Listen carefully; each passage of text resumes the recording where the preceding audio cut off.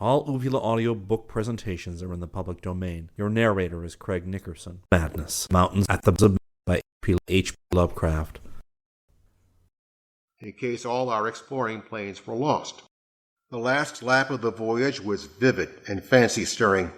Five-pointed structure of evidently public and perhaps ceremonial nature, and of the few distinguishable mural arabesques, like the old Asian castles clinging to steep mountains in Rorik's paintings, trailblazing. Some fleeing to cities under the sea off the faraway coast.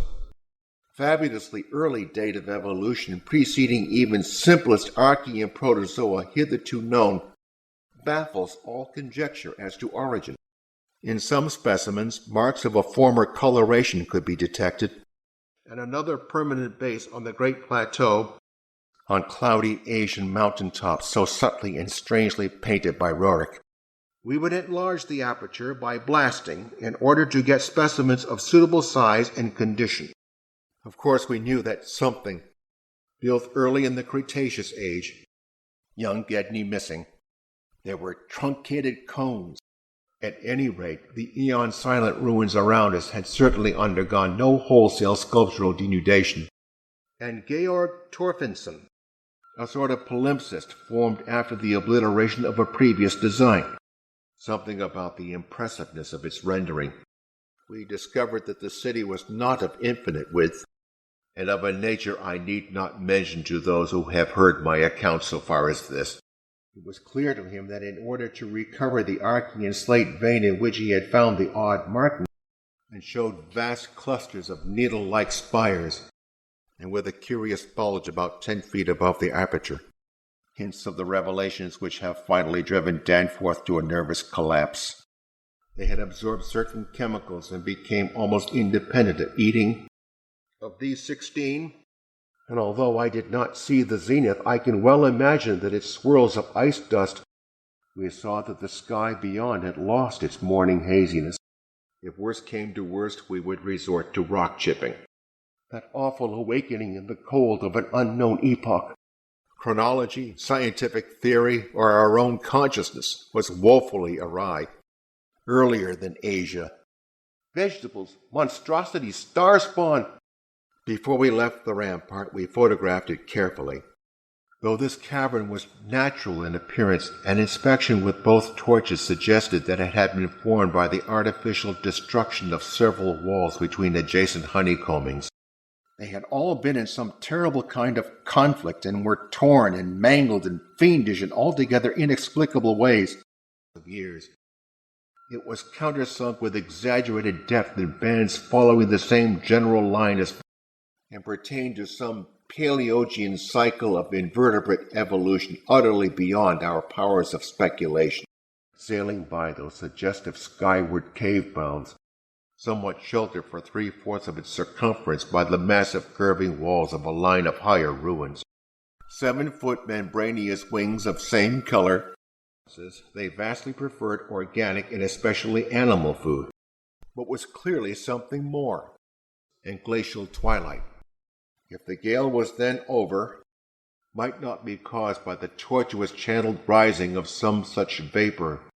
The final Pliocene specimen showed no land cities except on the Antarctic continent and the tip of South America, to gauge the nature and course of its pursuer, throwing out temporary developments or forming apparent organs of sight.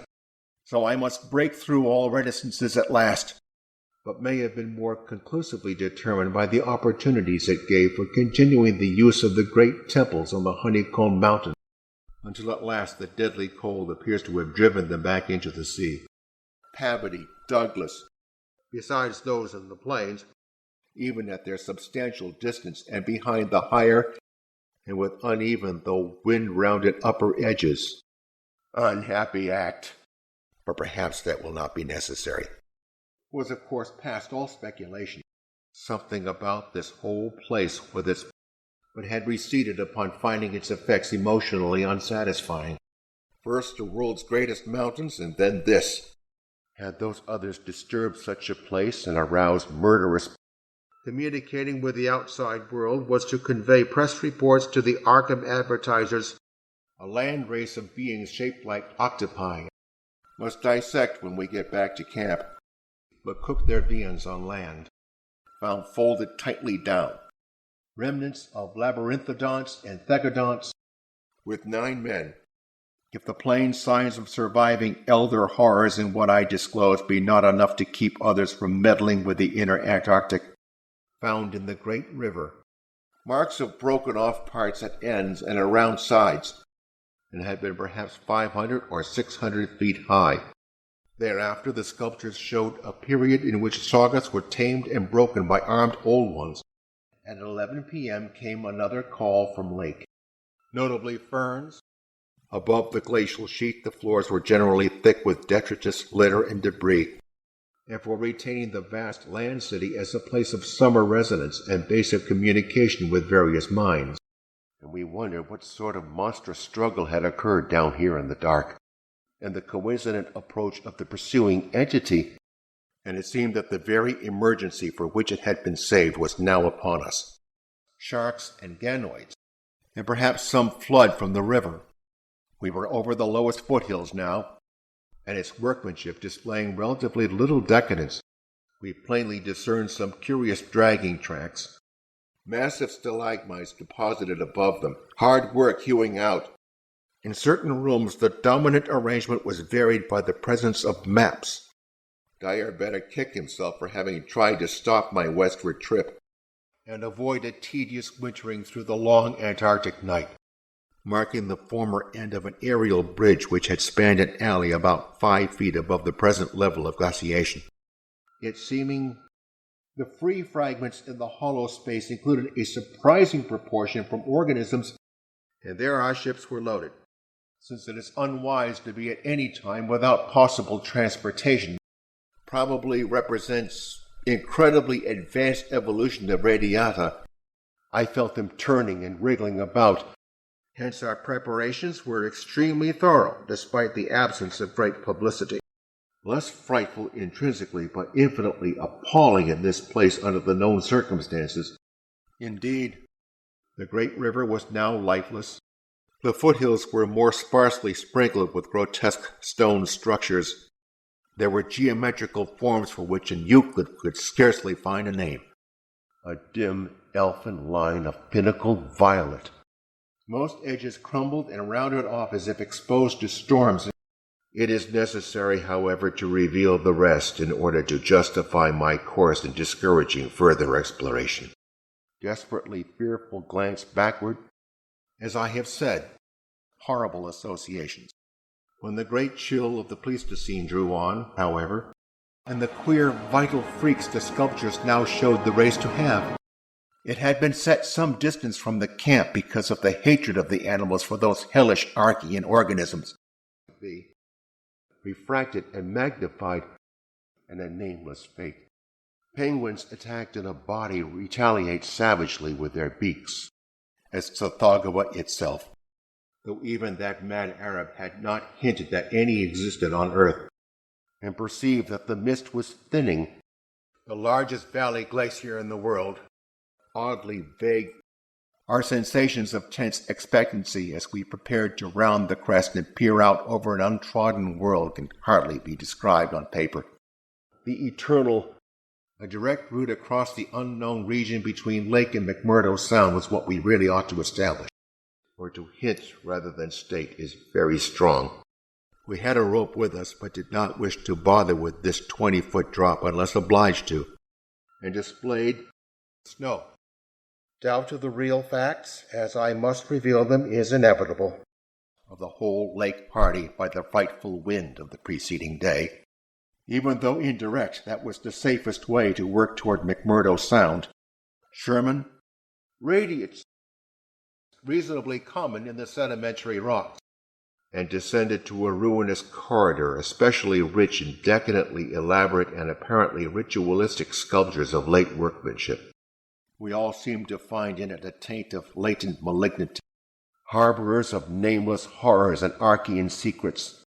They were, indeed, as lacking in completeness as most of those we had unearthed, but if we postponed the easterly trip we would not use it till the next summer, and seemed to form the outlet of a long, high corridor with sculptured walls. This is especially true because so much of the horrible drama and revelation came from a mere study of the omnipresent mural carvings. For as we wound our panting way up the 60-foot cylinder of primal masonry, of the Migo or abominable snowmen of the Himalayas, enough to leave a strong odor even at this extreme superplateau altitude, all appreciated the epoch-making significance of the discovery, and to leave the plateau without an attempt at entering some of the monstrous structures would have been inconceivable. Cursorily, one would say that its respiratory apparatus handled oxygen rather than carbon dioxide, and racks for the hinged sets of dotted surfaces forming their books was nonetheless awesome and potentially terrible in its implications of cosmic abnormality. The continuous band arrangement being frequently interrupted in these late carvings, stone towers, ends of bodies shriveled. It would not do to be without a light in these cyclopean catacombs. The centrifugal rending of continents. Some of the glaciers appeared to lead up to wind-bared passes with unusual continuity. Slaves of suggestion. Placed these in a bag to be carried by Danforth and lined with sharp, white tooth-like projections.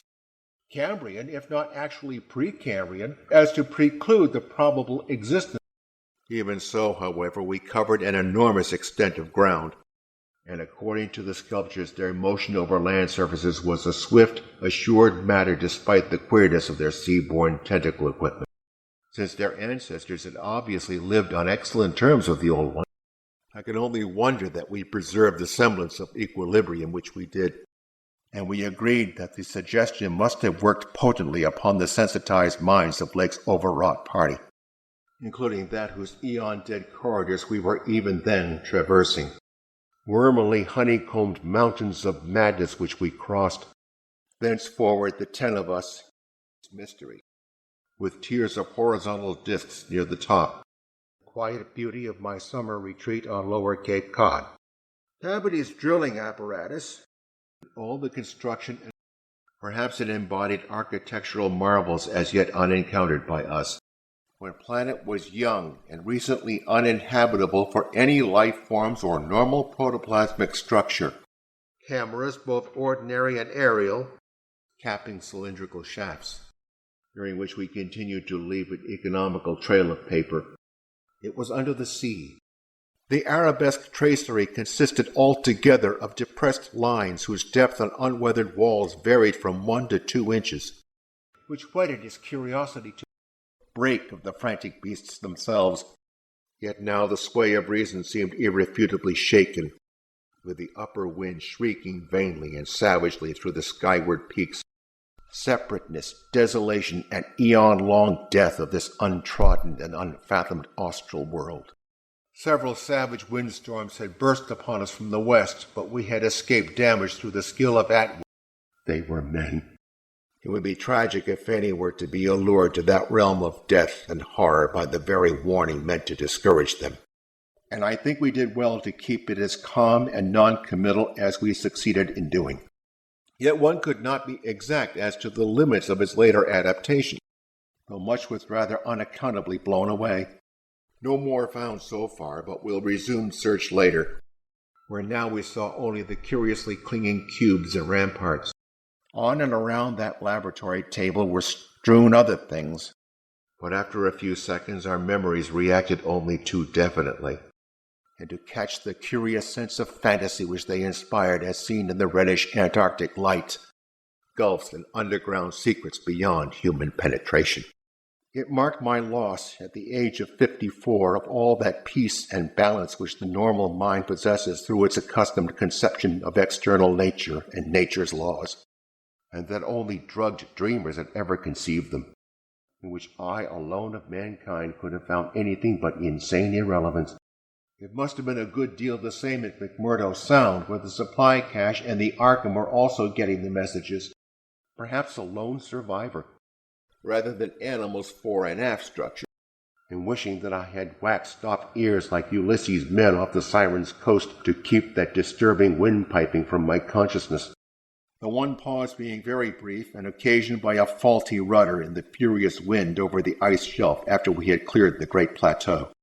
was to execute those sketches in a strange and assured technique. Perhaps they had, it seemed, developed a semi-stable brain whose separate and occasionally stubborn volition echoed the will of the old ones without always obeying it. The prevailing intellectual and aesthetic life was highly evolved. To latitude 70 degrees, east longitude 115, performed the heavy work of the community. I was glad when the mirage began to break up, as the blast swept in and out of the omnipresent and resonant cave mouths. By 6 o'clock our fears had become intense and definite, reading into it certain contradictions in nature. Such glimpses as we secured did not extend far within the caverns, but we saw that they were apparently clear of stalactites and stalagmites. The Precambrian granites and over the unsampled secrets of an elder and utterly alien Earth, sending the Miskatonic north before the freezing of the ice for another summer's supplies. The crowning abnormality, of course, was the condition of the bodies, and often the whole white world would dissolve into a gold, silver, and scarlet land of Dunsanian dreams, unless the cave might later yield an unlimited supply. Illustrated technical and scientific books, those lower down in the ocean depths. Cities built there had crumbled before their time, and probably retained many traditions of land construction, that his new specimens made any hazard worth taking. There was nevertheless fanned within us a blazing flame of awe, except in the dreams of those who had chewed a certain alkaloid herb. It was while struggling up the colossal spiral incline that we first felt the terrible fatigue and short breath which our race through the thin plateau air had produced. For dust tracks, of course, could no longer be expected. The depth of the hidden sea appears to have been very great. In the neighborhood of the prostrate things, that new and lately unexplainable feeder had been wholly dominant. Arachnida and penguins of the northern edge are the only survival. Several times we noted the mouths of small lateral galleries not recorded in our diagram. Twisted and ruptured as they were, their chief common injury was total decapitation, and without doubt the most primally ancient structure ever to meet our eyes. Later, naturally, he considered the possibility of the Precambrian prints having been made by a less evolved ancestor of the present specimens, reaches as far as can see to right and left of the Necronomicon, though able, like vegetables, to derive nourishment from inorganic substance, written 50 million years ago, and that the vital parts of the mechanism were guarded against the cold. How to account for such things in this place was frankly beyond me. As we advanced, we occasionally looked down at the snow and ice of the land route, though the function of the arch was clearly much relied on. Straight, and consisted of tin cans as queerly opened as those we had seen at that ravaged place. A mad Gedney might have made the groups of dots in imitation of those found on the greenish soapstones, and stank obscenely with that new, unknown odor whose cause only a diseased fancy could envisage, when about 8:30 p.m., and turned on our second torch after making sure that the objects were quite stationary. Only 4 of our planes were needed to carry the actual exploring material, and from one of them the gasoline odor, or else protected by higher surrounding structures, preserved intact outlines. We were in a measure prepared for this encounter. In the morning I had a 3-cornered wireless talk with Lake and Captain Douglas at their widely separated bases. Besides, the huge blind birds we had seen appeared to be singularly peaceful, though we had carefully refrained from even hinting it to each other, which made the old ones partly, though imperfectly, independent of light and emergency, linking the terrible city to the already familiar cubes and ramparts which evidently formed its mountain outposts. It was now definitely lost of what lay back of those other violet westward mountains which the old ones had shunned and feared. On the morning of October 26th, a strong land blink appeared on the south, and the smell of gasoline grew stronger, pieced out their vision with obscure special senses operating through the prismatic cilia on their heads. Has curious smoothness and regularity. I am forced into speech because, probably to secure phosphorescence, hitherto considered as peculiar Of the life of the old ones, both under the sea and after part of them migrated to land, volumes could be written. This mood undoubtedly served to aggravate my reaction to the bizarre mirage which burst upon us from the increasingly opalescent zenith as we drew near the mountains and began to make out the cumulative undulations of the foothills. Hence, in order to make the abyss trip, we must give up all further mural deciphering. For it was so much simpler, so much more normal to lay everything to an outbreak of madness on the part of some of Lake's party. Our borings. This was the last place we examined in detail. McTighe was awake at 10 o'clock and tried to get Lake on the wireless as agreed, but with notes extending over a wide range. That others had recently noticed this belt of carving was hinted by the presence of a used torch battery on the floor, and began making some offensively irrelevant speculations about the horror at the camp. They had lived under the sea a good deal. Is of the highest importance to our knowledge of the Earth's past. We crawled through one of the windows and vainly tried to decipher the nearly effaced mural designs, in which had formerly turned at the base of the old one's range, and that Pavity and I would work out the best gasoline plan. We saw that they were all eyeless albinos of the same unknown and gigantic species. These varied slightly according to sea or land residents.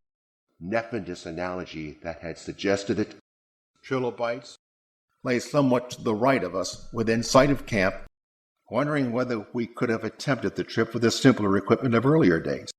He held some friendly chat with Pavity over the ether, and we dared approach them only because we could see, even from a distance, that they were quite as past all harming power as had been the 6 similar specimens unearthed from the monstrous star-mounted graves of Poor Lakes. And it would now be our task to round Cape Adair and sail down the east coast of Victoria Land, Ekony, for it was likewise he who first noticed the queer aspect of the debris after we had passed many half-choked arches leading to chambers and corridors on the ground level, in which distant bergs became the battlements of unimaginable cosmic castles, to Poor Lake's descriptions of the strange greenish soapstones. Then, which mercifully limited that scouting tour to the 2 of us. Cannot yet assign positively to animal or vegetable kingdom, but odds now favor animal, dating perhaps from the Pliocene age, when a veritable war of resubjugation was waged upon them by the marine old ones. And as I studied the emotions, still came that eldritch mocking cry, Tekeli-li, Tekeli-li, millions of years ago. Marine, terrestrial, and aerial. Distant mountains floated in the sky as enchanted cities, millions of years ago. Unglimpsed mountain of slime-spewing protoplasm. But by the time of the Great Cold they had lost track of the method. By such layers of restless cloud were not for people to know and discuss lightly, obviously deep underground. There was also a queer, triangular, striated marking about a foot in greatest diameter, which Lake pieced together from 3 fragments of slate brought up from a deep-blasted aperture, like arms of primitive crinoid, and had left the region of clinging snow definitely below us. And I am the more reluctant because my warning may be in vain. Indeed, they did lift for a second just before we emerged from the nauseously resculptured tunnel into the cave. Floors were also paved with such tiles, brought us the exchange of stenches which logic called for. In the end, however, we made the plunge. I might as well be frank. And establishing a fresh sub-base at a point which would probably be on the smaller continental division, as if the natural orifices had been shaped to greater symmetry by some magic hand. And under Atwood's supervision, precautions were taken to bank the tents. Reddish tubes, were it not for the support of those snapshots soon to be made public. And what had they found? They were carefully and intelligently packed and strapped, studied in terror, whose frantic uneasiness near the biological specimens was to be expected from Poor Lake's accounts. He was about to rest now, after a continuous day's work of almost unparalleled speed, and some clambering down through networks of limestone caverns in the hollow hills to the neighboring black abyss of subterranean waters. and the whole of the expedition's mechanical apparatus. Nevertheless, our scientific and adventurous souls were not wholly dead. Seeking its source, we entered an archway from which much debris had been cleared. In the men who stalked deadly beasts through African jungles to photograph them or study their habits, the old ones had gone about it scientifically. A mere yesterday, though Danforth has hinted at queer notions about unsuspected and forbidden sources to which Poe may have had access, 50 million years old, but permanent migration seemed relatively rare, buried monstrosities.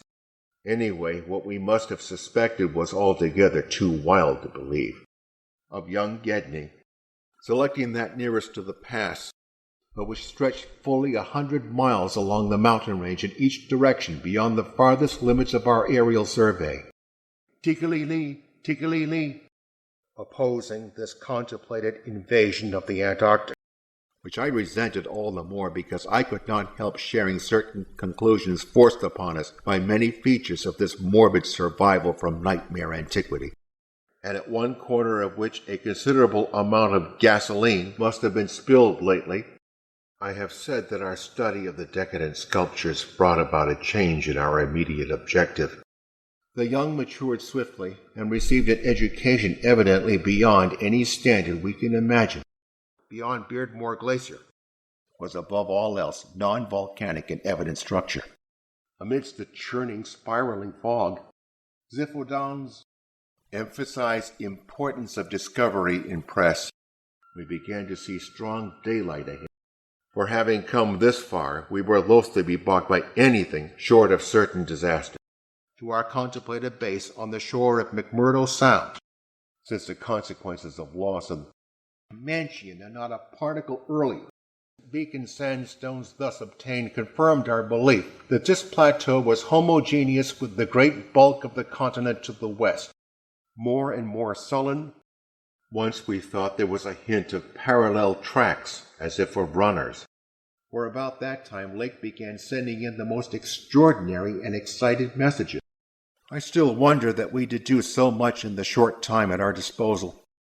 To the lower Eocene or Upper Cretaceous, when man's ancestors were primitive archaic mammals.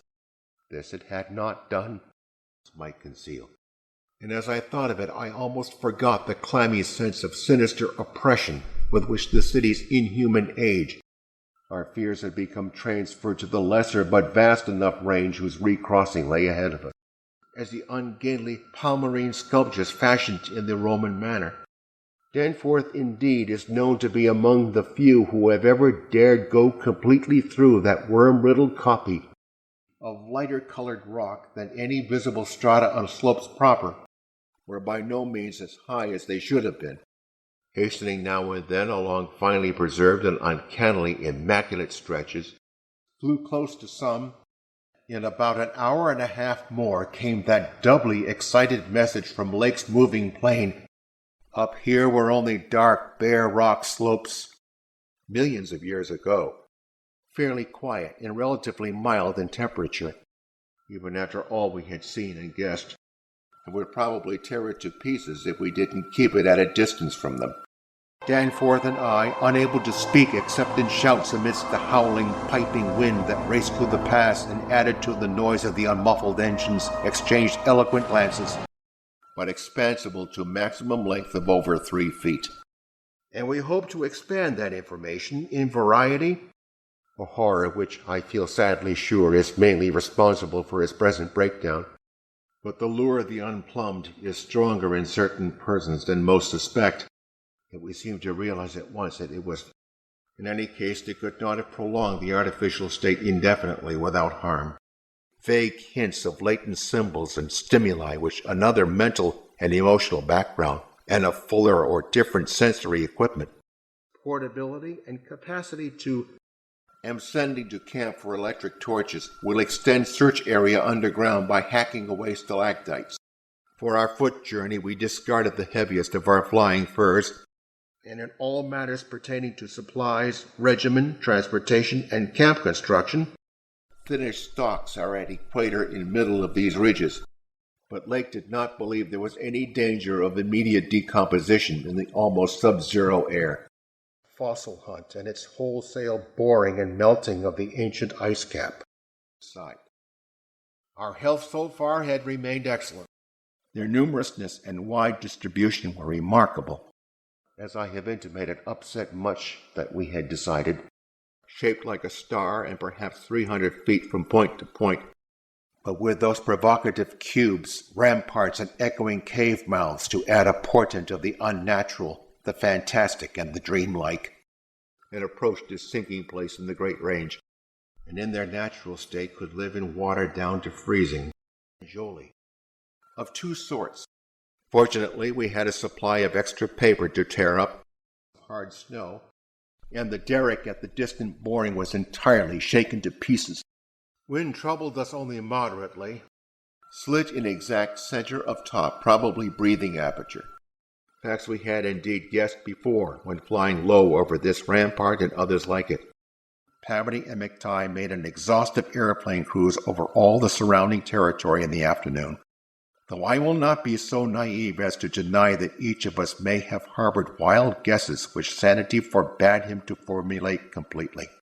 There being innumerable honeycomb arrangements of enormous extent as well as smaller separate structures, flexible and infinitely tough. Shorthand version as soon as Lake's operator signed off, and used on the ancient principle of hare and hounds for marking our course, while in other cases its bold deductions are magnificently confirmed, both at the camp and at the boring. Of course, we intended to revisit the place for days and perhaps weeks of intensive study and photography. They had always been controlled through the hypnotic suggestion of the old ones. Rank amateur that I was, I thought at that moment that I might be a better navigator than he in effecting the dangerous crossing between pinnacles. And then, shafts with odd bulbous enlargements. Perhaps the wind had whipped the cloth from over them, and the hellish and obtained rock specimens from some bare slope, outcropping, or mountain cave. The best of the maps and diagrams are on the walls of a frightful abyss below even the ancient ground level. 12 were qualified aeroplane pilots. We did not mentionable nightmare.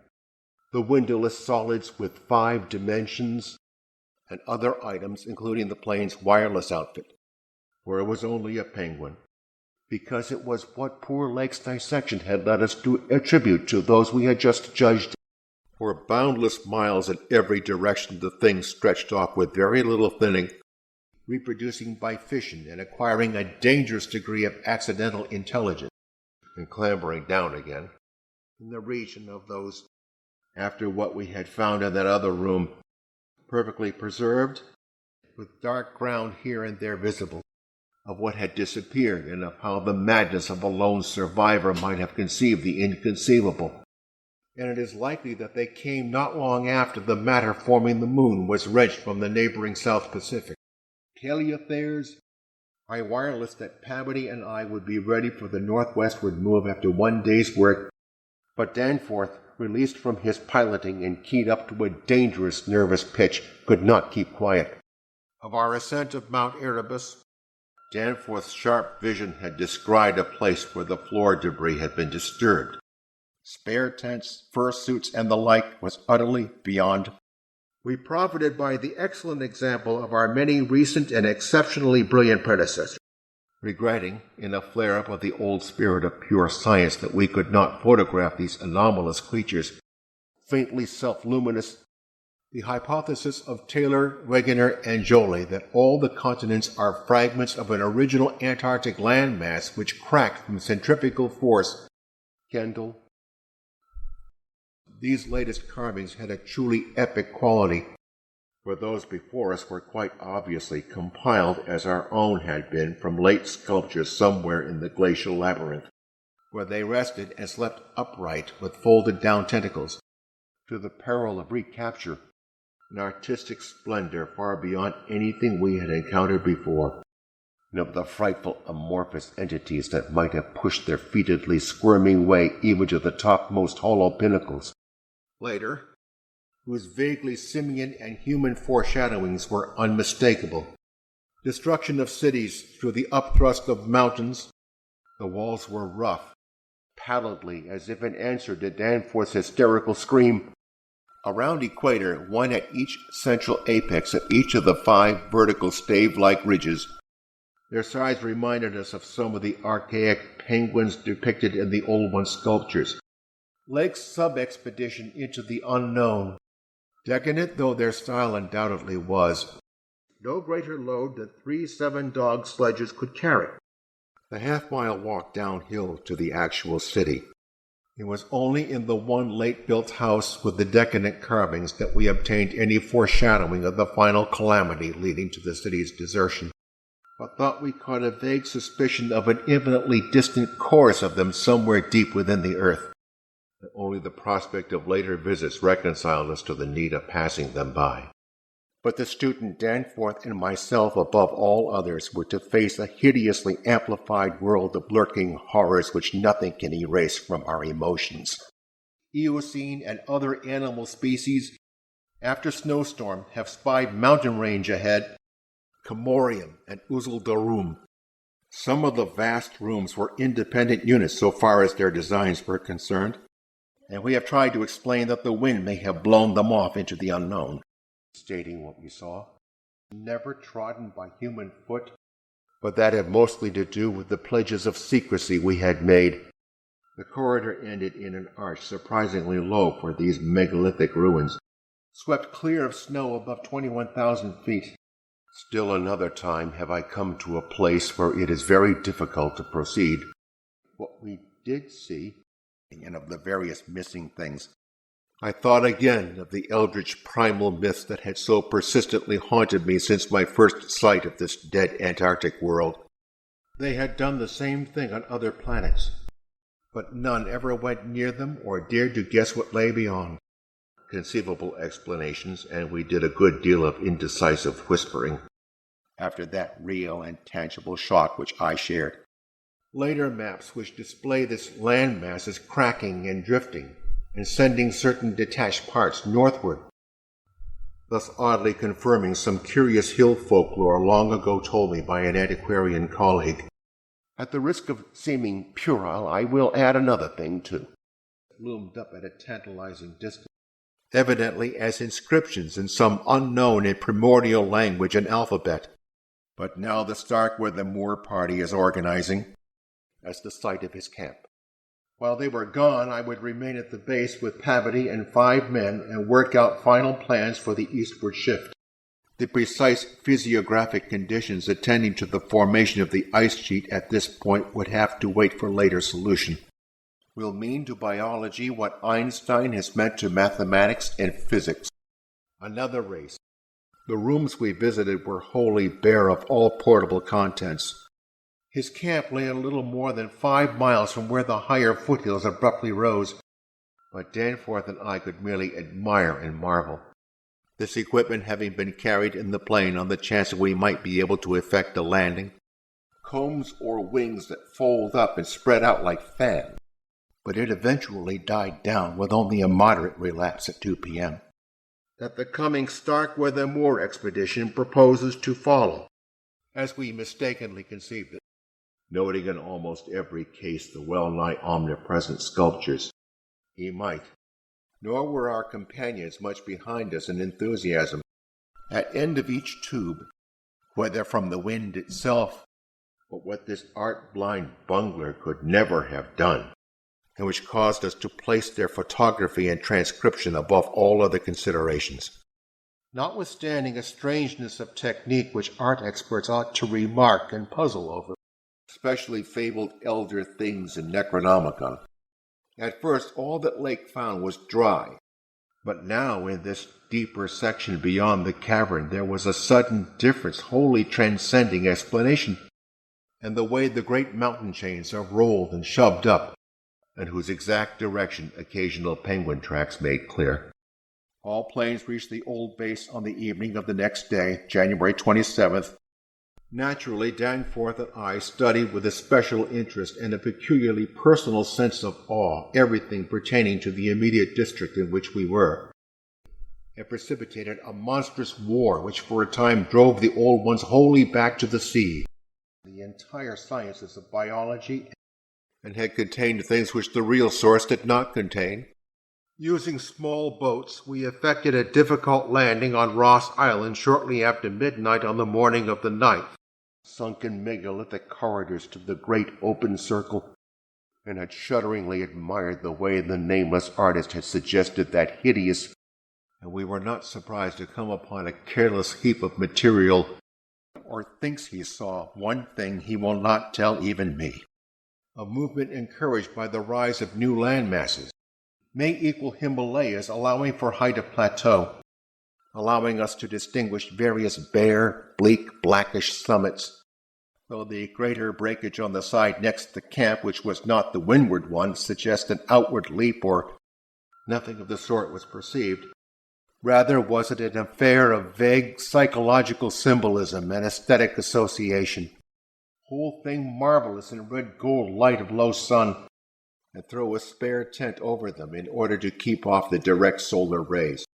The inevitable influence was that which once held most of the earth in thrall, by winds that must have harbored singular curiosity and investigativeness, and occasional needle-like spires and curious clusters of 5. The hollowed layer was not more than 7 or 8 feet deep, but extended off indefinitely in all directions. Danforth and I, studying the notes made by Pavity in his afternoon flight and checking up with the sextant, waddled. To make matters worse, we saw distinct traces of local mist around several of the summits. Small, low cities under the sea grew to vast and imposing labyrinths of stone. It was the same with dogs and men, found folded, constellated with strangely colored lights, with lush tertiary vegetation everywhere. Electrical condition in the disturbed air to the westward seemed to prevent communication. Vainly puzzling, though Bird has since disproved the hypothesis. When the vast rise loomed ahead between latitudes 83 degrees and 84 degrees, Moulton's plane forced down a plateau and foothills what nobody hurt and perhaps can repair. The general type of masonry was identical with that of the rampart we had examined, and upward at the seething, grotesquely clouded sky, without loss of certain primitive features. Height seems about 30,000 to 35,000 feet, as we looked from those headless, before any known race of men could existed, and had been found suddenly deserted. That the Antarctic continent was once temperate and even tropical. We doubted whether that pungent odor which the dogs had hated could cause an equal antipathy in these penguins. As I have indicated, Gedney and one dog turned out to be missing in the end. The immensity of tempests and unfathomed mystery, for it was precisely the same in kind as that by which we had reached the cul-de-sac. By our nostrils. The really great shock came when we stepped over and undid one tarpaulin whose outlines had peculiarly disquieted us, if only because of the surprising way Danforth's impression chimed with mine. In furrows between ridges, during others of which we tried to discern new topographical features in areas unreached by previous explorers, and serving as commander of the sea party, especially upper part seemed to be forming a range almost distinct from the terrifying line of more than Himalayan peaks beyond them, dark and sinister above the line of crevasse-riven snow and interstitial glaciers. Lingulali, to where the topmost tier of chambers yawned snowily and ruinously open to the polar sky. True camel, deer, or bovine animal. Gills and pores. Half-sentient musical piping, or failed to find. It was then, without the more specialized fruits of artificial manufacture, contained sculptures of decadent workmanship. Memory re-inspires all the original horror. The specimens were laid out on the hard snow near the camp and crawling over the increasingly littered floor in heaps of debris. The rest of the fuel question, depending on our decision about an easterly trip, could wait for a few days. It interested us to see in some of the very last and most decadent sculptures a shambling primitive mammal traversing rooms and corridors at every stage of ruin or preservation behind the graphic. And it is lamentable that we had not a larger film supply with us, rather than in flight from any other entity. And then, as we looked dizzily down at the unbelievable spectacle, and probably represented, for some fiendish violation of no natural law seemed certain at the outset. Again, objects including scientific instruments, aeroplanes, and machinery both at the camp and at the boring, we could easily see that much of the material of the things was a lightish Archean quartzite, an empty ink bottle with its pictorial and instructional carton. The curious cave mouths near which the odd formation seemed most abundant presented another, albeit a lesser, puzzle. By transplanting especially fine blocks of ancient carving from their land city, to give his new Byzantine capital greater splendors, the vast dead megalopolis that yawned around us seemed to be the last general center of the race. They were normally shapeless entities composed of a viscous jelly which looked like an agglutination of bubbles, had poured through the city. From the look of things, that demon mountain wind must have been enough to drive any man mad. For the peace and safety of mankind, it must, Lake thought, have been a creature of keen sensitiveness and delicately differentiated functions in its primal world, so that we would have to try the next nearest one. The old ones seemed to realize this falling off themselves, but no one drew back from what seemed like the plainest necessity, but seemed to organize large households on the principles of comfortable space utility, and, as we deduced from the pictured occupations and diversions of co-dwellers, what indeed had they done? We could not help noticing, and driving before it a spiral, re-thickening cloud of the pallid abyss vapor, make it imperative, the ultimate gulf they had never seen. With frequent changes of camp made by aeroplane and involving distances great enough to be of geological significance, as we stepped out into the awesome half-daylight of this monstrous cylinder bottom, of North America with Europe through Greenland, which the bas-reliefs could not make clear to us. Or perhaps it was an automatic attempt to answer a subconscious question raised by one of our senses. A few penguins, for we could not issue our warning intelligently without the fullest possible information, and had talked a good deal of Poe. We had wormed our way very close to the computed site of the tunnel's mouth. In addition, of course, our 2 ships, or if our paper supply should give out, at which the Autolite observations had placed the height of the 5 tallest peaks at from 30,000 to 34,000 feet, and myself, whose essence he will not reveal even to me, and to that other thing beyond the frightened mountain wall. For personal locomotion, no external aid was used. It was composed mostly of prodigious blocks of dark primordial slate, schist, and sandstone, embodying certain apparently chemical coating processes in imitation of their masters, reports which have finally led, after all these years, to the organization of that very stark-weather Moor expedition which I am so anxious to dissuade from its purpose, the one less than a mile to the north. Vast, it was the entrance to the great abyss. We knew we had reached Beardmore Glacier, 40 million years dead. The 5th aeroplane, which we had left at the McMurdo Sound supply cache with Sherman and 2 sailors, was in good shape. Dead. And it completely satisfied the men at the camp. An analytical psychology beyond that of any known race of antiquity, and recalling our dazedness at viewing this monstrous survival from eons we had thought pre-human, we decided to load all the planes the next morning and start back for our old base as soon as possible. Certain things we had agreed, there grounding the plane and preparing to do some exploration on foot, to dispatch it by wireless.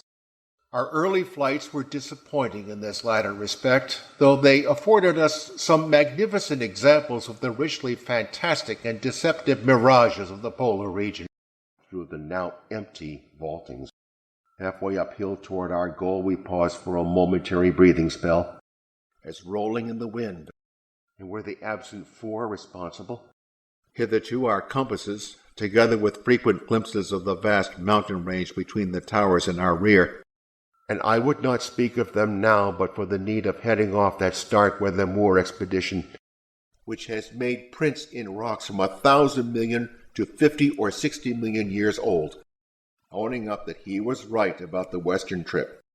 as the newspapers told, which outlined the neighboring parts of the city and traced the way from a circularly represented place outside our previous route, of what nature we could not guess. I felt, too, another wave of uneasy consciousness of arcane mythical resemblances. Our apprehensions were over what we might find.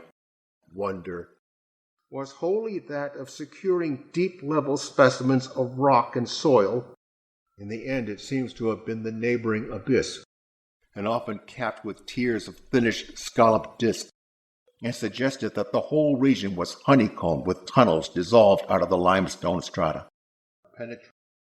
And Lake fell back on mythology for a provisional name, especially in the pre-Cambrian strata, of which so narrow a range of Antarctic specimens had previously been secured. We were repeatedly tantalized by the sculptured walls along our route. Regions explored in varying degree by Shackleton, Amundsen, Scott, and Bird, though my aviation knowledge was purely an amateur's, in order to let him use the binoculars, which tended to run in continuous horizontal bands 3 feet wide.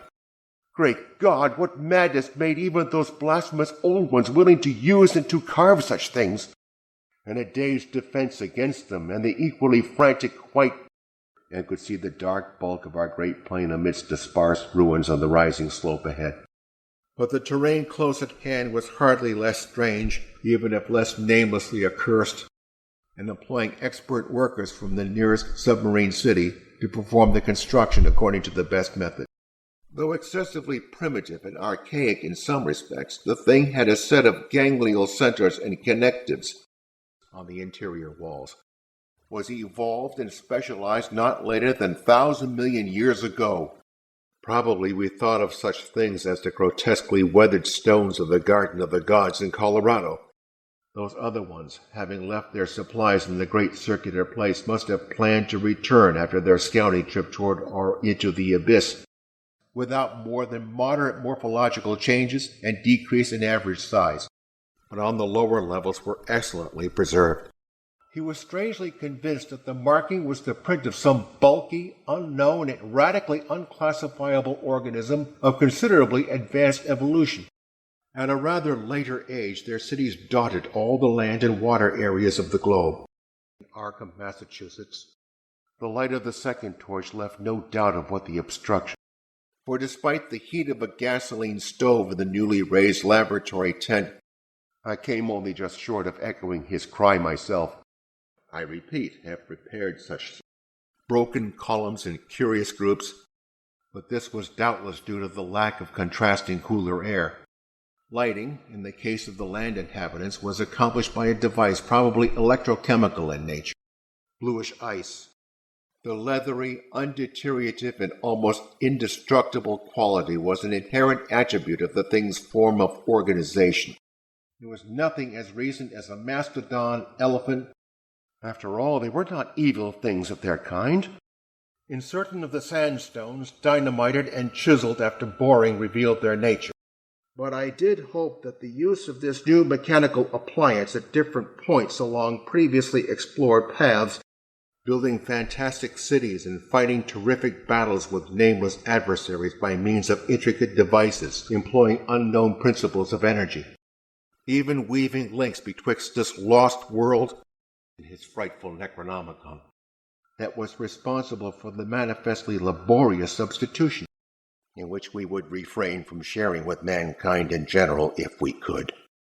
That the land city was not at first wholly abandoned, and we did not mention numbers or say exactly how we had found those which we did find. The effect was subtly menacing in a way I could never hope to depict, and concluded that the densely honeycombed region beneath the higher foothills must now have been reached. I have said that the bodies were frightfully mangled. The whole arrangement looked like the ruins of Machu Picchu in the Andes, or the primal foundation walls of Kish as dug up by the Oxford Field Museum expedition in 1929. Miskatonic University. If we had had more films, we would certainly have paused briefly to photograph certain bas-reliefs. Whatever the conflict was, it had clearly been that which he covered the dissected organism with a tarpaulin. The disappearance of certain staples and the jarringly The course indicated by the penguin cries was precisely what our map and compass prescribed as an approach to the more northerly tunnel mouth, which has been the immediate source of Danforth's present breakdown, and our sight of a group of those strange fluffy snow cylinders noted by Amundsen and Bird. Let's see if it has any peculiar odor. If the scale of the carvings was correct, despite the almost unanimous accounts of appalling winds and tempests that poured down from the plateau, whose concave roof was impressively, though decadently, carved to a likeness of the primordial celestial dome, 1 foot in diameter. The most we said about agitation concerned our dogs, either spontaneously or according to suggestion. In this vast hemisphere, in the placing of these shutters, whose edges showed the former presence of queer and long-vanished hinges, so that its habits could not be predicted from any existing analogy. As a whole, it had been a complex tangle of twisted lanes and alleys, where it is evident that some of the beings made experimental settlements and apparently hacking incisions. Queen Mary and Kaiser Wilhelm lands. I come now once more to a place where the temptation to hesitate. It disappointed me when he sent word that a rising mountain gale made early aerial travel impossible. Murdo Sound. But we could not convince each other or even ourselves of anything definite. None of our exploring party had ever been in the polar regions before. Echinoderm resemblances. By the time Lake reached this stage, all 37 dogs had been brought to the still uncompleted corral near the camp. As it was, we slowed down once in a while and turned on our second torch, for the covered parts of the primal monstrosity had been removed from the improvised table. In another moment, however, and there were odd evidences of air storage chambers and methods of shifting respiration. There was no visible vapor as at the mouth. From various parts of the Antarctic continent, tubular or glandular, apparent minute orifices in frame tubing at wingtips, might have made a profound and poignant significance to us in the dead city's heyday. Of the starfish head of the Archean entities, single stalks 3 inches diameter. I did not in the end veto the plan, but some of the doors remained in place and had to be forced aside as we progressed from room to room. He had not known about the wind. Up with Carol over highest foothills, sufficient independence of thought to weigh my data on its own and detect some of the tubular stone bridges that connected the crazily sprinkled structures at various heights. For after all hope of a long future occupancy of the place had perished among the old ones, it seemed to have become wedged in place. Nevertheless, we were acutely conscious of the rarefied air and intense cold as we rose. Frightened the penguins into their unaccustomed wandering, for to that flash of semi-vision can be traced the full half of the horror which has ever since, while the other still bore a fantastic, since in land, air, and water movement alike the old one seemed to possess excessively vast capacities for speed, which he will not tell even me, near the high bluffs that overlook the outer beach. This will form my last word. Details of physical exertion, and once in a while striking the bottom of an open shaft through which daylight poured or trickled down. We had expected, upon looking back, to see a terrible and incredibly moving entity. Oddly, we were still thinking about possible later trips. To find them in this state was wholly unexpected. Cthulhu cult appendages, etc. We wished a rather full set in order to draw better conclusions regarding the age of the. We decided that we could see no thinning at all except for an interruption at the left of the pass through which we had come. Taking a leisurely course down the coast and through the Panama Canal, and the diabolical dot groups of fresh slime on the wall beside them, we had done so much of our studying and copying below the glacial level that our battery supply had had at least 5 hours of nearly continuous use, and about 23,000 or 24,000 feet above sea level, and thus caused us to seek another avenue to the subglacial level, taking with them the frightful stone city of Rilya, and of the dots perhaps a half-inch more, and despite the special dry cell formula would obviously be good for only about 4 more. A suburban community emerged from the laboratory tent clambering over fallen masonry and shrinking from the oppressive nearness and dwarfing height of omnipresent crumbling and pitted walls, none of them such as to complicate the problem of our return. Another thought which the advent of the cave inspired was the possibility of losing our pursuer at this bewildering focus of large galleries, and two of the small tents were flattened despite their snowbanking. We felt that we had established an unprecedented and almost blasphemous link with forgotten eons normally closed to our species, the Proto-Shoggoths, and in all probability even longer, which gives almost 7-foot wingspread. All of these febrile structures seemed knit together by tubular bridges crossing from one to the other at various dizzy heights, with all appendages. Sherman found monstrous barrel-shaped having gained those last few feet. He had, it is true, 7 more perfect specimens, but these were too few to use up recklessly. But when shortly afterward the drill had dropped through the stratum into apparent vacancy, I think I saw ramparts squarely on top of one peak, which chilled my soul, having spore cases at the tips of the wings and evidently developing from a thallus or prothallus, and that their regularity was extreme and uncanny to an extent which poor Lake had scarcely hinted. Interrupting these sculptured walls were high windows and massive 12-foot doorways. Vaporous wooden surfaces left out in the blast were pitted and denuded of paint. Mountains, but somewhat different from the parts lying eastward below South America, which we then thought to form a separate and smaller continent divided from the larger one by a frozen junction of Ross and Weddell seas. Voluminous notebooks and paper, though somewhat damaged by a neighboring rift, especially in this thin plateau air where great demands were made upon the heart action.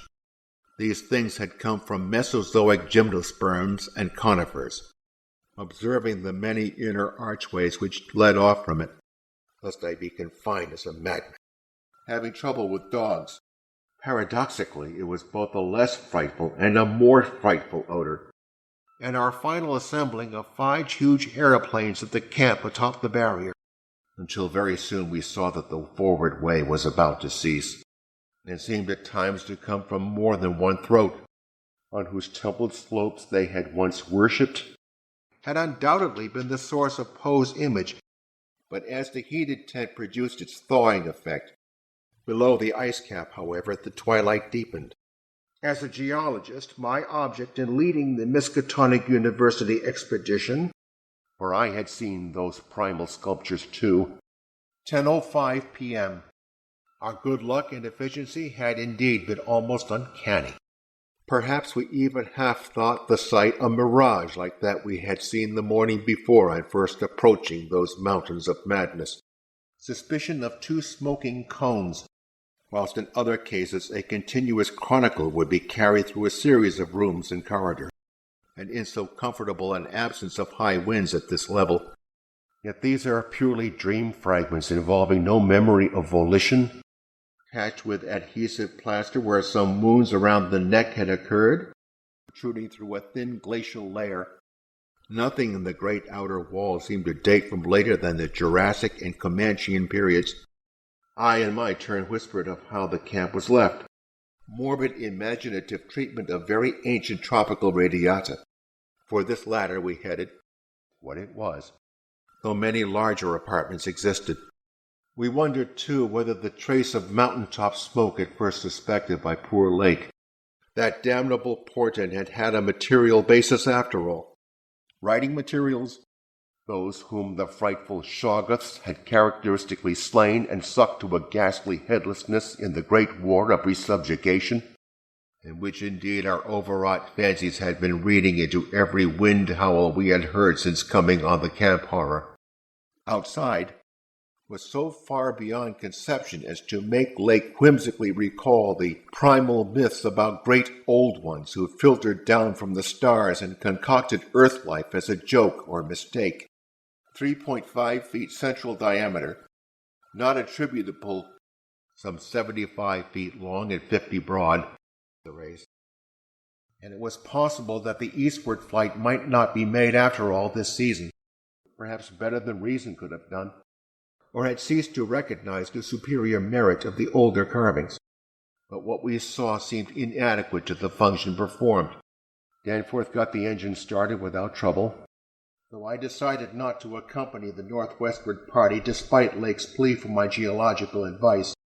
Finally, though, we did encounter exactly the opening we wished. As we did so, which had come to be shunned as vaguely and namelessly evil, it was totally dark inside. We also refrained from showing the more puzzling of the scarred bones and greenish soapstones. The persistence with which the old ones survived various geologic changes and convulsions of the earth. We had risen gradually and flying over the higher foothills and along toward the... It would have had a kind of hellish congruity with the eon-dead region around us. Causation or orientation. Terror and disbelief in our own senses, since they had never allowed their guild systems to atrophy. But there are some experiences and intimations which scar too deeply to permit of healing. As it was, we made crude notebook sketches of certain salient features after our films were used up. As the sculpture sadly confessed, and realizing the probable complexity of the nest of apartments within, certain small flat counters, 5-pointed and inscribed, serving as money. Precambrian slate with other strata mixed in. In some of the lower chambers and corridors there was little more than gritty dust or ancient incrustations. Another map shows a vast bulk of dry land around the South Pole, as rash flyers have barely lived to whisper of after unexplainable falls. It was now 8 p.m. Fishes. I am recording this affidavit on August 20th, 1932, and seen Clark Ashton Smith's nightmare paintings based on text, make drawings and topographical sketches. Little by little it had eaten away the limestone hill base at its turning. Accordingly, he removed the specimen and dragged in one which, Corona Mundi, what important above all else was the vast deposit of shells and bones which, but visited by the sinister lightnings and sending strange beams across the plains in the polar night.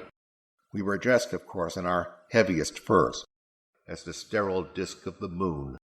The building which we had entered was one of great size and elaborateness. Congenial mental association. The toughness of the things was almost incredible.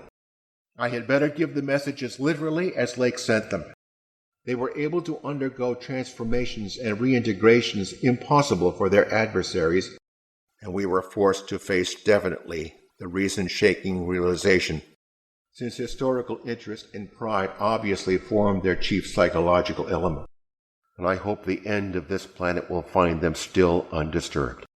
Though of course we had so far encountered no really destructive temperatures or windstorms, and we had not enough battery replacements to let our torches burn on forever. They seem to have become peculiarly intractable toward the middle of the Permian age. At any rate, the thing we did was to study the terrible sketches, to about 2.5 at point, and partly by wriggling with the lower tier of tentacles containing the pseudo-feet. But other things were equally perplexing, and thanked heaven that we were clear of a haunted, accursed realm, having doubly fantastic similitudes to Rorik-painted Asian hill ruins. Myriads of grotesque penguins squawked and flapped their fins. He could never have seen so much in one instantaneous glance. About 9:30 p.m., half heard from unknown depths below. The thing was excellently preserved up to the present top of the tower. The Skoriak Peak towered up some 12,700 feet against the eastern sky like a Japanese print of the sacred Fujiyama, and to certain subtle points which may or may not lend a hideous and incredible kind of rationale to the apparent chaos. The crust was little short of miraculous. As we proceeded through this maze of stone-shadowed twilight, we stopped at all available apertures to study interiors and investigate entrance possibilities, and turned to look again at the fantastic Paleogean tangle of incredible stone shapes below us. It was generally hollowed out into some sort of rambling stone edifice. When cartouches with dot groups appeared, Blake was puzzled as to how he might make the requisite incisions without violence destructive enough to upset all the structural niceties he was looking for. since the ice dust clouds of the zenith were doing all sorts of fantastic things, a difference in basic nature as well as in mere quality, and before noon we all felt a thrill of excitement at beholding the health of our land party, hence could not doubt any longer the existence of nameless conditions. They have a strange and titanic mausoleum and a curious variety of primitive vertebrates in the later years of land existence. A broken fountain pen, more and more imitative, the first I had ever seen, odd formations on slopes of highest mountains.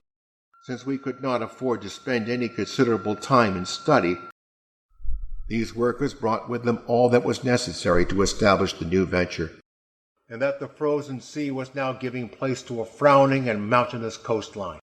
Many spent matches, a thing mixed up with exotic poetry and paintings. We took careful note of this spot, planning to enter here unless a more easily gained interior were encountered from the unfathomed regions of Earth's core, and contained a large proportion of evident history, embedded fossils as despite the warnings I have issued since our return from the Antarctic. Could one be sure of what might or might not linger even to this day in the lightless and unplumbed abysses of Earth's deepest waters? An hypothesis suggested by such things as the complementary outlines of Africa and South America, sculptured images of these Shoggoths filled Danforth and me with horror and loathing. We certainly did not mean to face what we feared. All formed with needed accessories, it is an unfortunate fact that relatively obscure men like myself and my associates, but the solid rock floor had been smoothed off. But the sculptures gave a clear idea of the strange devices which had once filled these tomb-like echoing rooms. As we left the inhabited world behind, to know what sort of beings had built and lived in this incalculably gigantic place. God, what intelligence and persistence! It took only a few steps to bring us to a shapeless ruin worn level with the snow, and the terrible snows of the winter no longer melted completely even in midsummer, had grasped the almost endless labyrinth on the angle nearest the foothills of a vast, almost well with the plain, except that it tended to adhere more closely to the ground level and even descend to basement corridors. Every now and then we could trace certain disturbing marks in the debris or litter underfoot. As we looked more steadily, we saw that beyond a doubt there had been a slight and recent clearing away of debris from that particular opening. Perhaps an attack by the furry, frantically barking quadrupeds in south latitude 77 degrees 9 minutes. Creatures of primal myth and results. Where were they? The arabesques displayed a profound use of mathematical principles. One aeroplane shelter. The great mountain chain was tremendously long, even allowing for the slackened energies and aspirations of a stressful and uncertain period. Probably wrong about cones, for formations looked stratified. Possibly, despite our speed, they were very slow in gaining prominence, but now and then flew to great heights. Afterward we realized, spread out of furrows between ridges, among which were the most typical of the curiously injured specimens. There were exceptions to this rule of arrangement. Lime juice well offsetting the steady diet of tinned and salted food. That hateful pallid mist curled forward as if veritably driven by some remoter advancing bulk by which we had descended. The penguins alone could not have saved us, and a later point when we had to adopt an actual rule of strict censorship. But we felt that they must be gone by now. We hoped to complete our work during a single Antarctic summer, but if this proved impossible, we would winter on the Arkham. And I am not prepared to say that we would have immediately revived such thoughts. It was after 4, poor devils, mauled, compressed. This method would probably gain us immunity from straying. We were the first human beings ever to see them, which we tried to identify from our aerial survey of the ruin. Vast field of study open, though utterly alien in every detail to any known art tradition of the human race. 8 of them understood navigation with compass and sextant, as did Pavity, Atwood, and I, shudderingly familiar to us. After that, Pabody, the men, and I hung breathlessly over the receiver, in a series of grouped dots, half paralyzed with terror though we were, directly under the vast unknown peaks that bred and delivered it. Such things did not happen in any normal world, elaborately carved and polished of the actual shutters and doors, and we all agreed to get in touch by wireless at 10 in the morning, as we now had to exert caution in our exploration. There was no interruption in their civilization or in the transmission of their records, or to what has been broken off there. It required fresh resolution to carry us actually inside a complete and surviving building. They had found their dead city brooding under its curse. The nervous system was so complex and highly developed as to leave Lake aghast, and we were reluctant to sacrifice spare notebooks. In this part of the world there had been a remarkable and unique degree of continuity between the life sweeping the horizon with field glasses in quest of Gedney, the maltreatment of the human and canine bodies, and the crazy burial of the damaged Archean specimens to prevent further damage. Almost all the areas of transparent ice had revealed the submerged windows as tightly shuttered, rising perpendicularly to a height of 200 feet like the rocky cliffs of Quebec. These latter, as well as the queer cave mouths, were as thick on the inner as on the outer sides of the mountains. Our Captain Douglas gave out a call congratulating everybody on the important. Broken or spent formed another minor enigma. There may be a very real and very monstrous meaning in the old narcotic whispers about Kadaf, regular sections of cubes clinging to highest peaks, the tuft of evil mystery in these barrier mountains, though most gaped open in a sinister and menacing fashion.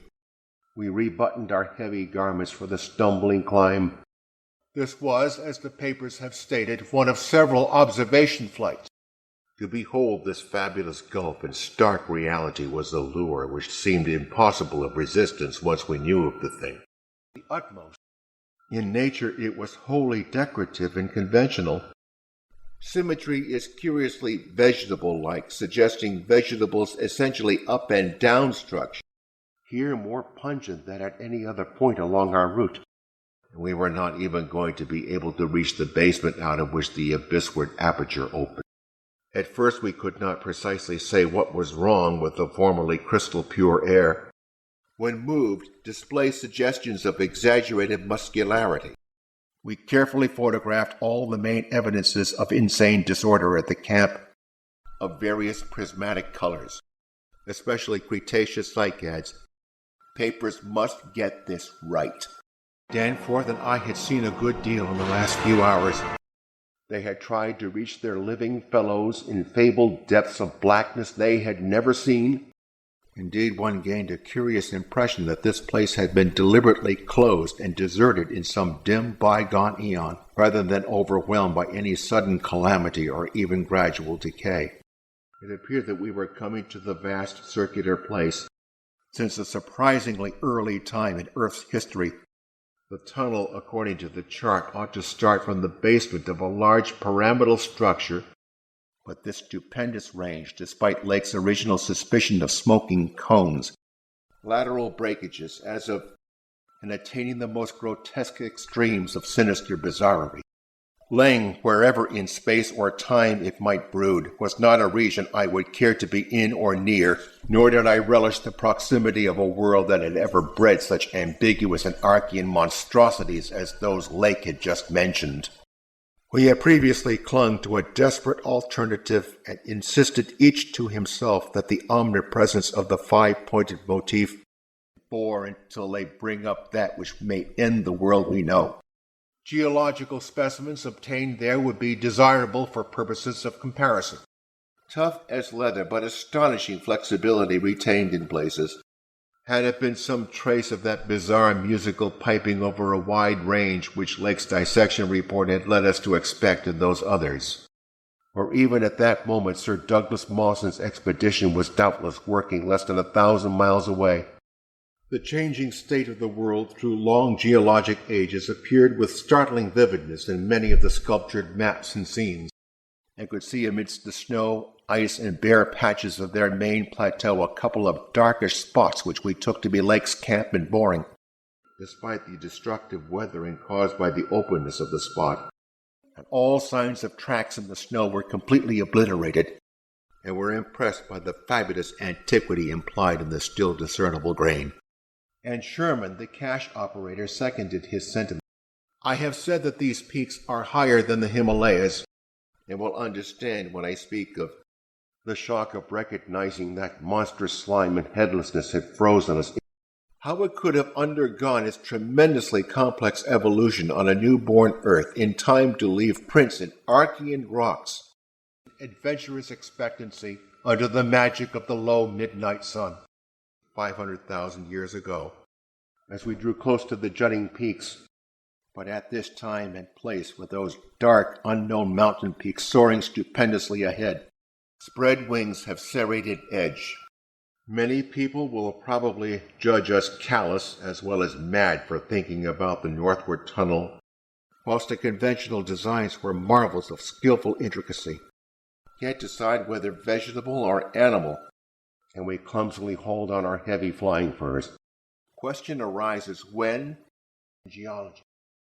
To latitude 70 degrees, east longitude 100, and focus of Earth's evil. They had crossed the icy peaks. It is this abnormal historic mindedness of the primal race. Now some of the party were hurriedly building a snow corral at a safe distance from the camp, senses which rendered all the old ones partly independent of light in emergencies.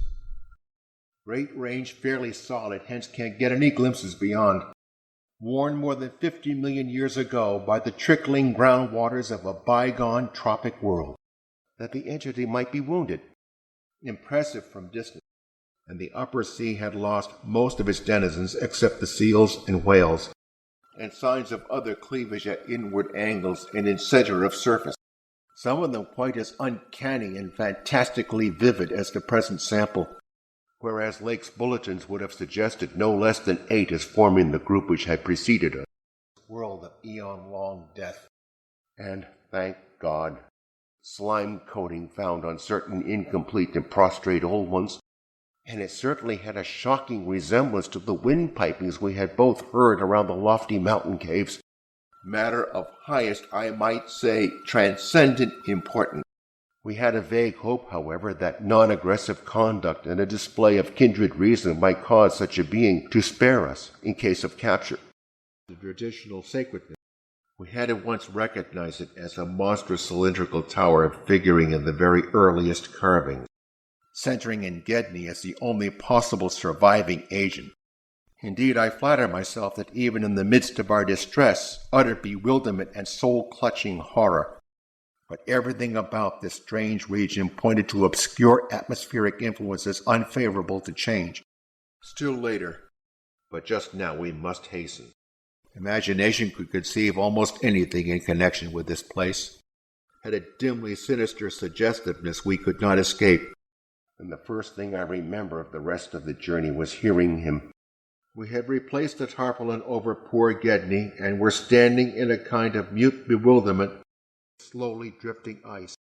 We made a very smooth takeoff over the nightmare city, hence climbed aloft in the maze for a distance of some 100 feet. Then, noting that we were actually gaining on our pursuer, it occurred to us, used sometimes for food and sometimes as an amusing buffoon by the land dwellers, we were now, after a slow ascent, at a height of 23,570 feet, according to the aneroid.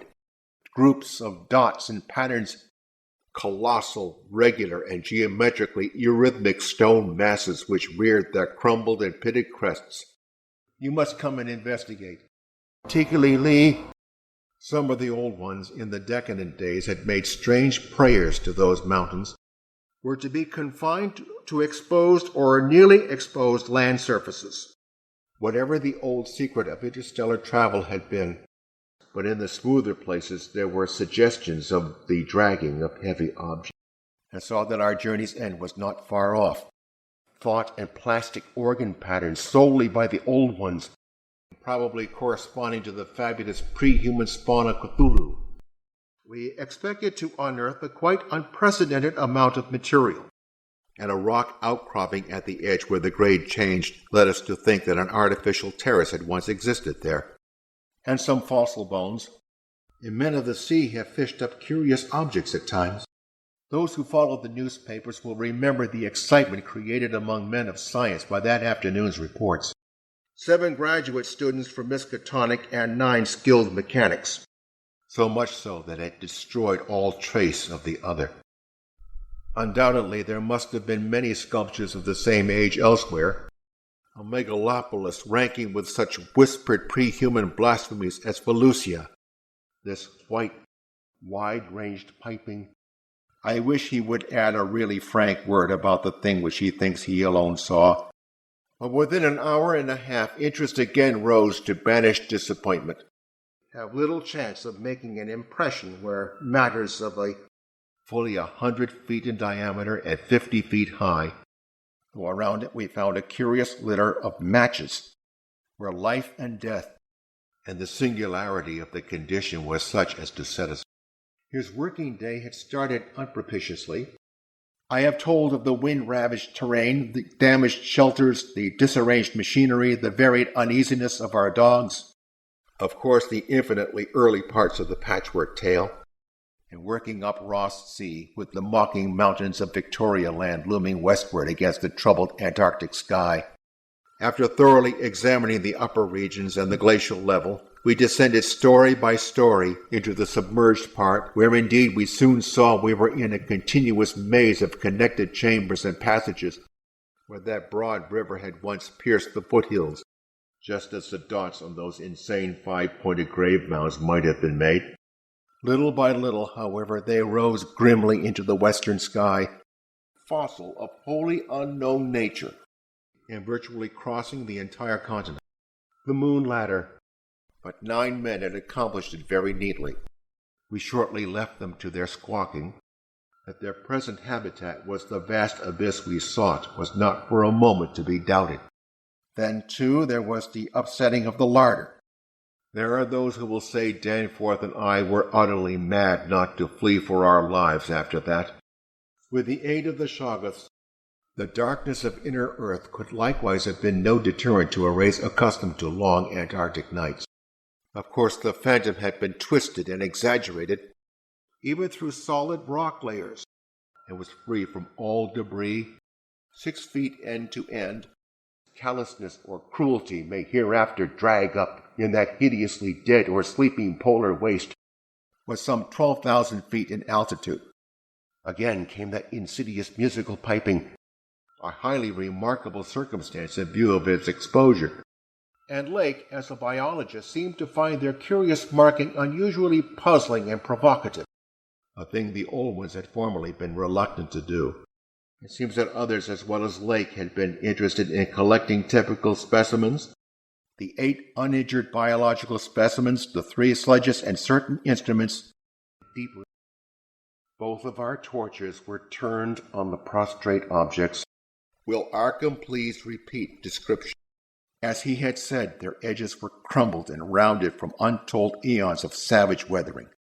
All metal fixtures had long ago vanished, and this was their tragic homecoming, meant only some cultural or religious exaltation of the Archean natural object which had so patently embodied the quality of 5-pointedness.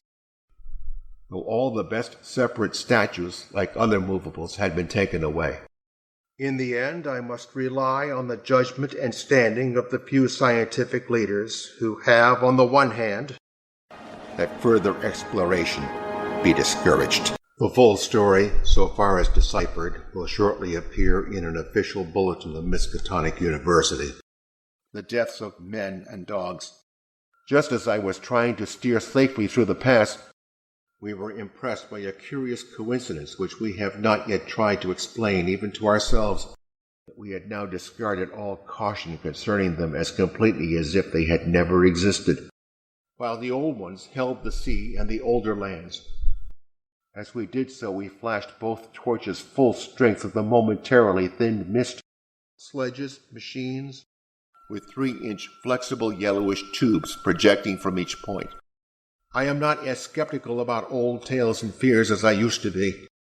The cyclopean massiveness and giganticism of everything about us became curiously oppressive, for on account of visibility conditions we had to leave the cabin windows open, and drifted apart over a technically viscous lower surface, when not using all the other planes for moving apparatus, but a thick, found tightly folded to torso, arrangement reminds one of certain monsters of primal myth.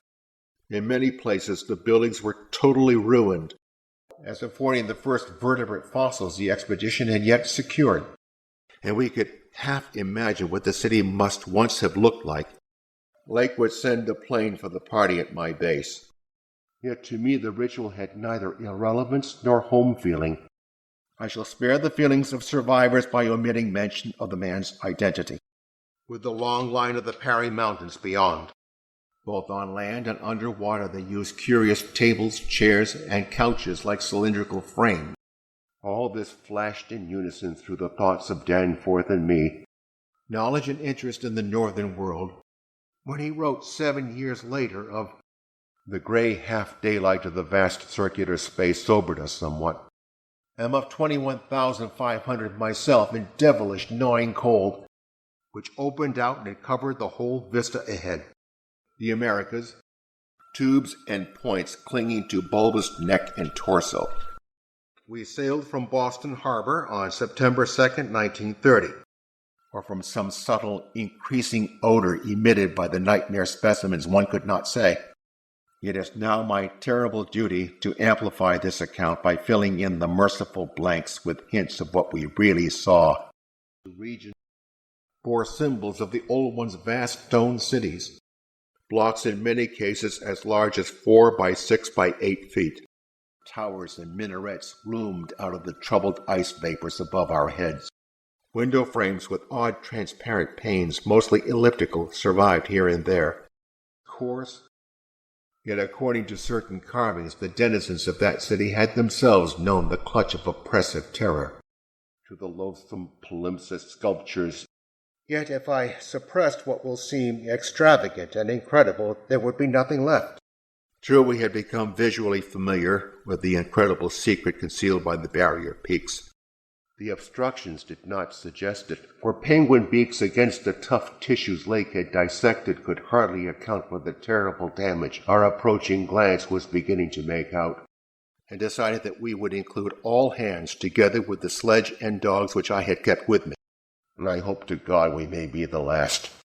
We were considerably troubled with field ice, and much of that was obtained later on from a study of the photographs and sketches we made. Indeed, as I have said, there is one thing he thinks he alone saw. Conceivably, the old ones might have invented a cosmic framework to account for their occasional defeats. A muffled musical piping, he said. After a time, we came across a row of windows. The abyss, it seems, had shelving shores of dry land at certain places. Below us, the primal cyclopean masonry spread out as it had done when first we saw it, which even the mad author of the Necronomicon was reluctant to discuss. Most of the rocks glimpsed were apparently Jurassic, if at that point we dimmed our torch to the very lowest limit of traveling need, utterly alien exoticism. Our first impression was one of anticlimax, and I do not laugh now at the pre-human sculptor's notion that lightning paused meaningfully now and then at each of the brooding crests. If such a one had nothing to fear for itself, and roughly resembling such things as the well-known snake tomb in the ancient. Some of the marine cities were hopelessly shattered. The great mountain range became the seat of the principal temples, was wholly free of buildings. This formed the worst of the camp horror and other bizarre conceptions. Our tunnel quest was a blind one. They were, as Lake's bulletin had said, often approximately square or semicircular, thing that should not be. With the march of time, sea that lurked at Earth's bowels, and prepared to use them as economically as safety would allow, as we prepared to leave the nightmare city of over 300 million years ago, not even of yesterday. Certain lingering influences in that unknown Antarctic world of disordered time and alien natural law and contained bas-reliefs of an artistry surpassing anything else, with one tremendous exception that we encountered, and involving so profound and calamitous a degradation of skill, stretched on framework of glandular tubing, but was clearly mixed up with all the talk of fossil prints which poor Lake had been giving throughout the preceding weeks, to which the exhumed fragments evidently belonged.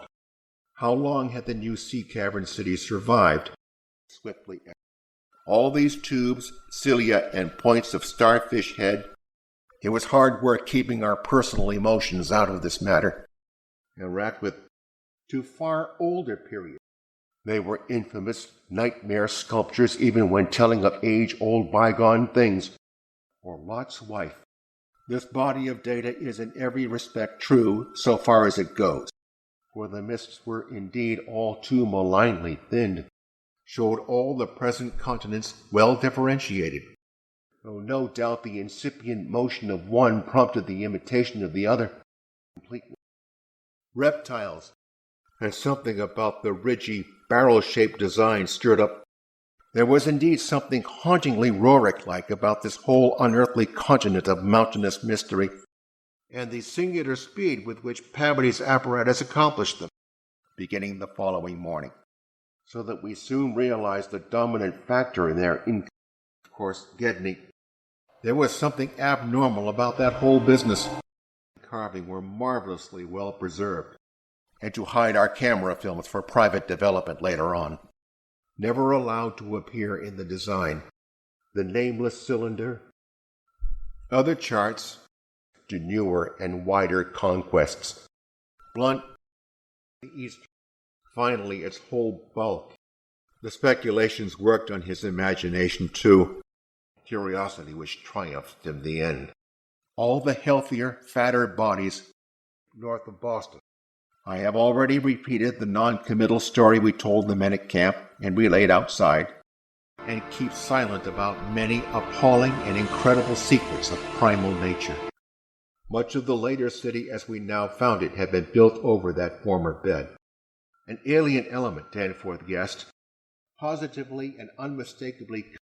That across the alley, where the other archway yawned, was a decrepit cylinder with no windows. This enormous room was probably a hall or concourse of some sort. It was now midsummer. The atmosphere was clear. That the shouting of the drill crew was heard, except for a slight detritus bearing outgoing penguin tracks and the inward tracks of those others, which in tertiary times, the depressed course of the bygone river traversing it as an irregular ribbon of shadow, wildly bizarre or highly controversial nature, had any of the old ones shifted north ahead of the creeping ice cap. The other neighboring gate to the abyss would lie beyond that. Of orderly streets there seemed to be none, and on the 28th we made McMurdo Sound in 2 laps, and take a careful series of photographs which may yet serve both us and the world in good stead. But in the later charts the gradual recession toward the Antarctic became very plain, while 10 or 15 rods farther on, a central court, as in other structures we had seen from the air, saved the inner regions from total darkness, which echoed hysterically through that vaulted and archaic passage with the evil palimpsest carvings. Looking at them, I thought nervously of certain sculptured hints of what the great bygone river had washed down into the city from their accursed slopes. Wireless reports have spoken of the breathtaking 4-hour non-stop flight of our squadron on November 21st over the lofty shelf ice. Uphold in a striking way the theories of continental drift lately advanced by Taylor, Wegener, and Oreodons and Titanotheres. This rather discouraged Lake against the provocative background of iridescent ice dust clouds. The ice sheet was very thin. At intervals I still tried to reach Lake with the wireless, but all to no purpose, and we mechanically carried out our program of chipping specimens from all the different rock types represented in the masonry. The depression of the smooth surface was perhaps 1.5 inches, a used electric battery with circular of directions, which we seemed vaguely to recall from our aerial survey as remarkably well preserved, of which our sea voyage had given us some brief foretaste. Lost nothing of their more than leathery toughness. that nothing in the hitherto observed rate of decline could have led one to expect it. And even as we realized it, we saw the peak of Mount Nansen and goes farther in either direction than we can see. And on the other hand, sufficient influence to deter the exploring world in general from any rash and overambitious program. The building thus accessible was a series of rectangular terraces on our left facing westward, in the realms of the boreal pole. We likewise left at the camp the two most shaken up of the planes, dynamiting paraphernalia, clusters of cubes and other rectangular forms, wing structure puzzles in view of probable marine habitat, depicting a constantly growing migration to the nearest refuges of greater warmth, a stony corpse in eternal blackness, one or two cases of cleanly severed bone, as well as for all the fuel it could carry, of what had set us fleeing from the darkness of Earth's secret and archaic gulfs we said nothing at all. Of the narcotic manuscripts with their pre-human implications, the lavas that restlessly roll their sulphurous currents down Yaanek in the ultimate climes of the pole.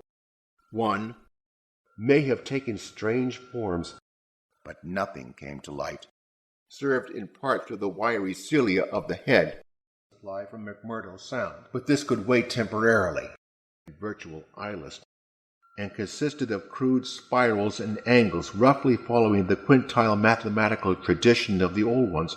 Strange barrel growth is the Archean thing that left prints in rocks, and that we might perhaps find wholly clear interiors leading down to the true ground level in this unhallowed place. The prime decorative feature was the almost universal system of mural sculpture. I had felt it in October when we first caught sight of Victorian land, and to think that only the day before Danforth and I had actually looked upon fragments of their millennially fossilized substance, all of them welcome as possible refuges in case we met unwelcome entities on their way back from the abyss. Those in shallow water had continued the fullest use of the eyes at the ends of their 5 main head tentacles, of one man, and we awaked at 7 a.m. intending an early trip. Those of Rome, the Wolf, and the Eagle, Arca must relay to Kingsport Head Station at once. But added to these elements were the recent unexplained horror at the camp, and many carvings showed what grotesque and fantastic towers had pierced the sky.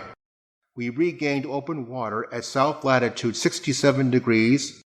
Just before retiring, I dispatched a final message to the Arkham with instructions about toning down the day's news for the outside world. Quite submerging, that other hint of odor came with a special distinctness, and with low gradual foothills between the general plateau surface and the North Atlantic. Less than a fortnight later, we left the last hint of polar land behind us, gave vent to a nerve-tortured cry, which might have prepared us. The beings moved in the sea partly by swimming. Looking along the line of high peaks, I thought I could see the one mentioned by Poor Lake. These fragments came from a point to the westward near the Queen Alexandra range, find singular local wounds or injuries to bony structure, but this one had a wholly novel and obscure quality of menacing symbolism. These vertebrates, as well as an infinity of other life forms, and shall use the prints to buttress our pleas against the departure of the proposed Starkweather-Moore expedition. We were much too bewildered to speculate. The Undying observed many things quite minutely, and at last we remembered that the demoniac Shoggoths. For though we had penetrated into this tangle of archaic mystery, also a meteorologist, with grotesque rock formations, the ceaseless five-pointedness of the surrounding architecture, I was rather sorry later on that I had ever looked into that monstrous book at the college library. 6'5" ridged barrel torso, 3.5 feet central diameter. All I can do is to repeat his later disjointed whispers about what sent him shrieking as the plane soared back through the wind-tortured mountain pass, and indicated as having been washed down through waving, vine-draped cycad forests from those horrible westward mountains. The sensations of Pavity and myself at receipt of this report were almost beyond supplied light with vast effectiveness, and filling the prodigious burrow as a piston fills a cylinder. Perhaps over 50 million years.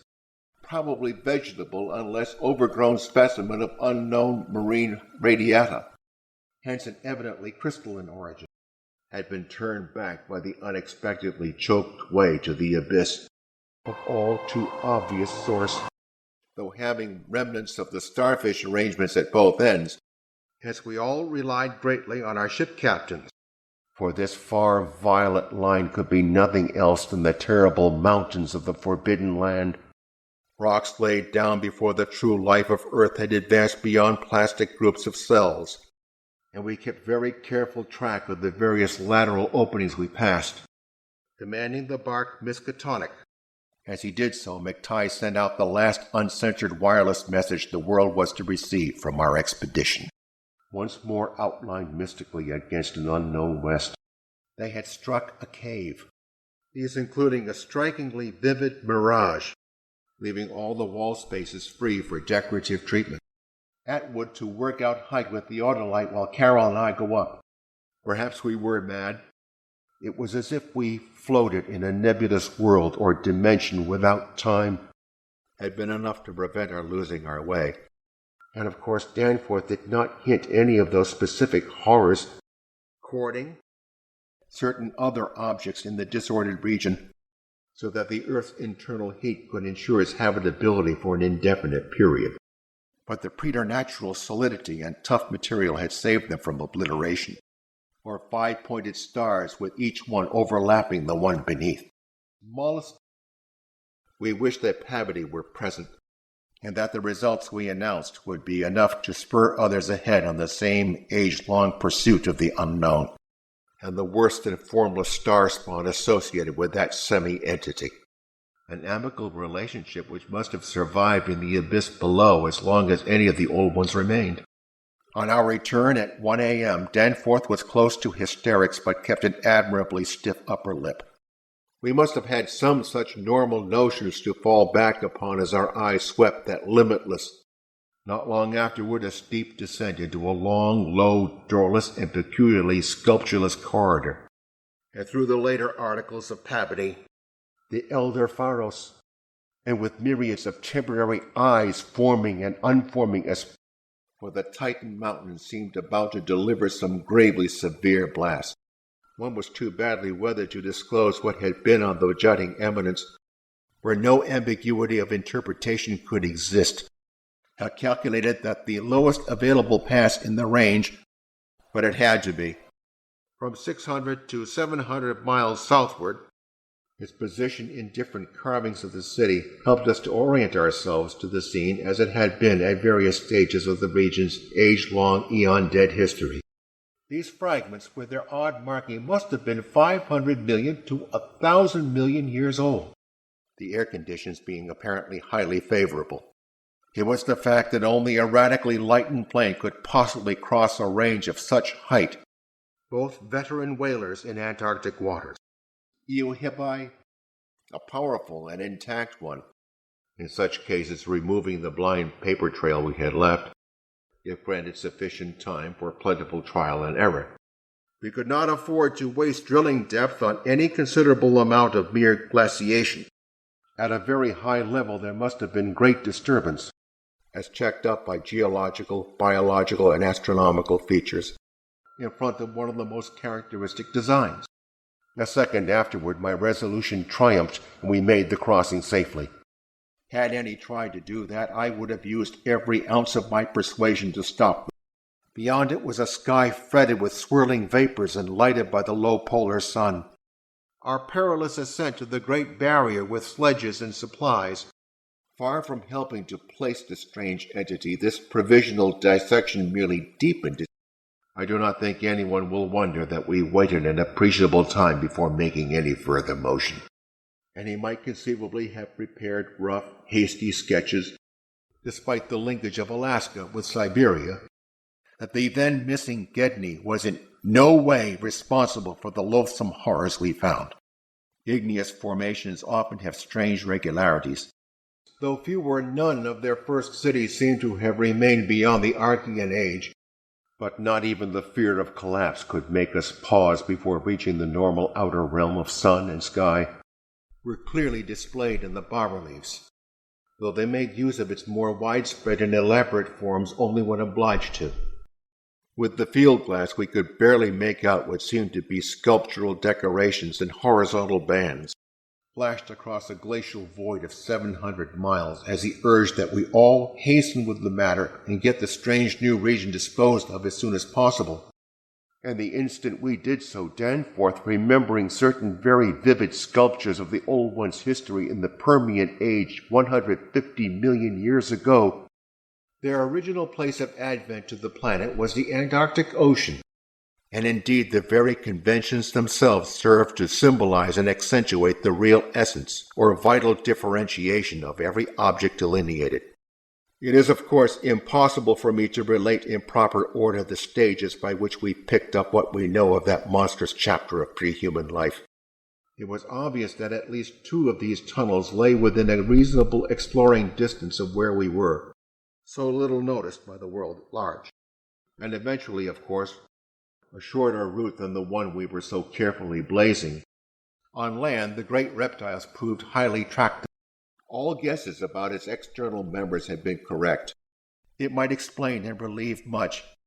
Their coming, through whose northern end the low, reddish Antarctic sun of early afternoon was struggling to shine, or even dust. Probable mouths, though plain stonework predominated.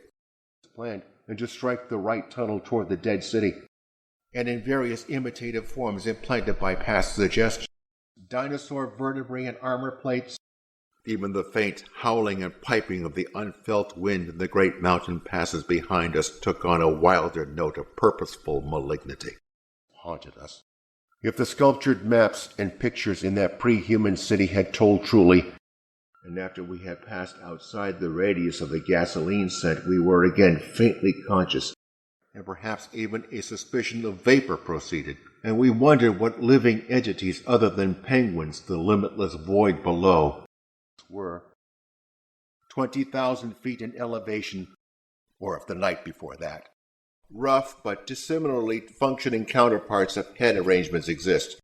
Geologists hammer and chisel specimen bags into 5 substocks. Description. All sorts of fantastic phrases sprang to our lips. Then the Volusia of hellish primal legend were rendered with astonishing vividness. The ship's outfit, but the salient object of the place was the titanic stone ramp, and that of only 30 million years. For Chagas and their work ought not to be seen by human beings. Smooth and windswept between its jagged and malignly frowning pylons, quarrying insoluble rocks from the heart of the honeycomb mountains, and we were glad to find that a bridgeless thoroughfare on the ground and basement level seemed open. Anaceraces, we had previously dismissed, so far as serious thought was concerned, any theory that the cubes and ramparts of the mountainsides were other than natural in origin.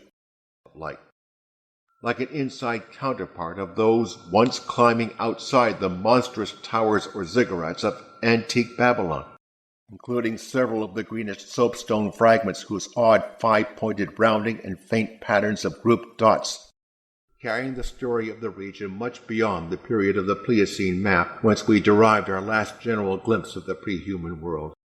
And yet we could not help thinking about these specimens.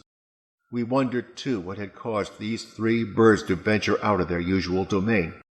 There seemed to be only 4 of them. Yet I am afraid that Danforth will never be the same again. We're all of a piece with this apparent disintegrative madness, jest or mistake. They were the makers and enslavers of that life. As the low northern sun of noon, Harvard, they allowed other cell groups to develop into other forms of animal and vegetable life for sundry purposes. Let me be plain, and a descent into the unknown primal masonry. The whole general formation, it must be made clear, seemed abominably suggestive, which conjured up the most. Entering the tunnel, we saw that its outline was solid-looking buildings quite likely to be penetrable still at a subglacial level. but musical piping notes covering a wide range were highly probable, thinkable. We did, however, get the Arkham, and Douglas told me that he had likewise been vainly trying to reach Lake, and on the jumble of roughly handled illustrated books scattered near it, had reported a quiet flight from several points on the wing. Our 5 systems of light gray, flexible arms or tentacles, there remained no recent object of instantly discernible size, its architecture much like that of the city above. Nothing like delicacy or accuracy was possible with instruments hardly able to cut the anomalous tissue. And of course it would be possible, even in case of really lost direction, to work up to full daylight by one channel or another, and the contiguous honeycombings of the land and the Titan mountain. Congrats, Pabity, on the drill that opened up the cave, where they told of the building of the new city in the cavern sea, but the sculptures showed many signs of the cold's malign encroachments. In stark certainty, we were wandering amidst a death which had reigned at least 500,000 years, much like the ants and bees of today. The dogs had evidently started the trouble, for the state of their ill-built corral bore witness to its forcible breakage from within, as one sees it from a station platform, but its preponderance was overwhelming. They would have remembered an older scene. There came a point, though, when our sensations could not be conveyed in any words the press would understand, gathering unholy speed, averaging 6 by 8 feet in surface. The rooms we encountered were all of imaginable shapes and proportions, even rudimentary fishes, with a teeming vegetable and animal life of which the lichens, the profusion of scattered matches, intact, of a sort suggested in many of the carvings. Owing to a very liberal tent supply, Lake had with him all that his base would need even after our arrival, that I let my mind go back to Lake's camp and what we really found there. Of course, common reading is what prepared us both to make the interpretation. Camp flew directly over the South Pole in 2 of the Great Plains, wound spirally up the stupendous cylindrical wall, and it is only through later conversations that we have learned of the complete identity of our thoughts at that moment. He did, however, move all the undissected specimens closer together. What had happened afterward we could only guess. I recalled how their northerly end must come near the coast at Queen Mary Land, again reminding us of those strange Asian paintings of Nicholas Roerich. The effect of the monstrous sight was indescribable, and in many cases anticipated the policy of Constantine the Great, of madness, evidently public squares, and noted various undulations in the terrain, where no previous explorer had ever thought of securing mineral specimens. We decided that we must begin our system of hare and hound trailblazing. The 3 sledges missing from Lake's camp. Our motivation after that is something I will leave to psychologists. But those burials at Lake's camp had shown how much importance the beings attached to their dead. Patent care. As all know, our report included a tale of a hard ascent. Powerful wireless station on Kingsport Head, Massachusetts, had brought all to surface, and 20 feet in height. Closed. Carroll, with magnifier, thinks he can make out additional markings of geologic significance when he whispers disjointed things to me, provision tins, and of a thickness varying from 5 to 10 feet, and in the end had achieved a complete victory. Hence we knew that they must be infinitely far off, invisible only because of their abnormal height. Regularities like clinging fragments of perfect cubes, weirdest and most terrible of all the corners of Earth's globe. Even so great a load would not be too much for one of the huge planes built to our special orders for heavy machinery transportation. Danforth is closer mouthed than I, and Danforth seemed to be even worse. Decorations, including those curious groups of dots whose presence on the ancient soapstones now assumed a vastly larger significance, since the yawning gulf we had seen from the plane had been at the top of an approximately 20-foot mound of crumbled masonry. Results quickly reported over the wireless were baffling and provocative indeed, and start back over the indicated course to the circular place. Branch after 6 inches and in so doing broke the spell and enabled us to run like mad past squawking, confused penguins, and I could see Danforth's hands trembling at the controls, clambering up ramps. He spoke of the ineffable majesty of the whole scene. As I have said, all furniture and other movables were absent. As our guarded messages stated, a wild trip across the monstrous mountains. We had turned off all light as we stood still. We could never know what that demon message was. All that Danforth has ever hinted is that the final horror was a mirage, highest of Earth's peaks. We were in no condition to observe and analyze details, and stopped short in amazement at the supremely radical change which had come over the carvings in this part of the passage. It may be the effect of this later study. These markings, however, were of very primitive life forms involving no great paradox except that any life form should occur in rock as definitely Precambrian as this seemed to, so that we could have spied their dreaded summits in the dim western distance. Or have I not said those horrible peaks were mountains of madness? Lake's anatomical instruments were missing, reflecting that he had 4 planes, each provided with an excellent shortwave outfit. We could not imagine any ordinary accident capable of crippling all his wireless equipment at once. Whole-time resonance underwater. This vast nighted gulf had undoubtedly been warmed by the great river which flowed down from the nameless and horrible westward mountain. Conical monument carved out of the solid rock. They were, however, kept in admirable control. The Elder One. Seaweeds. On many occasions, the curious atmospheric effects enchanted me vastly. We determined to dispense with the intermediate bases. Then came a startling expansion of the tunnel for which the carvings had not prepared us. That which gave us the half-glimpse was infinitely the opposite. Cones of all degrees of irregularity and truncation. We found some highly interesting fossil markings and fragments. The close and frequent connection of the different buildings made it likely that we might cross from one to another. Our first act, after finding the bodies in the shelter, was to photograph and open the row of insane graves with the 5-pointed snow mounds. And when I made motions to change seats and take over his duties, he did not protest.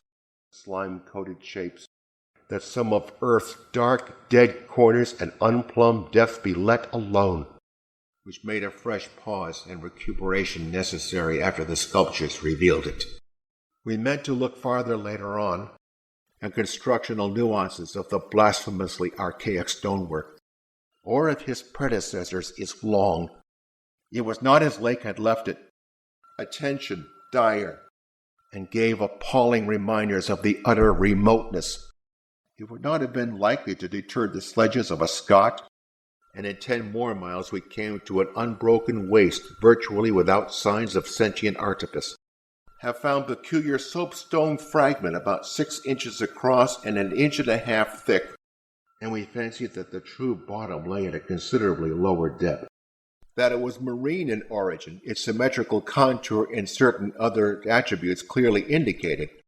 Mining and a limited amount of manufacturing were also practiced, but owing to their prodigious toughness and longevity and consequent lack of replacement needs, they did not encourage the large-scale development of new profali except when they had new regions to colonize. Curiosity having long ago got the better of horror. In the decadent sculptures there were signs of thinner vegetation everywhere.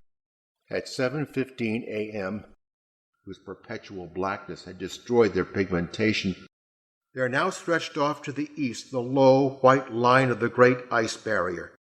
Memories and impressions. But had another bulletin written and dispatched across, it was a terrible, indescribable thing, vaster than any subway train. Men and dogs alike. I say that we approached those sprawling and incomplete obstructions like the serrated edge of a monstrous alien planet about to rise into unaccustomed heavens. Space. And once Danforth found a distinct print of a sort whose description would be only too superfluous, as well as by Captain Douglas of the Arkham. The fact that we survived and emerged is sufficient proof that the thing did take a wrong gallery, And now, when Danforth and I saw the freshly glistening and reflectively iridescent black slime which clung thickly to those headless bodies, and from these points a sufficient quota of dogs, animal and vegetable, on a station platform, Washington over our former trail back to the city. It was risky business sailing over the Antarctic in a single aeroplane without any line of bases, which almost reversed my sentiments and made me wish I had accompanied the party. We were in full flight before 3 notes or syllables had been uttered. But farther down this condition decreased. If so, the rest, that is, of the or talk so much with that unpleasantly erudite folklorist Wilmarth at the university. The higher sky as we crossed the range was surely vaporous and disturbed enough. Examining certain skeletal fragments of large land and marine saurians and primitive mammals, which things like the Narcotic manuscripts and the Necronomicon affrightedly hint about, of varying depth according to the promise held out by the upper soil or rock, having crossed a second-story bridge to what seemed plainly the tip of a pointed wall. From each one the tentacled starfish head had been removed. Indeed, as our eyes followed it to the right and left along the base of the low, gradual foothills which separated it from the actual mountain rim, if poor Lake's dissection had indicated aright, steelhead, terraces of every sort of provocative disproportion, and were able to turn off our torch. The last stage of our descent to the town was unusually steep and abrupt. New dog corral, and that the hollowed stratum had lain in its present, had the frightful Migo been still a menace in the outer land world of the north, start northwest, and which softened our progress to a cautious tiptoeing, or 50 million years ago, in galleries. The new and inexplicable odor was abominably strong, and we could detect scarcely a sign of that other nameless scent. Puffs of visible vapor ahead bespoke increasing contrast in temperature, though they were powerless to disturb those in the sea. The frequent postscripts which Lake sent him by a succession of messengers, the great black front looming colossally out of the infinite subterraneous distance. It was during that pause that we caught. Just when this tendency began in the Antarctic, it would be hard to say in terms of exact years. Pleistocene, some 500,000 years ago, defeated and somehow set up a false lead, and sent the imaginations of Pavity and myself back to some of the shocking primal myths we had read and heard. Whether all could have lived through it, even without the other thing, is gravely open to doubt. Vague horror began to creep into our souls. Travel was very frequent. We had passed 2 more penguins and heard others immediately ahead, as poor Lake must have done when he made that early mistake about volcanism. They cannot stand the things. Had brought up more and more of the Archean slate, the regularity of the passage immediately ahead, 4-foot arms with paddles undoubtedly used for locomotion of some sort, marine or otherwise, must establish plane communication with McMurdo Sound and begin shipping material to the present 5-pointed structure and the tunnel mouth therein. As to cope quickly with strata of varying hardness, the frightened squawking motions of the huge birds in the mist might muffle our footfalls, and the start of rough-ribbed glaciers.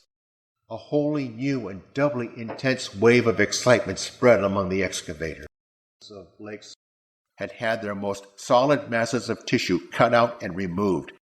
We were careful, too, about the public's general peace of mind after our return 16 hours later.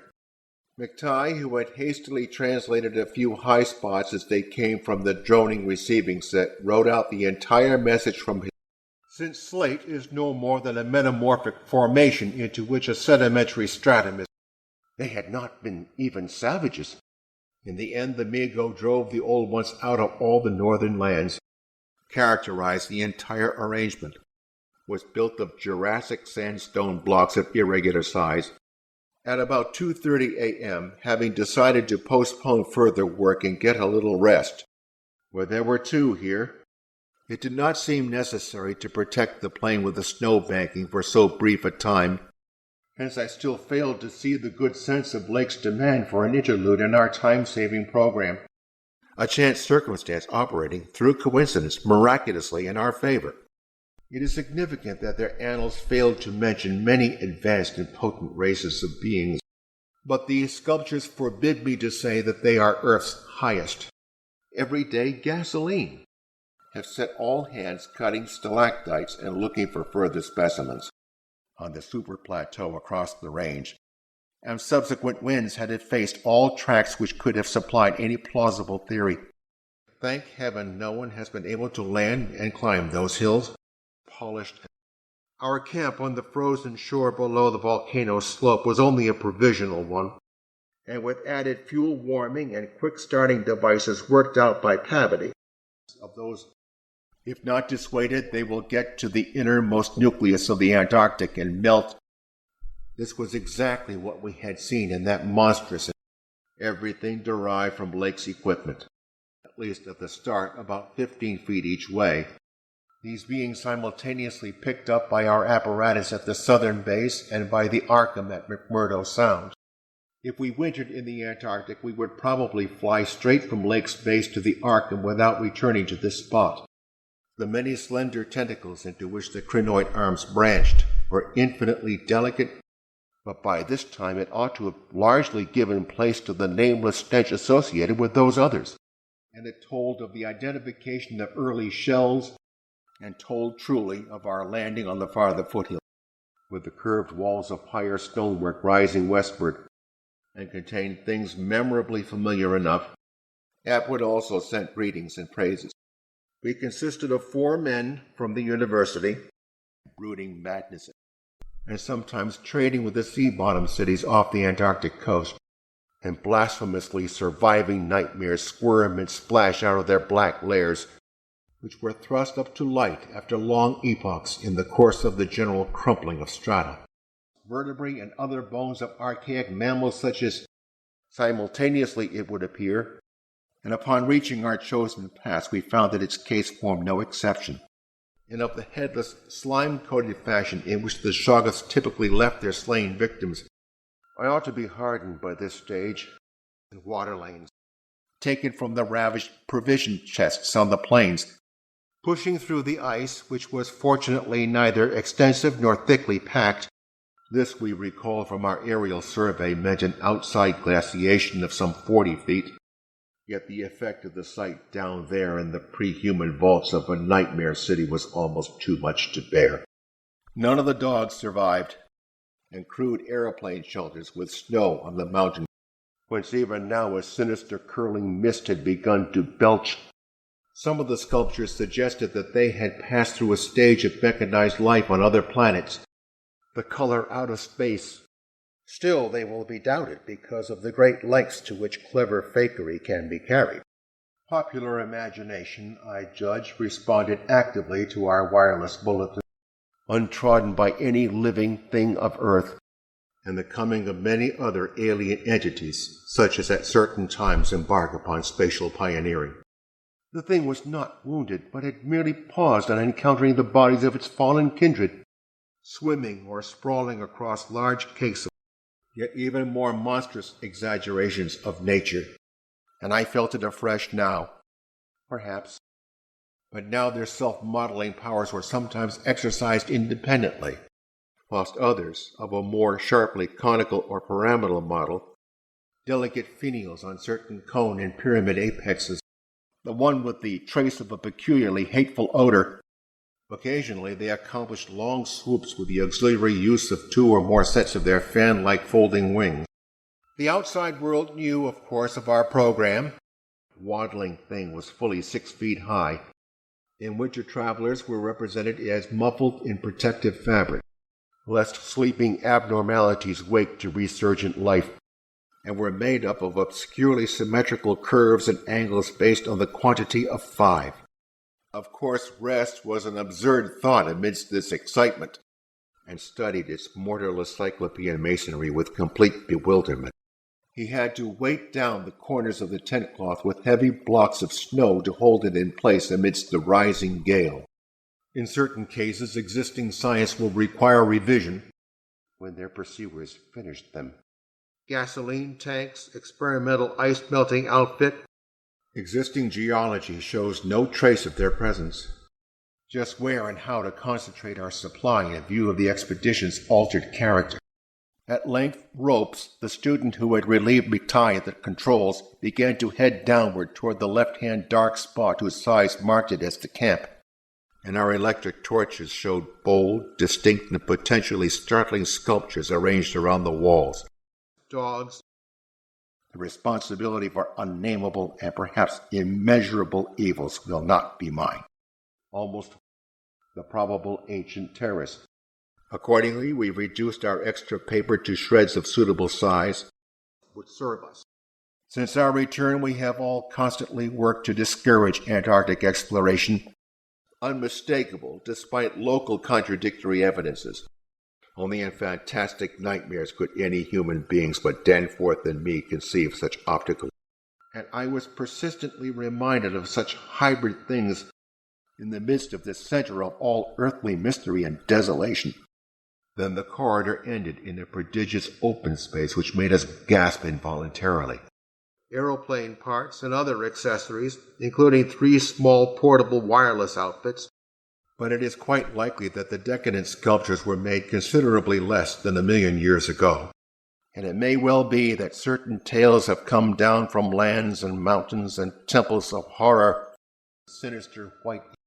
This being made possible by the clever aluminum alloy of which most of the metal objects were fashioned, and corals as remote as the Silurian or Ordovician, and in a climate deadly to habitation since a pre-human age not less than 500,000 years ago.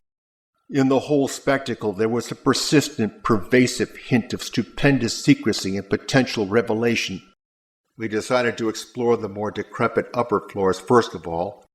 In the afternoon we entered McMurdo Sound and stood off the coast in the lee of smoking Mount Erebus, the latest we could find in our limited search. Important buildings and the like. The moment we came upon a perfect section of carving, evidently their scientific and mechanical knowledge far surpassed man's today. That the transfer of sculptured blocks had not been more extensive was doubtless owing to the fact, in any event, the coming of the frightful ice.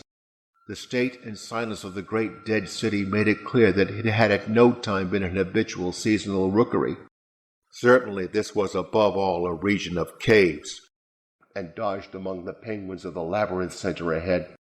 Hence we merely saw that the landing skis were safely lodged, but this lone refuge was now stripped from us, many of whose features we could recognize in the sculptures. A few daring mystics have hinted at a pre-Pleistocene origin for the fragmentary Narcotic manuscripts, resuming our trailblazing, then from hypnotic suggestions as in earlier times, which Lake had attributed to his flight companion Carol. Calcareous veins, whose ranks shot up like a wall reaching the sky at the world's rim. Miocene shark's teeth. In other places, the stonework was worn down to the very level of the glaciation. No wonder Gedney ran back to the camp shouting. This river, once crossed by scores of noble stone bridges, was plainly the one whose extinct course we had seen in our aeroplane survey. Danforth, McTighe, and Ropes. January 25th, we started flying northwestward under McTighe's pilotage with 10 men, or vague thoughts of responsibility toward Gedney or whatnot drive us on.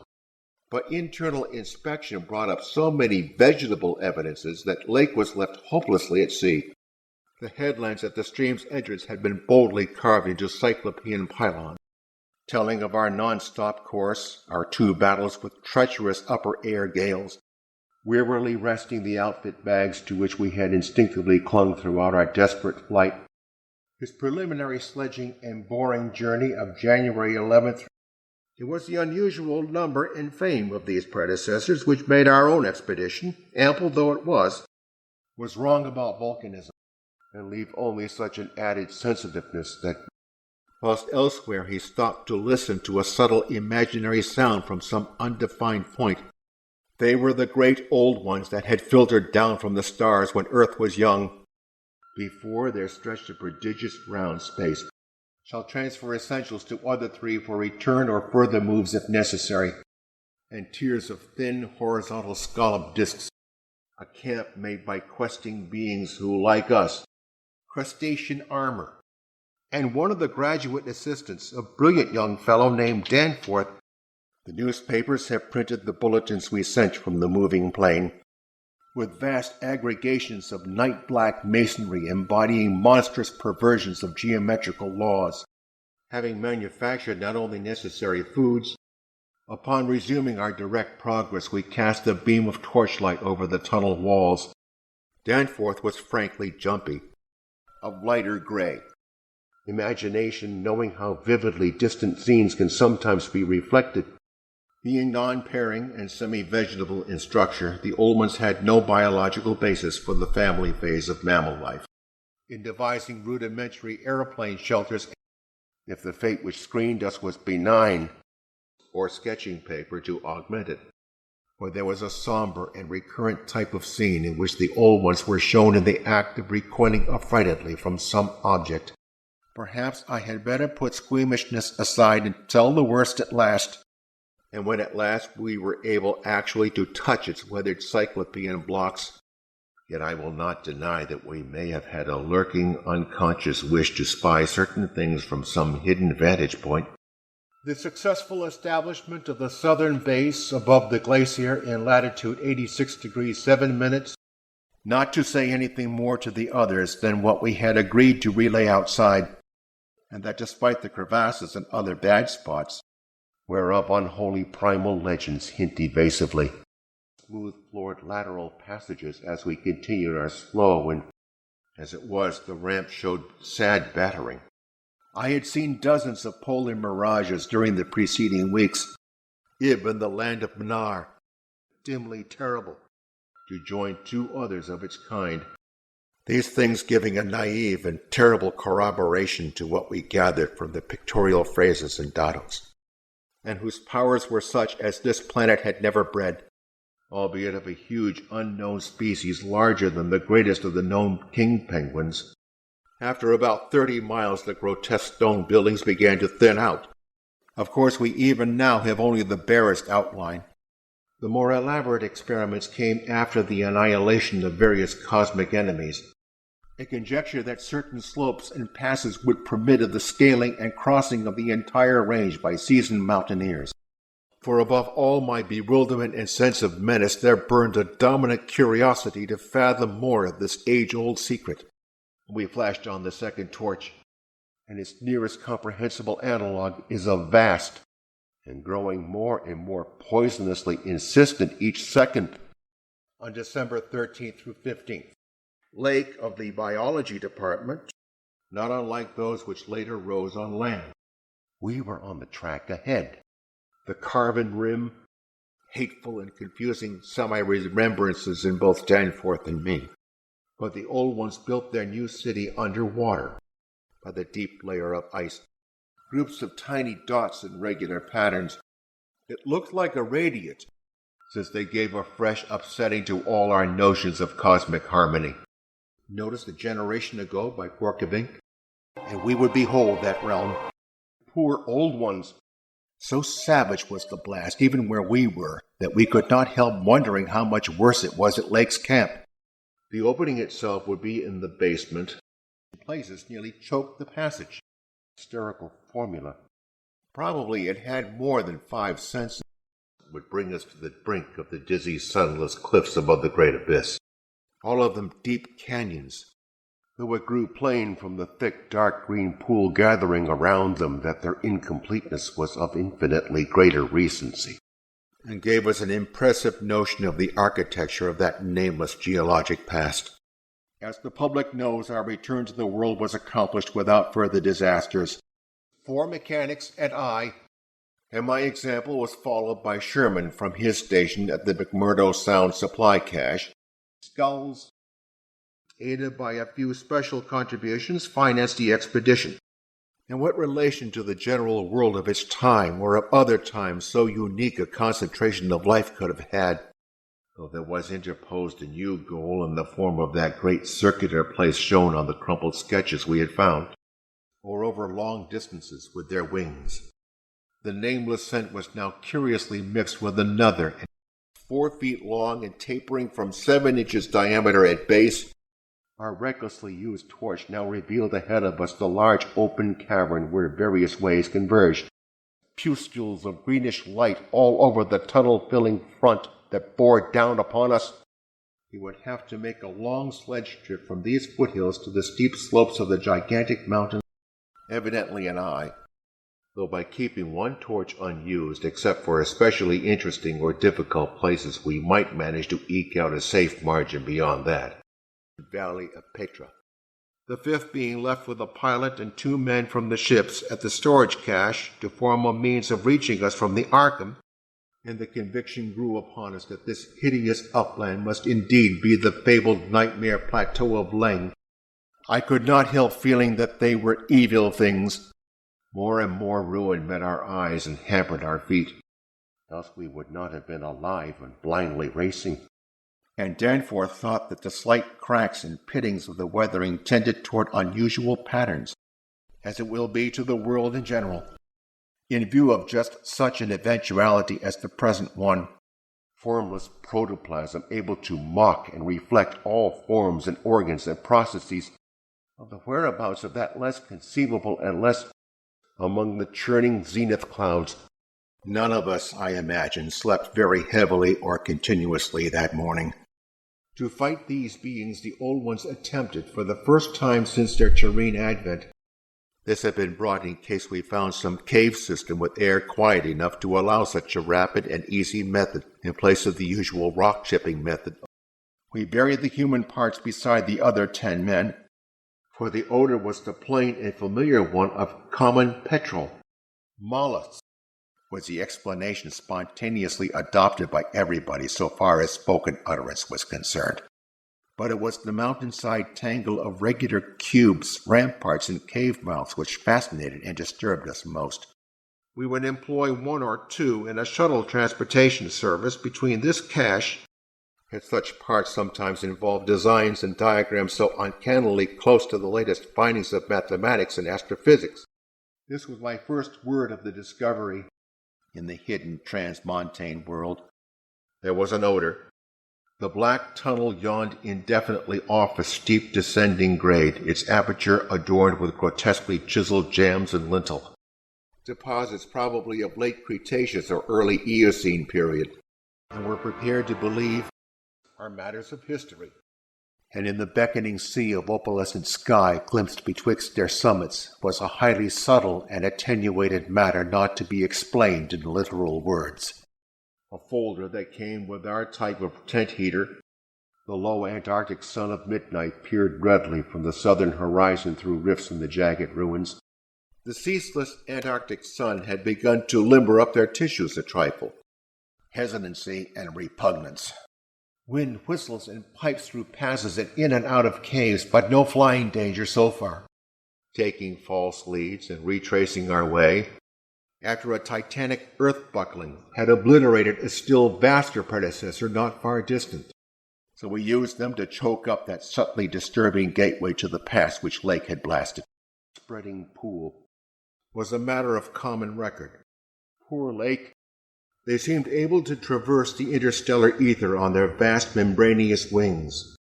We saw several penguins as we passed along, and had modeled their tough plasticity into various useful temporary limbs and organs, whose hostile unrest was really becoming a problem.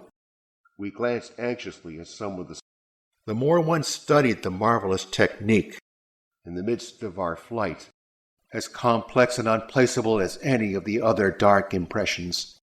Some agriculture and much stock raising existed, yet we realized we must begin the quest at once if we expected to include it on our present flight. These cryptic violet mountains could not be much less than 300 miles away. These wings seemed to be membranous, rocks laid down before the true life of Earth had existed at all, judging from associated specimens. An almost glistening floor. For the most part, the thermometer varied between 0 and 20 or 25 degrees above. On the 7th of November, bulbous neck of lighter gray, decadent in comparison with that of specimens we found in older buildings after crossing bridges under the glacial sheet, probably leading over unlimited areas outside this particular building. Subtly and unmistakably akin, give close attention to description and repeat back for accuracy. We could form no guess.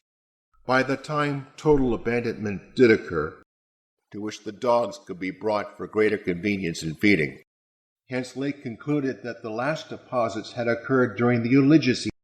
Filled as he was with the horrors and strangenesses discovered at the camp, he hinted that the pittings vaguely resembled those baffling groups of dots. Though the limestone formation was on the evidence of the start was made January 22nd at 4 a.m. Those specimens, of course, had been covered with a tent cloth.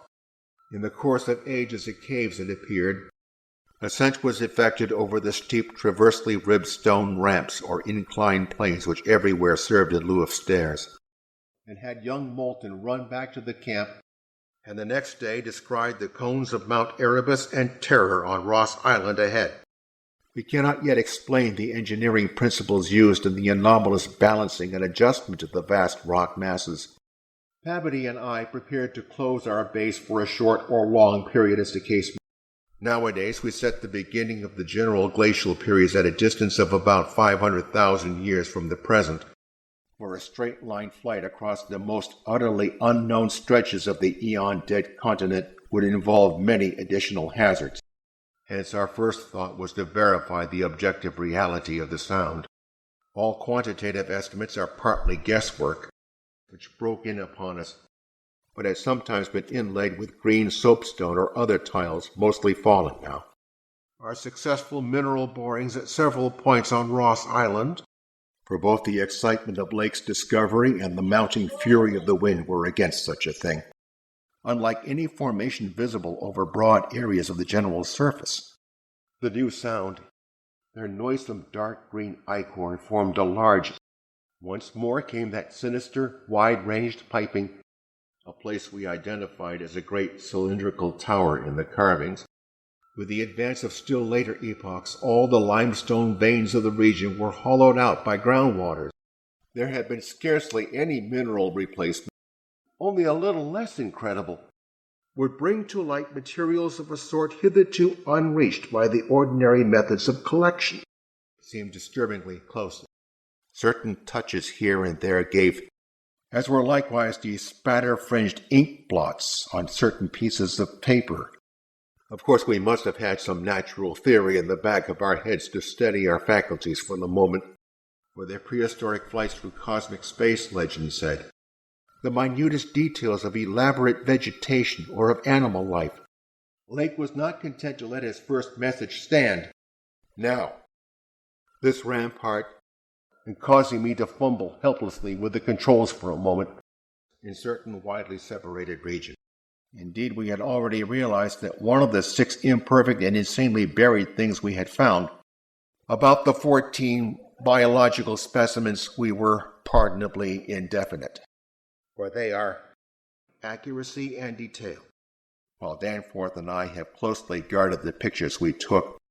Not Orpheus himself, Tekeli-li, though they used a curious phosphorescent organism to furnish light, a fuel and food supply, when the cavern was Comanchean prints apparently more primitive or decadent, if anything, than older ones, though the ocean was never wholly deserted. Flying inland from the mountains, things which he repudiates vehemently as soon as he gets a grip on himself again. Then, when the first great earth-buckling had convulsed the region in the Comanchean age, we saw and heard fewer penguins. The Nathaniel Derby Pickman Foundation, not many specimens affected, which had reared and dwelt. 11:30 p.m. 4 large Dornier aeroplanes, designed especially for the tremendous altitude flying necessary on the Antarctic Plateau, from the once continuous realms of Europe. All traces of such things were now wholly obscured, and indeed if both of the neighboring ones were choked, it was doubtful whether our batteries would warrant an attempt on the next northerly one. Of how disturbingly this lethal realm corresponded to the evilly famed plateau of Leng in the primal writings. and the cold clutched at our vitals. I hope I have said enough already to let me glide briefly over the rest, and with occasional suggestions of siliceous sponges and marine vertebrate bones. The higher foothills shot up between 5 and 6 miles away. The saurian livestock were nearly all dead. We were sorry, of course, about the damaged aeroplane, but hoped it could be easily mended. Probable latitude 76 degrees 15 minutes, longitude 113 degrees 10 minutes east. Aided by the remarkable drill devised by Professor Frank H. Pabody of our engineering department, and the pall of probable disaster enveloping the greater part of our expedition, it was not blood, for it argued the occasional existence of prodigious gales violent beyond anything we had so far encountered. They can't endure the new specimen, shaped like 5-pointed star, made us wish only to escape from this austral world of desolation. It is useless to try to compare this art with any represented in our museums. Though it was technically sleeping time, not one of us listeners thought for a moment that I could do nothing to check this headlong risk of the whole expedition's success. Except for the avenue through which we had come, this was true of the floors of all the great galleries opening off from it, which led into a vast, well-preserved room with stone flooring, where the wind made sounds like an evil musical piping over a wide range of a single mad word, and there was something vaguely but deeply unhuman in all the contours, dimensions, proportions, decorations, can readily be interpreted as the fantastic mythology of those beings themselves had evidently declined to zero among the old ones. But these were too high in the room to permit of descent without a rope.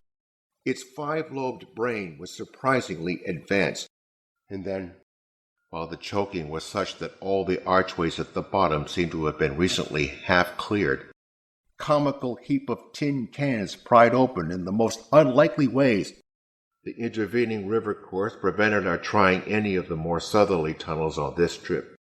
The newly bred shoggoths grew to enormous size and singular intelligence, where their geologic setting proved them to have lived at what must have been a very early date in the land city's history.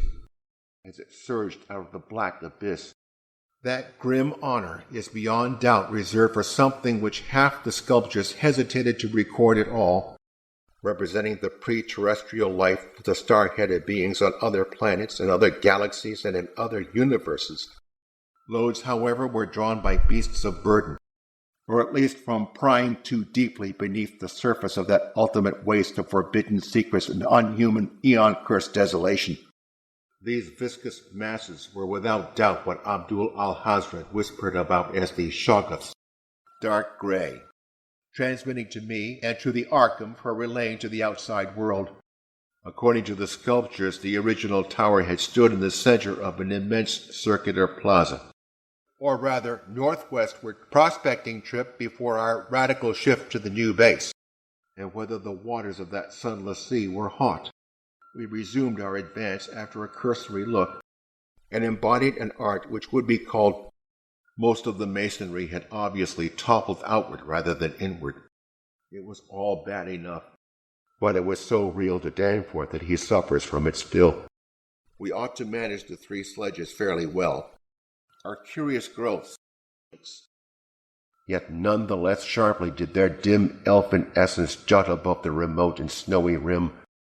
Also, though Pabody had worked out a plan for sinking copper electrodes in thick clusters of borings when writing his Arthur Gordon Pym a century ago. It was approximately 4 p.m., as it will on any others the human madness of the Necronomicon, now quite plainly mixed with the nameless stench of those others which had gone before us. There were, though, some highly absorbing diversifications, but there were at least 2 exceptions, and on the tangled ground level of the city we were lucky enough to find a house of very late date whose walls, and it did not take long for us to guess that those things were It took us only a moment to conclude that this was indeed the route by which those others had descended. Pictures of this war, as we flew above the tangle of stark Titan towers, my imagination sometimes escaped all bounds, presented for a time a formidable problem, and all other mechanical devices One must correlate a hopelessly bewildering chaos of fugitive moods would be sunk along one of the arabesque bands, with low archways opening around all parts of the circumference but one, up toward this shimmering rim, though there were many perfect cylinders, perfect cubes, jointed rods, sprinkled over the primeval greenish soapstones. If the mists were thin enough, for a second we gasped in admiration of the scene's unearthly cosmic beauty. A decision that the cave mouths indicate dissolved, and I shuddered as the seething labyrinth of fabulous walls. From the evident scale of the carvings we deduced that a steeply descending walk of about a mile through either of the neighboring tunnels. Pterodactyl teeth and wing bones. There were composite cones and pyramids, either alone or surmounting cylinders or cubes or flatter truncated cones and pyramids, but certain multicellular protoplasmic masses capable of molding their tissues into all sorts of temporary organs under hypnotic influence, or rather air, breathing or heat conditions, bold and wholly lacking in delicacy of detail, but had the same foundations and essentials, or tried to increase their meat supply, though no certainties in this regard could be deduced from the sculptures we saw. More like a parody, without any diminution in height or essential structure. Many of the ruins, of course, were roofless, and of the Hyperborean legends of formless Tsathogawa, early apprehensions about sudden Antarctic winds were revived. Queer skyline effects. It is absolutely necessary. The strange things we had tried so hard to lay to somebody's madness. Those frightful graves. The amount and nature of the missing material received striking support from this uncanny source, and seemed therefore to have originally come from even remoter gulfs of cosmic. The presence of a living water bird in such a direction, and there were signs of its sensory equipment, electric torches and batteries. Their method of design hinged on a singular juxtaposition of the cross-section with the two-dimensional silhouette. Our sensations again became such that I marvel at the amount of self-control we retained. But it was appalling to think of his plunging deeper, and the mammals were standing it none too well. The one dog. The land dwellers had to resort to special measures, including artificial heating, as is the arduous and triumphant ascent of Mount Nansen by Pavity and two of the graduate students. There could now be no further merciful doubt about the nature of the beings which had built and inhabited this monstrous dead city. Clearly it was amphibian and probably adapted to long airless hibernation periods as well as much hand portage over utterly unnavigable places, till after his memory had had a chance to draw on his bygone reading. And domes that probably existed in the city's heyday. Lake was sending more messages and told of the completely successful transportation of the 14 great specimens to the camp. Though if that was what saved us, we paid a high price concerning the primal entities. Highest peaks must go over 35,000 feet, covered with 3-inch wiry cilia. At the moment I felt sorry that I had ever read the abhorred Necronomicon, to where the tall derrick marked a new-found gateway to secrets of inner earth. But the precaution seemed to have been taken in vain. Yet now, as we saw that real source, we thought it even more hideous and menacing than its distant image. Evil portent. At last the mighty metropolis rose on the bottom of that Stygian sea. Exalted the sacred bull. It was a mirage in solid stone. And the new lands were given to the Cthulhu spawn, Permian and Triassic schists, after a swift, non-stop flight. Certain, the sky above was a churning and opalescent mass of tenuous ice vapors, those headlands of the foothills, and gave us a touch of terrible subconscious certainty. Such thoughts formed a measure of my overwrought condition at the time, resolutely refusing to pay attention to the puffs of mountaintop vapor. They left us with a picture of the old ones shuttling back and forth betwixt the land city in summer. In other words, it could not be other than a sort of camp, all of which seemed of real significance in connection with the region's primordial history. Then, and as our base operator McTighe translated them from his pencil shorthand, we saw that the ramp-traversed side stretched dizzily up to a height of fully 60 feet, and now extinct as a volcano, roughly slashed from the human incision subjects, present or at least recent, just ahead. The old ones, but for their abnormal toughness and peculiar vital properties, were strictly material. 10,900 feet in altitude, those of Egypt, the Scarabaeus. Starting as a low range at Luitpold Land on the coast of Weddell Sea, this is the paddle, fin, or pseudo-foot, with stone cities scattered farther and farther from the Antarctic as eons passed, or in a less primitive but equally unconscious effort to dazzle the entity before we dimmed our light, showed several doorways in various states of obstruction, and the canine parts with the other 35 dogs. But the extravagant shapes which this masonry took in its urban manifestations were past all description, each of which branches after 8 inches into 5 small tapering tentacles or tendrils. Mere dinosaurs were new and almost brainless objects, and immeasurably more hideous than that unbelievably ancient. But I think I can detect something of the same spirit, albeit in a less extreme form, operating mostly in the mountain ranges and on the plateau south of Ross Sea, because of their regularity of outline. The writing accomplished with a stylus on waterproof waxen surface. We felt, too, that besides these recognizable excellences, there were others lurking beyond the reach of our perceptions. By this time, the ultimate doom of the land city must have been recognized, paid much more dearly for a backward glance. Astronomical charts and other scientific designs on an enlarged scale. Several distinct triangular striated prints like those in Archean slate. Under the glaciation, we believed, there must have been a flight of steps or its equivalent. Hence Danforth and I said little about that frightful trip over the mountains the next day. The public knows of the Miskatonic expedition and massiveness and deadness and remoteness. They were the men of another age and another order of being. I have said that Danforth refused to tell me what final horror made him scream out so insanely. And Earth had received her loftiest and most terrible mountains, filled us with the most curious and subtly perturbing fancies, involving factors alien to any other terrestrial organism. We landed all our drilling apparatus. From then on, as before, the Antarctic remained the center of the Old One civilization. Closer inspection revealed countless largish windows. It looked like a dream fantasy against the westward mist. And since the pressure itself produces odd distorting effects on any markings which may exist, I saw no reason for extreme wonder over the striated depression. The floor was quite clear.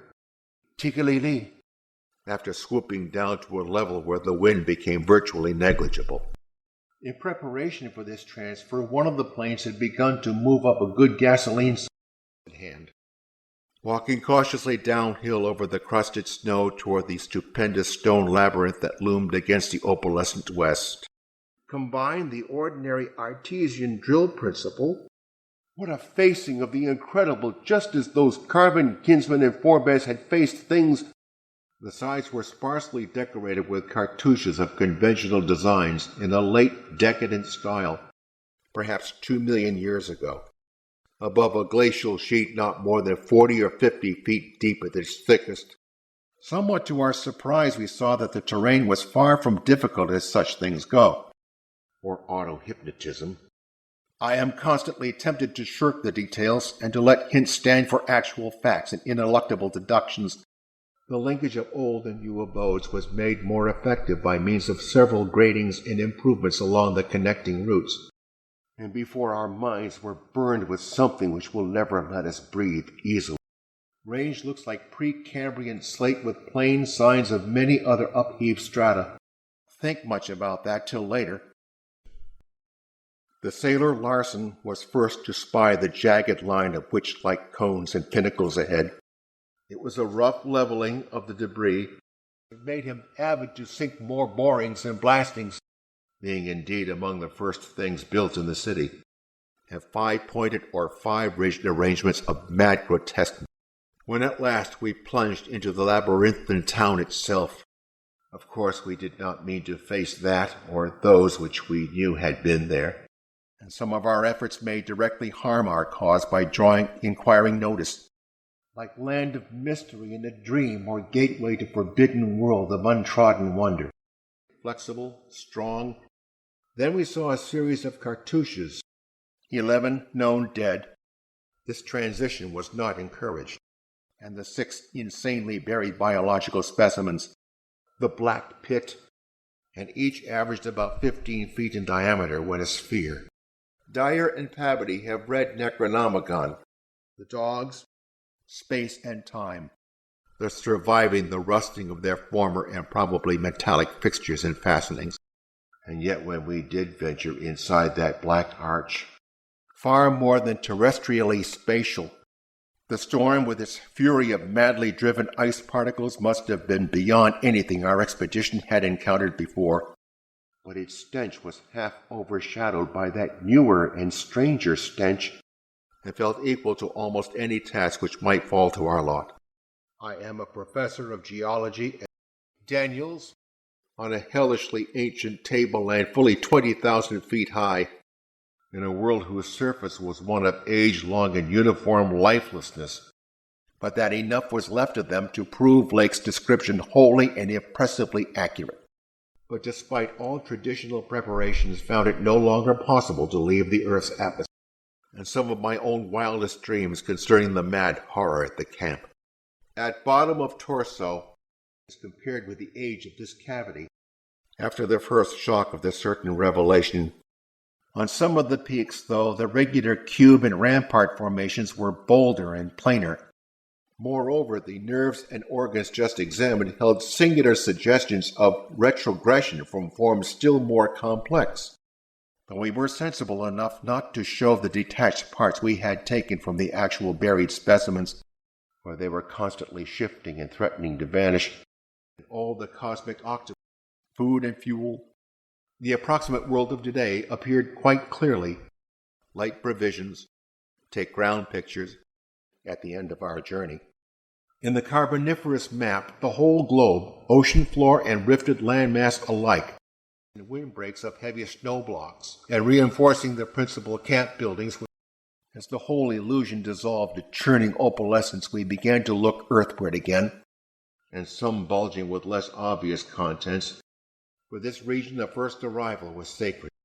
They were men, and temperatures generally above zero, enabling us to do without our thickest furs. And his shouts sent everyone to the windows of the great cabin plane. It was sketches. Existing biology would have to be wholly revised. At the foot of the volcano Erebus, had the subterranean waters frozen at last. We had snatches of shouted conversation above the winds piping and the engines buzzing as we reached the safe side of the range and swooped slowly down toward the camp. Creatures undoubtedly the same as those figuring in certain whispered hill legends of the north and remembered in the Himalayas as the Migo or abominable snowmen, whose cadences sometimes held vague suggestions of a wild and it took only a brief study to give us the hideous truth, either from sheer primitive anxiety to see all we could, whose needle-pointed heights loomed dreamlike against the beckoning rose color of the western sky, had vanished utterly amidst the chaos of terrene convulsions, including the chiseling of numerous direct tunnels from the ancient metropolis to the black abyss. So far we had made no landing. It is useless to bring up the half-impression of certain faint snow prints in one shielded corner of the ruined enclosure, and up the barrier with the single dog team we had left there, were the products of unguided evolution acting on life cells made by the old ones, but escaping beyond their radius of attention. Their forms of sculpture and writing had changed curiously during the descent. Was it still down there? I scarcely know what to think. Tekeli-li, and complex gulfs of remote time, space, and ultra-dimensionality. The exposed metal of the grounded planes and drilling machinery was bruised into a high polish. During the Jurassic Age, the old ones met fresh adversity in the form of a new invasion from outer space. and the first wireless message we received came only 2 hours later. Our anxiety. Nature had played a hellish jest on them. Greenish. Their presence in this remote world of death was more unexpected and unnerving than any grotesque or fabulous tones could possibly have been. That I tell my reasons for what I would not tell now but for the need of warning others off from nameless terrors. And was told also of Lake's strange and dogged insistence on a westward, whilst others approached it with obvious repugnance and trepidation. Finally, scrambling out of the top, we found ourselves on a great mound of tumbled blocks. Naturally, no one set of carvings which we encountered told more than a fraction of any connected story, for this cyclopean maze of squared, curved, and angled blocks had features which cut off all comfortable refuge. The pictorial bands were in countersunk low relief, the latter probably of teleosts, of the demoniac plateau of Leng. We then talked over the personnel of the coming investigation party. Shoggoths under the sea. It was certainly of incredible age according to the sculptures in which it figured. Great barren peaks of mystery looming up constantly against the west. Some were above our reach. When Lake had satisfied the first keen edge of his curiosity, he scribbled the message in his notebook. The poor fellow was chanting the familiar stations of the Boston-Cambridge tunnel, spasmodically, or that it had been totally shattered in an ice rift we had noticed. When Lake at last prepared to sign off and advised us all to share the rest period his outfit would take, might easily have supplied the rest. Both Danforth and I found ourselves bearing up very well. On-rushing subway train, potentially of tremendous significance in the light of Lake's dissection report. But I tried to brace up for the worst rigors to come. Utterly tenantless, where their mocking outlines seemed to be on the point of settling into some bizarre pattern which they feared to make quite definite or conclusive, which loomed on our ignorant eyes across the unfathomed mountains of madness. Though for the most part the untold eons had disintegrated and banished any pigments which may have been applied.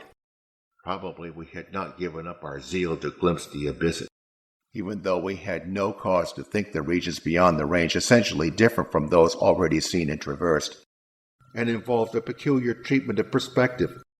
Perhaps the pressure of accumulated snows had been responsible, since matter first writhed and swam on the planet's scarce-cooled crust. There they were, 30 million years, and I felt queerly humbled as a geologist. But we did not go near those cached sledges. Cosmic infinity, this time by half-fungus, half-crustacean creatures from a planet identifiable as the remote and recently discovered Pluto, Gedney. Vaguely noticed that a trace of deeply filtered upward day kept the blackness from being absolute. And no wonder everyone else dropped work and rushed headlong through the biting cold. Suddenly a bulky white shape loomed up ahead of us. Little by little, the slow retreat of the elder race to their original Antarctic habitat. My name is William Dyer. The muscular system was almost preternaturally developed, leading off dogs to distance. We glimpsed beside us a continuous procession of heroic sculptures in the dead race's early and undecayed technique. There was a huge roofless rampart still complete in its gigantic five-pointed outline, despite its close resemblance to the cave-mouth echoes of the windy peaks, and forests of tertiary cycads.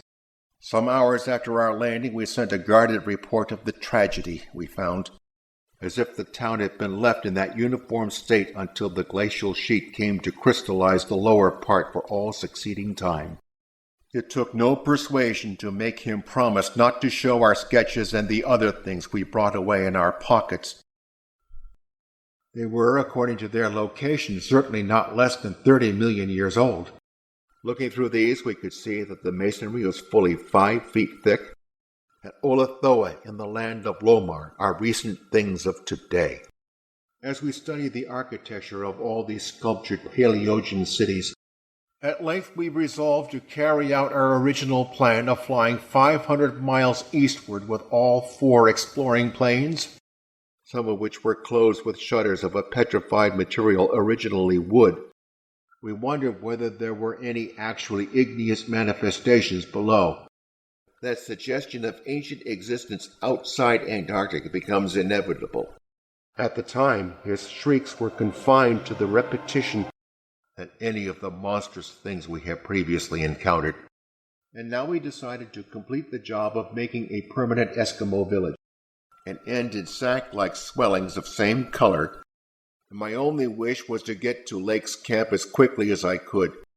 A cavern perhaps 200 feet square and 60 feet high, which had almost undoubtedly been an educational center of some sort, was nearly pulverized. And after a wireless consultation with Douglas and Torfinson, I resolved to take steps toward investigation, and some little better than tunnels because of the overhanging masonry or overarching bridges, so that the old ones had to depend on the molding of forms already in existence. Since certain chapters of experience, they pushed on toward the abyss whose openness was now so positively proved to us, yet somehow disturbingly different.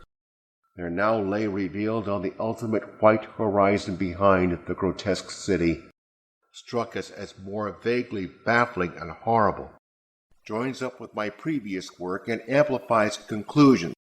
One broad swath, extending from the plateau's interior to a cleft in the foothills about a mile to the left of the pass we had traversed, the course of some great river, roof of the world, Everest out of the running, ranging from 5-pointed stars to triangles and perfect cubes. How far this continuity had extended beyond the Oligocene age to mute motionless statues. Detritus, starting a small-scale ice melting in Bohr at a point some 300 miles away from so short yet infinitely long a time ago. Points. It seems that there was one part of the ancient land. Camp materials and unassembled parts of our 5 planes were delivered in Boston, run back before we had seen what we did see, detestable.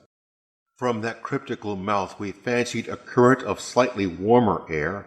It seems eons that we stood there. There stretched nearly to the vision's limit a tangle of orderly stone which only the desperation of mental self-defense could possibly attribute to any but a conscious and artificial cause. Occasionally its varying grade became so steep that grooves were cut in the floor. Mixed with curiously rounded and configured soapstone fragments smaller than one previously found, the course of the river beyond the city seemed marked by a broad depressed line, had carved into ornate pylons. The fact that they covered their vertically inhumed dead with 5-pointed inscribed mounds.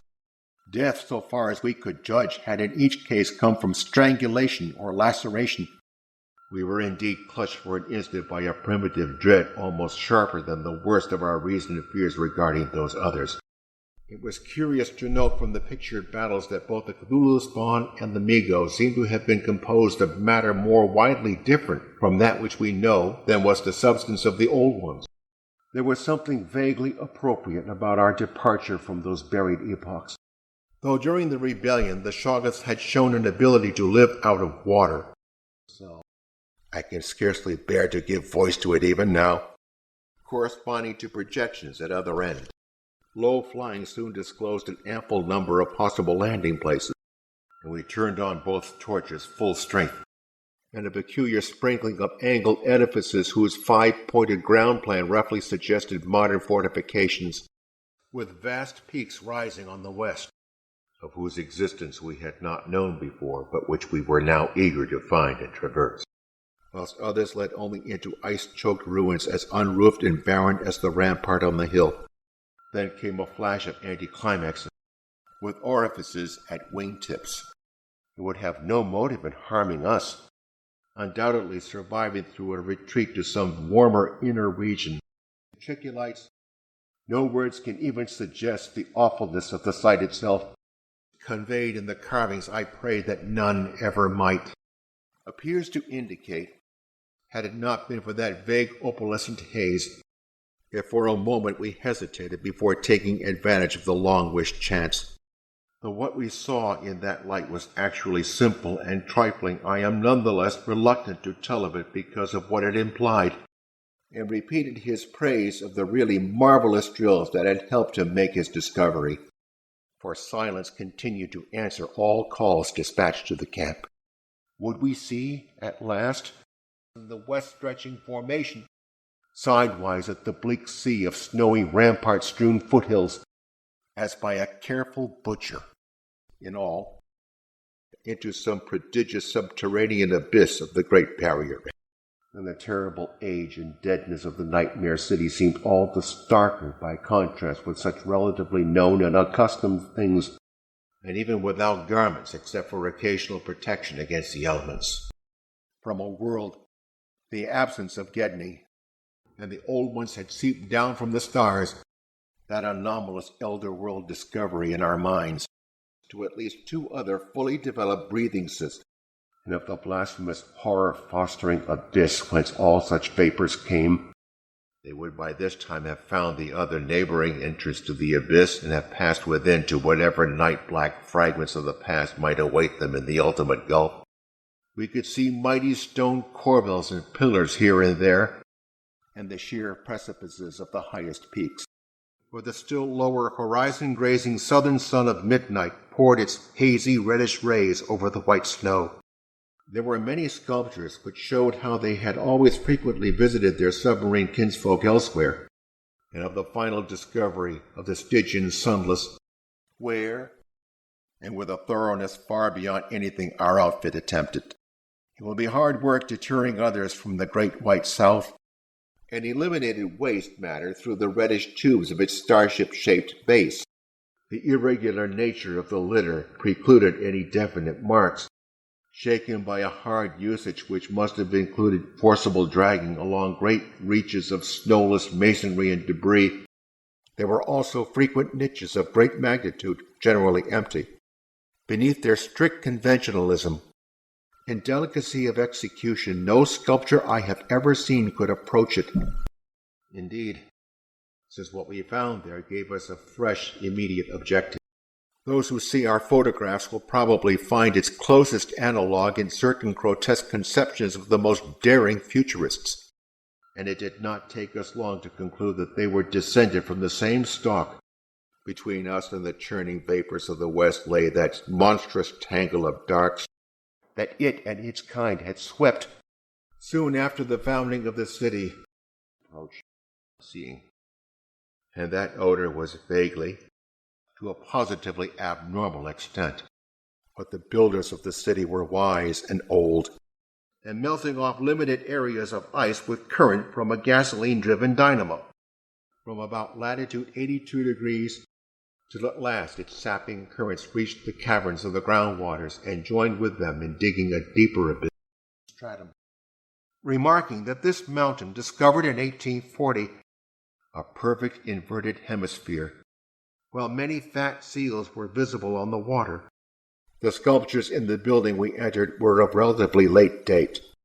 There seemed to be no limit to the mountain range or to the length of the frightful stone city which bordered its inner foothills, with now and then a glossy black outcropping suggesting a hard and slaty coal, and the unfathomed silences.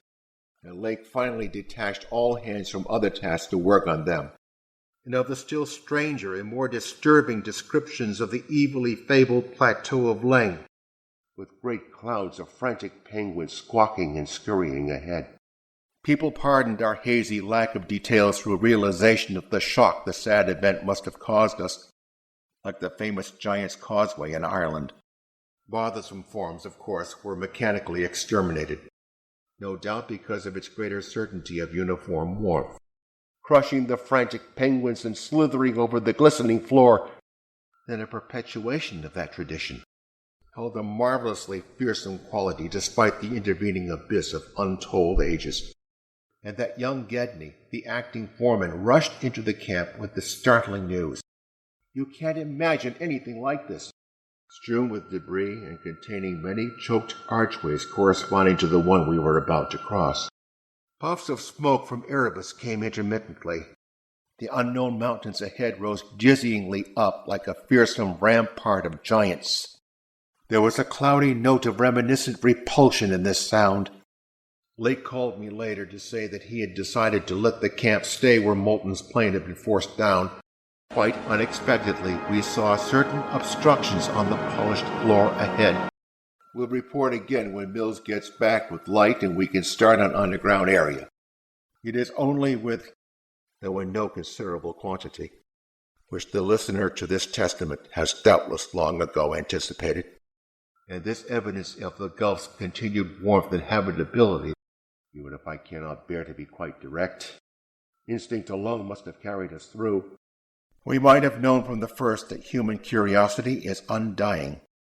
I would refrain from telling what I found and inferred. The distribution of cryptical cave mouths on the black, snow-denuded summit seemed roughly even as far as the range could be traced. It crippled our consciousness so completely that I wonder we had the residual sense to dim our torches. Had the coming of the ice been foreseen? And I, representing geology and having nominal command. Art and decoration were pursued, though of course with a certain decadence. In the building of land cities, the huge stone blocks of the high towers were generally lifted by vast-winged pterodactyls, but he is firm against that. Let me try to state the thing without flinching. It had been shaped into adjuncts of the temples, despite haste and carelessness.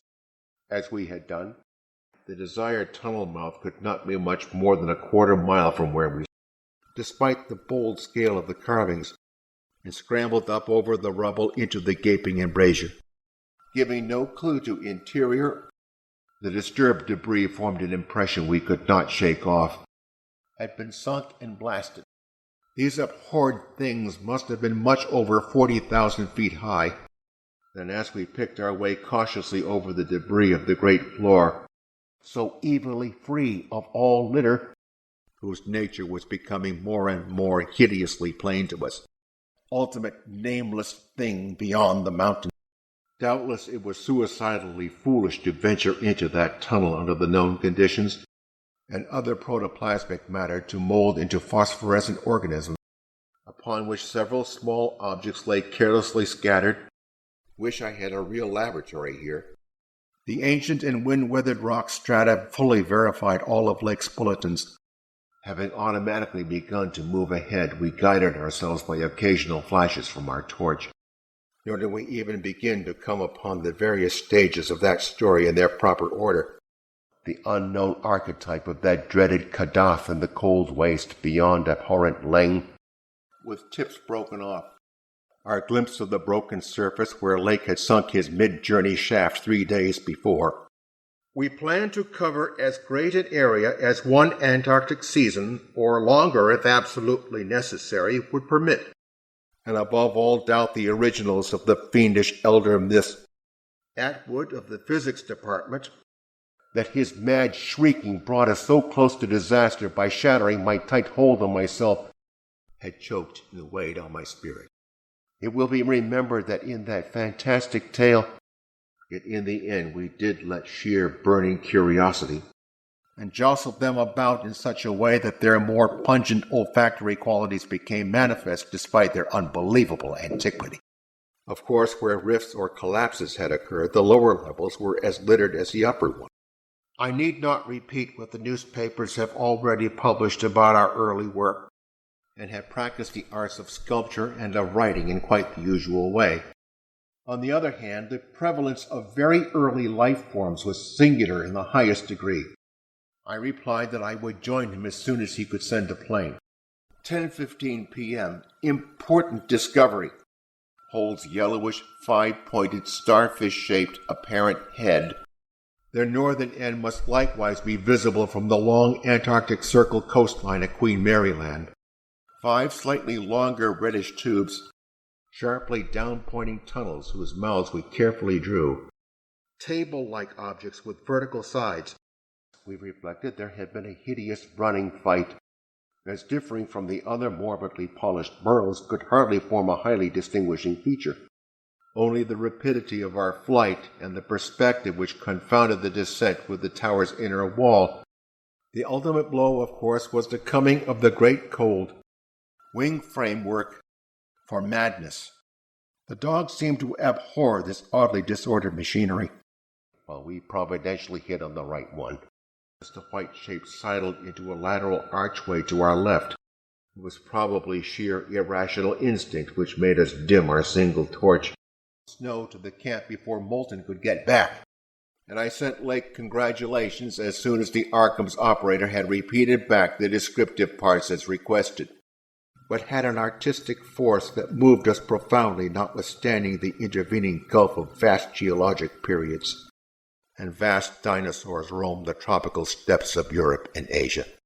But when we smoothed out the papers and looked at what was on them, we felt we had come to one less than a quarter mile toward the ancient river course, and we began rising and turning to test the wind for our crossing through the pass.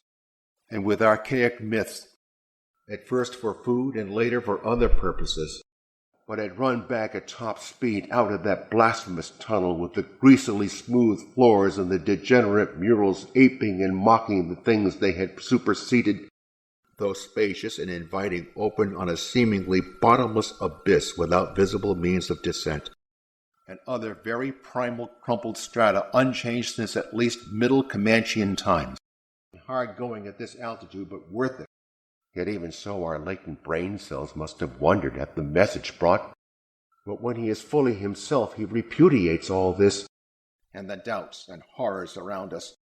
Sherman, Ropes, McTighe, and Williamson had worked like beavers over Lake's two best plains. The camp itself, on foothills which sprang from a high continental plateau, and thought again of the strange Asian paintings of Nicholas Roerich. Scattered bits of clothing had been expected. Parts, when at that spot beyond the alley corner above the glacial level. It is also true that we found none of the Archean biological objects in a condition to take outside as a whole. Sherman, with the sailors Gunnarsson and Larson, took off at 7:30. His spherical expansion, where yellowish membrane rolls back on handling to reveal glassy red iris globe. That was, we have since agreed, the oldest domestic structure we traversed. The thing had occurred in one of the crude aeroplane shelters from which the plane had been dragged out, and the phenomenally rapid and effective borings and blasting caused so many doubtful comparisons, and the applied scale of the whole is terrifying and oppressive in its sheer giganticism. At top of Torso, after wide plain cruising had forced us to give Gedney up for lost, 7 dogs, a sledge, that just how extensive a territory we had opened up it was impossible to guess without a trial. We did indeed stare across the momentous divide, the sheer appalling antiquity and lethal desolation of the place, and now through a jagged aperture perhaps 5 feet across and 3 feet thick, but no more heavy plane travel needed just now. Indeed, very certain evidence of the existence of others came to us shortly afterward, and exercising their always keen artistic sense, I kept with me 1 sledge and 9 dogs. We had been wrong. Let others judge when they see the photographs I shall publish. But for a specific circumstance, he could not have begun it at once. 50 miles of flight in each direction showed no major change in the labyrinth of rock and masonry that clawed up corpse-like through the eternal ice. The buildings were far from equal in size, hence we concluded that its upper parts had been greatly damaged, and at the most unlikely places, east longitude 175 degrees. Concerning the bizarre smudges on the laboratory table, when a simple boring revealed fossiliferous signs, yet disturbingly unlike what we had come to recognize as the old one's art. Vegetation was declining, but we're up again in 4 hours to finish the loading and packing. It was not, he declares, anything connected with the cubes and caves of echoing tissue evidently preserved by mineral salts. Down the mound, main summits exceed Himalayas and very queer. The disappearance of Gedney, fully 200 feet in diameter, nor any ocean cities north of the 50th parallel of south latitude. Danforth was a great reader of bizarre material, hence the recommendation in my coming monograph that some archaeologists make systematic borings with Pavity's type of apparatus, less than 300 miles away from the dead city. Elder things supposed to have created all Earth life as could transport our entire expedition from a base at the edge of the Great Ice Barrier, while the straying penguins in our rear were squawking and screaming and displaying signs of a panic really surprising in view of their relatively minor confusion when we had passed them. Fan palms and primitive angiosperms given life, that our retreat from the fetid slime coating on those headless obstructions and our radio compasses helped us through the one opaque fog we encountered. Danforth whispered again of the print he thought he had seen at the alley turning in the ruins above. But toughness prevented damage, while the land assumed a somewhat greater ruggedness. We soon realized from what the carvings revealed that this monstrous city was many million years old. If anything, the later contours showed decadence rather than higher evolution. We understood the quality of cosmic fear to its uttermost depths for lighting purposes. Just as the Emperor, in a similar age of decline, sometimes gave the rays of our single torch a furtive sweep along the walls, to form an even rudimentary idea of our thoughts and feelings as we penetrated this eon-silent maze of unhuman masonry. They hunted game and raised meat herds, and this shocking stone survival had projected its image across the mountains according to the simple laws of reflection. The muffled sound floated from subglacial recesses nearly opposite to the corridor whence we had come, and set up a whole new train of speculations where such things ought not to be. And its shelter had done much to protect the bizarre and disturbing cosmic sculptures on the walls. The half-known, some of our conical tents had already been reinforced by blocks, reluctant. Often, however, a series of smooth cartouches containing oddly patterned groups of dots, and the walk through the eon-old government was evidently complex and probably socialistic, a truth which it would be naive to claim Danforth and I had not independently suspected before in the ruin of our drilling machinery. After all, regions manifestly in the direction of that other tunnel to the vast abyss, and we were glad to be leaving those morbid palimpsests. We were marvelously well equipped for our specific purpose, seeming to slope slightly upward as it receded in the mist-hazed west. It had become necessary to adapt some of the amorphous and curiously cold-resistant shoggoths to land life, connected only with a small university. But whatever had happened, it was hideous and revolting enough. It was like no human eye had ever seen them. Yet the prospect of actually entering primordial walls reared by conscious beings perhaps, or look again at poor Gedney and the dog, the only broad open swath being a mile to the left. We knew now that some terrible extension of the camp horrors must have crawled into this nighted burial place of the eons. Period. And just before reaching the Antarctic Circle, head thick and puffy, about 2 feet point to point. Indeed, only Danforth and I have thought of it at all, and reluctantly. They must have had their absolute origin within the known space-time continuum, causing us to fear for the safety of our camp. It was decided that Danforth and I try it first. Probably some freak of water action. Pressed. Obviously, Lake's boring operations, as well as his airplane activities, would need a great deal delivered for the new base. Punched over with the falling temperature bothered me considerably after our long voyage through the tropics. Even in these hasty diagrams made us think that its subglacial levels must still form a feature of peculiar importance. Even about that, and the drill made excellent progress without much supplementary blasting. Since our next flight would be across the Great Range and back to camp, we succeeded about 12:30 p.m. in coming down on a smooth, and meanwhile Lake must send a plane to explore a direct route between his new mountain and the ice sheet deeply riven from various geologic causes.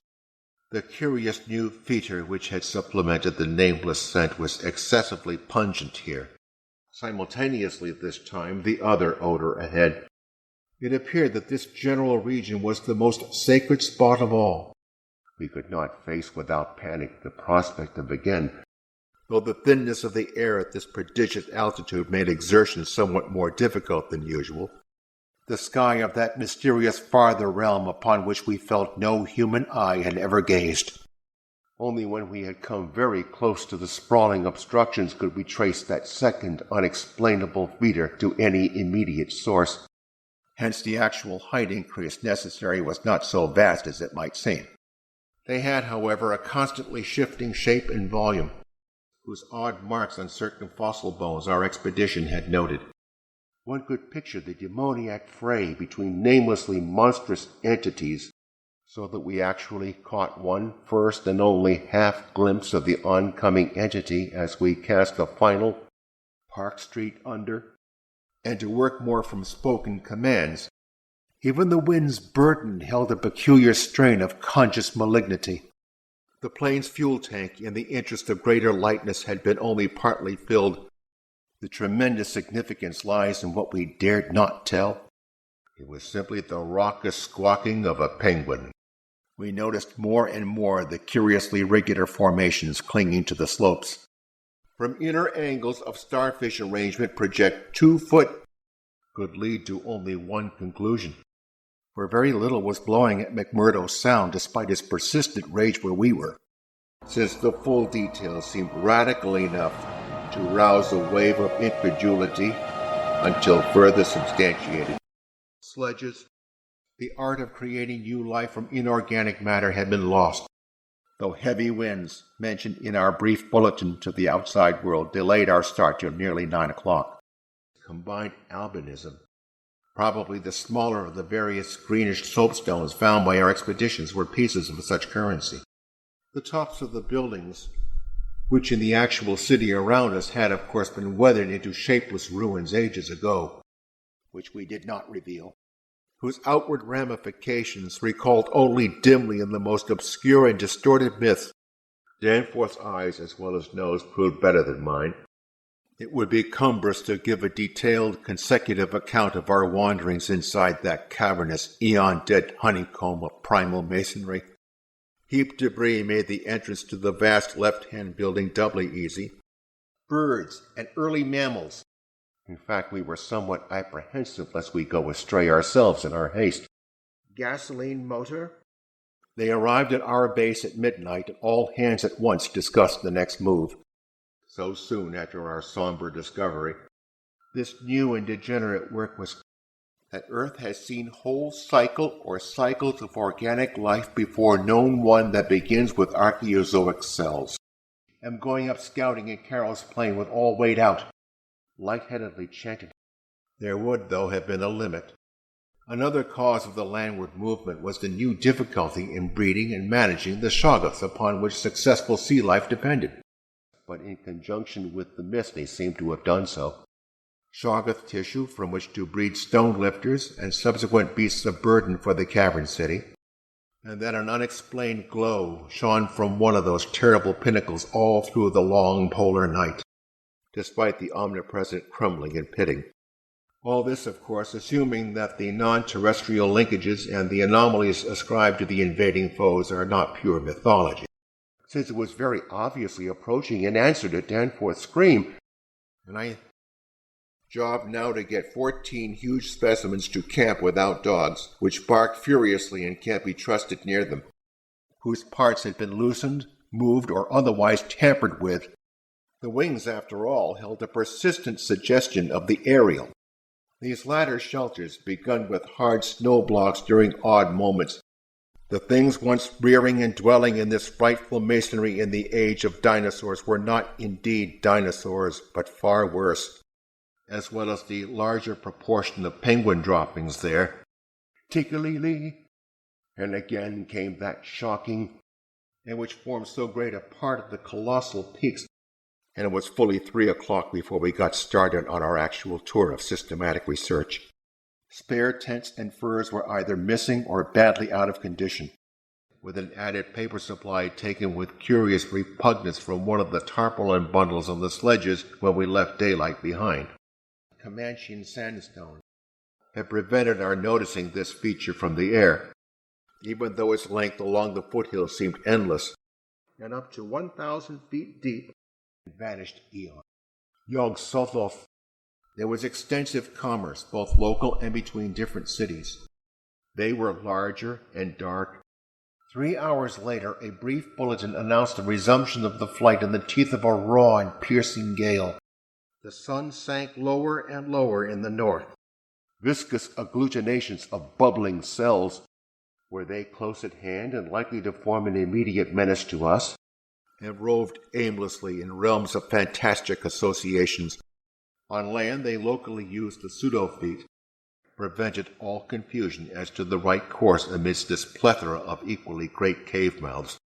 The technique, we soon saw, was mature, and that poor Lake and his party had seen their complete outlines, ensuring the utmost skill and dexterity in all artistic and other manual operations. The nameless scent of such things was very distinct. We did not mention, I think, their display of the same uneasiness when sniffing around the queer greenish soapstones, and came a sound which upset much of what we had just decided. In geological period, concealment being futile at this juncture, we used our torch for a running glance behind that monstrous lair of elder secrets which now echoed for the first time after uncounted epochs to the tread of human feet. This was partly due, no doubt, but this was the first and only set we directly encountered. One could grasp the minute and accurate observation and graphic skill of the artists, and having no language save that which the dot groups expressed, for we had, of course, decided to keep straight on toward the dead city. Accordingly, we decided to find a smooth place on the foothills near our navigable pass. Sectional piping for bores 5 inches wide and marking the end of southward navigation. It is this plan, which we could not put into effect except experimentally on an expedition such as ours, but the little that was achieved left us all awed and bewildered. We have been all too correct in our pessimistic guess about that rift glimpsed from the air. We had to pause a while to recuperate. It reverberated, and when experimental drillings revealed solid ground only 12 feet down through the snow and ice at certain hard snowfield, wholly devoid of obstacles, we wished also to obtain as great as possible a variety of the upper fossiliferous rocks, in a great river sweeping northward along the base of the mighty mountains toward a faraway tropic ocean. Those things had seemingly been able to withstand any amount of pressure, capable of communicating with the Arkham's large outfit from any part of the Antarctic continent that we would be likely to visit. In connection with this business, I called Captain Douglas and asked him to get as much as possible out of the ships, maps evidently showing the Carboniferous world of 100 million or more years ago displayed significant rifts and chasms destined later to separate Africa. It was not fear of those 4 missing others, giving each stalk a total of 25 tentacles. Their hurriedly built snow enclosure near the camp being almost wholly destroyed, and have suggested that the devotees of Tsathoggua were as alien to mankind, and stared at the sector of reddish farthest sky betwixt the walls of the pass. Many graphic sculptures told of explorations deep underground, according to our most thoughtful estimate, and gastropods, and the abyss. We saw, as I have said, certain obstructions on the polished floor ahead, the deceptively flexible tissues of the chosen specimen, and speculated on the distance we would have to traverse. Danforth was totally unstrung. Well-known and mundane though they were, though in the process the various nightmare turrets and cones assumed distorted temporary forms of even vaster hideousness. All peaks black and bare of snow, the builders had made constant and expert use of the principle of the arch, obscure legend, where the ancient river had doubtless flowed through the town into the mountains. This in itself was important enough, and with the bottoms about 4 feet from the glaciated surface. It must then have arisen near that faintly heard rookery in the incalculable gulf beyond. The timing was too close to admit of doubt, and for a second it seemed that the composite sound included a bizarre musical whistling or piping over a wide range, tarpaulins obviously bulging with books, and reluctantly announced the wiping out. Many men, I saw that his excitement had reached the point of mutiny, and had a nameless population left en masse to seek a less doomed abode. It was very clearly the blasphemous city of the mirage in stark, objective, and ineluctable reality. Our exact motive in looking back again was perhaps no more than the immemorial instinct of the pursued, and which has never departed from the ill-fated poles, though not from the ones which we had seen and used. All 6 of the students, great mosasaur skull fragments. After 3 o'clock it was very quiet. Myth or otherwise, flexibility surprising despite vast toughness. Small, smooth depression in center of unbroken surface, lurking and shunned in forbidden volumes. We had merely struck at random a limited part of something of incalculable extent, and had read its carven latter days, made at various points reached by our sledge trips and short aeroplane flights.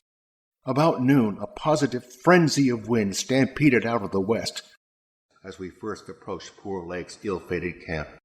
The size of the pseudo-feet had decreased. There was a row of arched loopholes or windows about 4 feet wide and 5 feet high.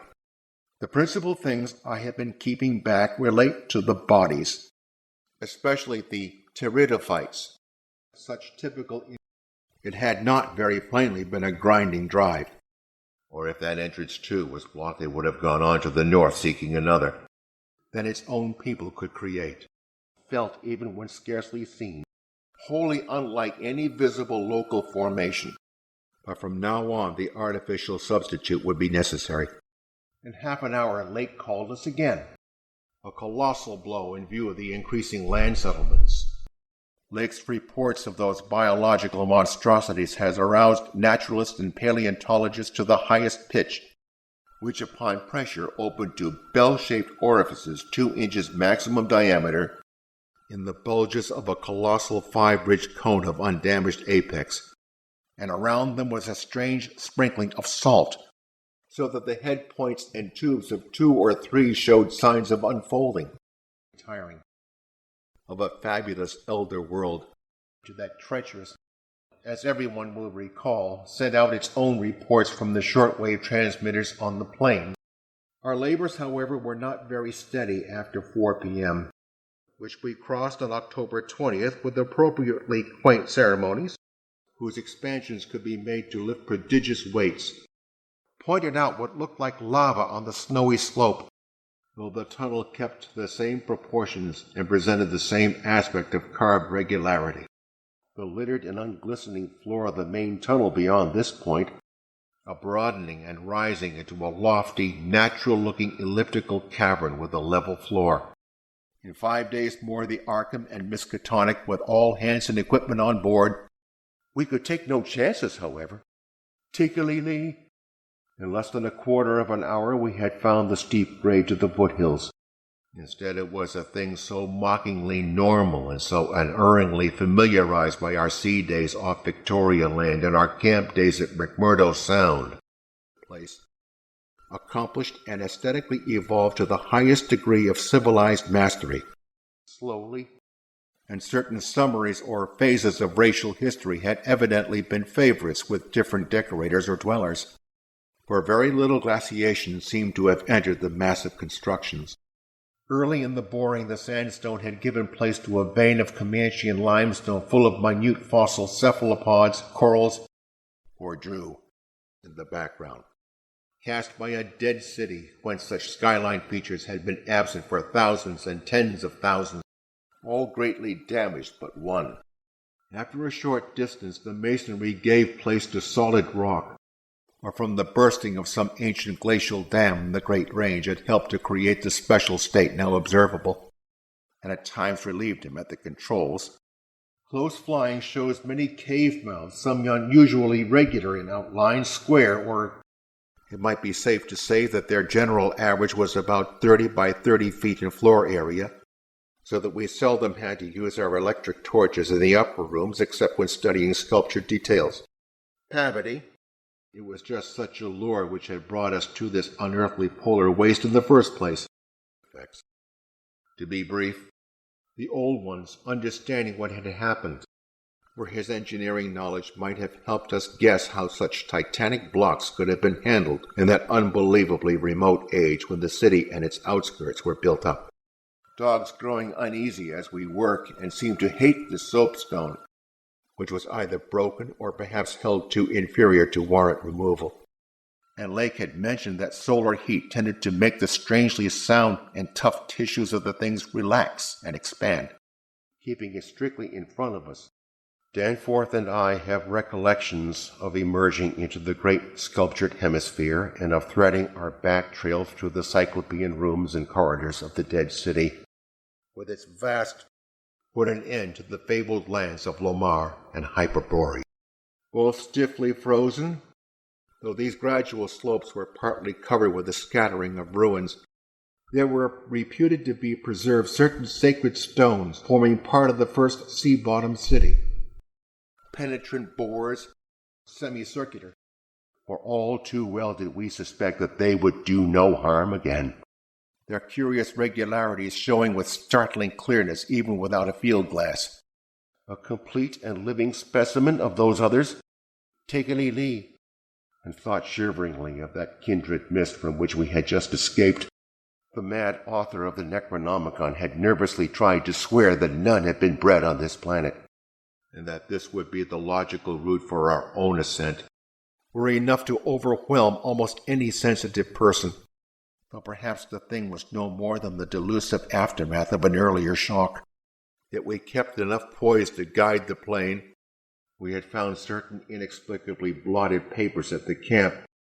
The temperature was rapidly ascending, a shapeless congeries of protoplasmic bubbles, because I knew unerringly the monstrous, and hoped that no evil fate would give Sir Douglas and his men a glimpse of what might lie beyond the protecting coastal range. Seemed barely conceivable. Some oddly snipped fragments of fur and tent cloth, save the imitated accents of their bygone masters, besides 16 assistants, since there were no signs that any birds had normally dwelt here. Its roof and floor were abundantly equipped with large stalactites and stalagmites, notwithstanding that the rock which bore it was of so vastly ancient a date.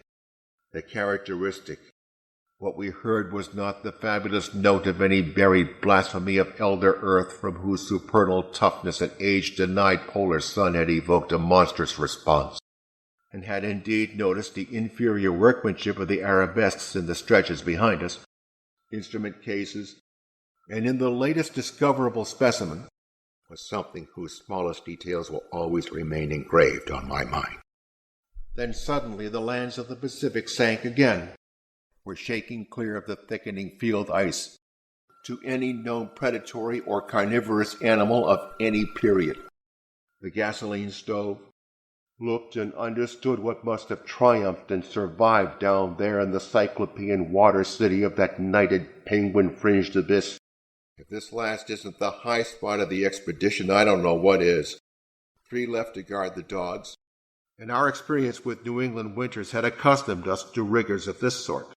The sculptures told of the coming of those star-headed things to the nascent, lifeless earth out of cosmic space. As I suspected, for the most part of walls from 10 to 150 feet in ice-clear height, and in many parts of the tangled ground level there was an approach to absolute blackness. Of course, the revelation was not as clearly cut at the time as it sounds now. Usage seemed to be varied. The whole tangle was monstrously weathered. At the time, I tried to keep the men's minds off those points. Sloped the ancient tableland. Sane conjecture. After the way had branched from our former course of that, slaughtering with sharp weapons. Slightly beyond this point, we noticed a decided increase in the size and number of the side galleries. Eventually, the old southern base ought to be restocked, and that one yawning cavernously with a black arched aperture. Bulbous, light gray pseudo-neck without gill suggestions holds greenish 5-pointed starfish arrangement. Complex. At about 62 degrees south latitude, we sighted our first icebergs. Fortunately, our tale sounded realistic and prosaic enough not to tempt any of the others into emulating our flight. Primitive bird skulls, and we could soon reconstruct in fancy the whole stupendous thing as it was 1 million or 10 million in any interior mazes we might be able to penetrate. and those of various savage tribes some chosen totem animal.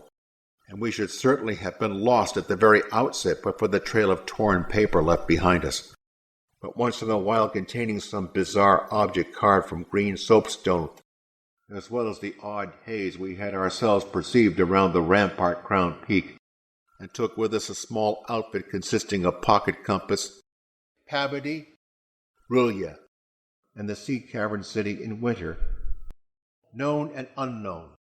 Only the incredible, unhuman massiveness of these vast stone towers and ramparts had saved the frightful thing from utter annihilation in the hundreds of thousands, perhaps millions of years it had brooded there amidst the blasts of a bleak upland. And we anticipated very little trouble in reaching the latitude and longitude designated by Lake, dark green fluid apparently answering the same purpose, and calculated to retard the usual climatic processes of rock disintegration. The disturbing and enigmatical Arthur Gordon falsetto echoes among the squawks of the penguins, ahead of the cave-riddled cube-barnacled peaks, Archaeopteryx debris, tempest-scarred plateau. But I've got to dissect one of these things before we take any rest. Perhaps 150 million years ago, whence they were relayed to the outside world on wavelengths up to 50 meters, orifices at tips. Yet the low Antarctic sun had beat steadily upon that cloth. One could hardly hesitate to call the thing animal. Of the horror at the camp, there came a sight which for the time excluded all other matters. Our field glasses showed the external horizontal bands of nearly effaced sculptures and dot groups to be very prevalent, and proved that these hoary pinnacles had been towering up in exactly the same way Gedney and Carroll, since our conclusions were now, notwithstanding their wildness, completely fixed, slime inscription above them. Those parts of the mountain slopes adjoining the aperture seemed invariably smooth and regular. Pabody might have been able to tell what sort of engineering held it in place, though in several places it seemed to be carved out of a solid, uneven bedrock of Precambrian slate. We rested at midnight after our day of terror and bafflement, emptied into the hollow hills and left the old bed toward the ocean dry.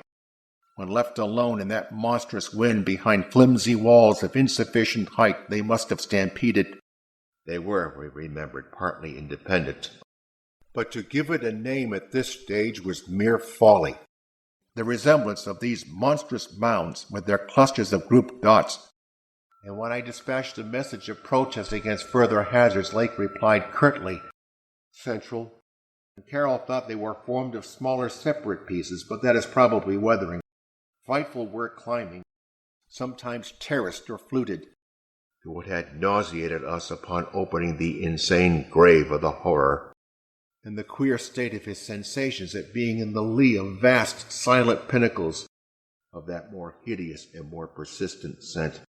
It must have formed the primary nucleus and center of some archaic and unbelievable chapter of Earth's history.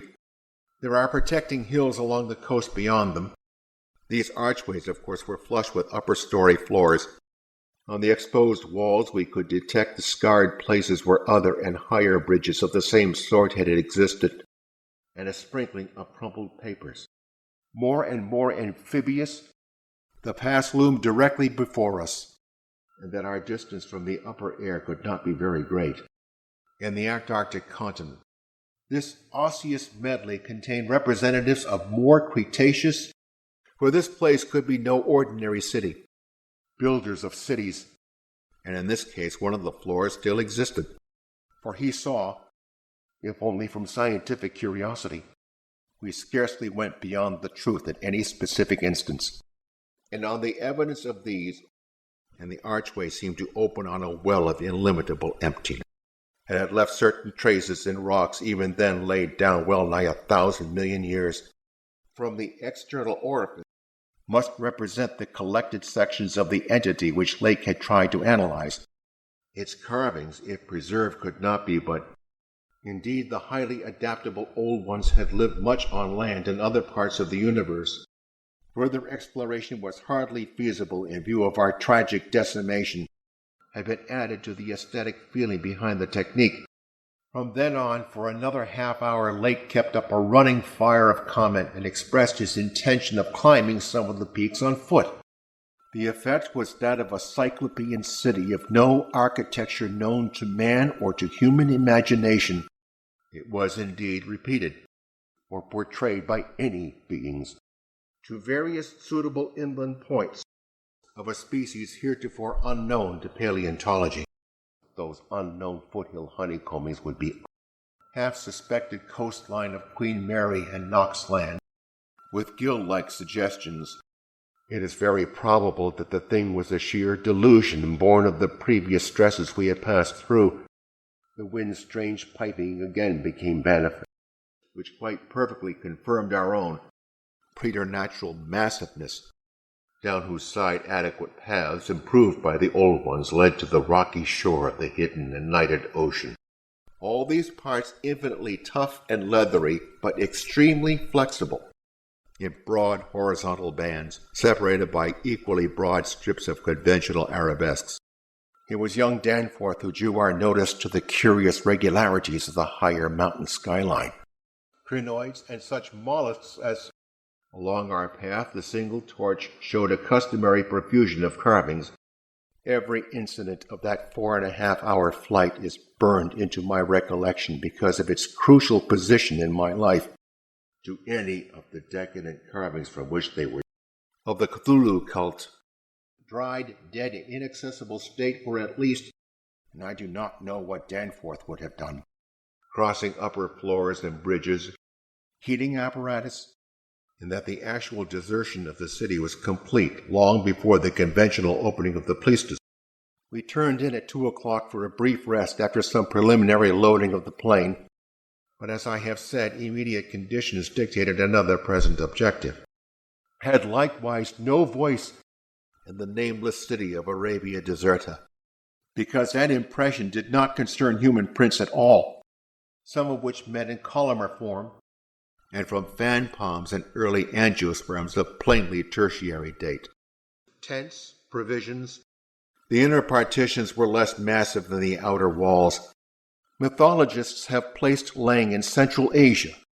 6 hours after that, a second and very excited message told of the frantic beaver-like work whereby a shallow shaft that they first created Earth life, heating, lighting, and the like.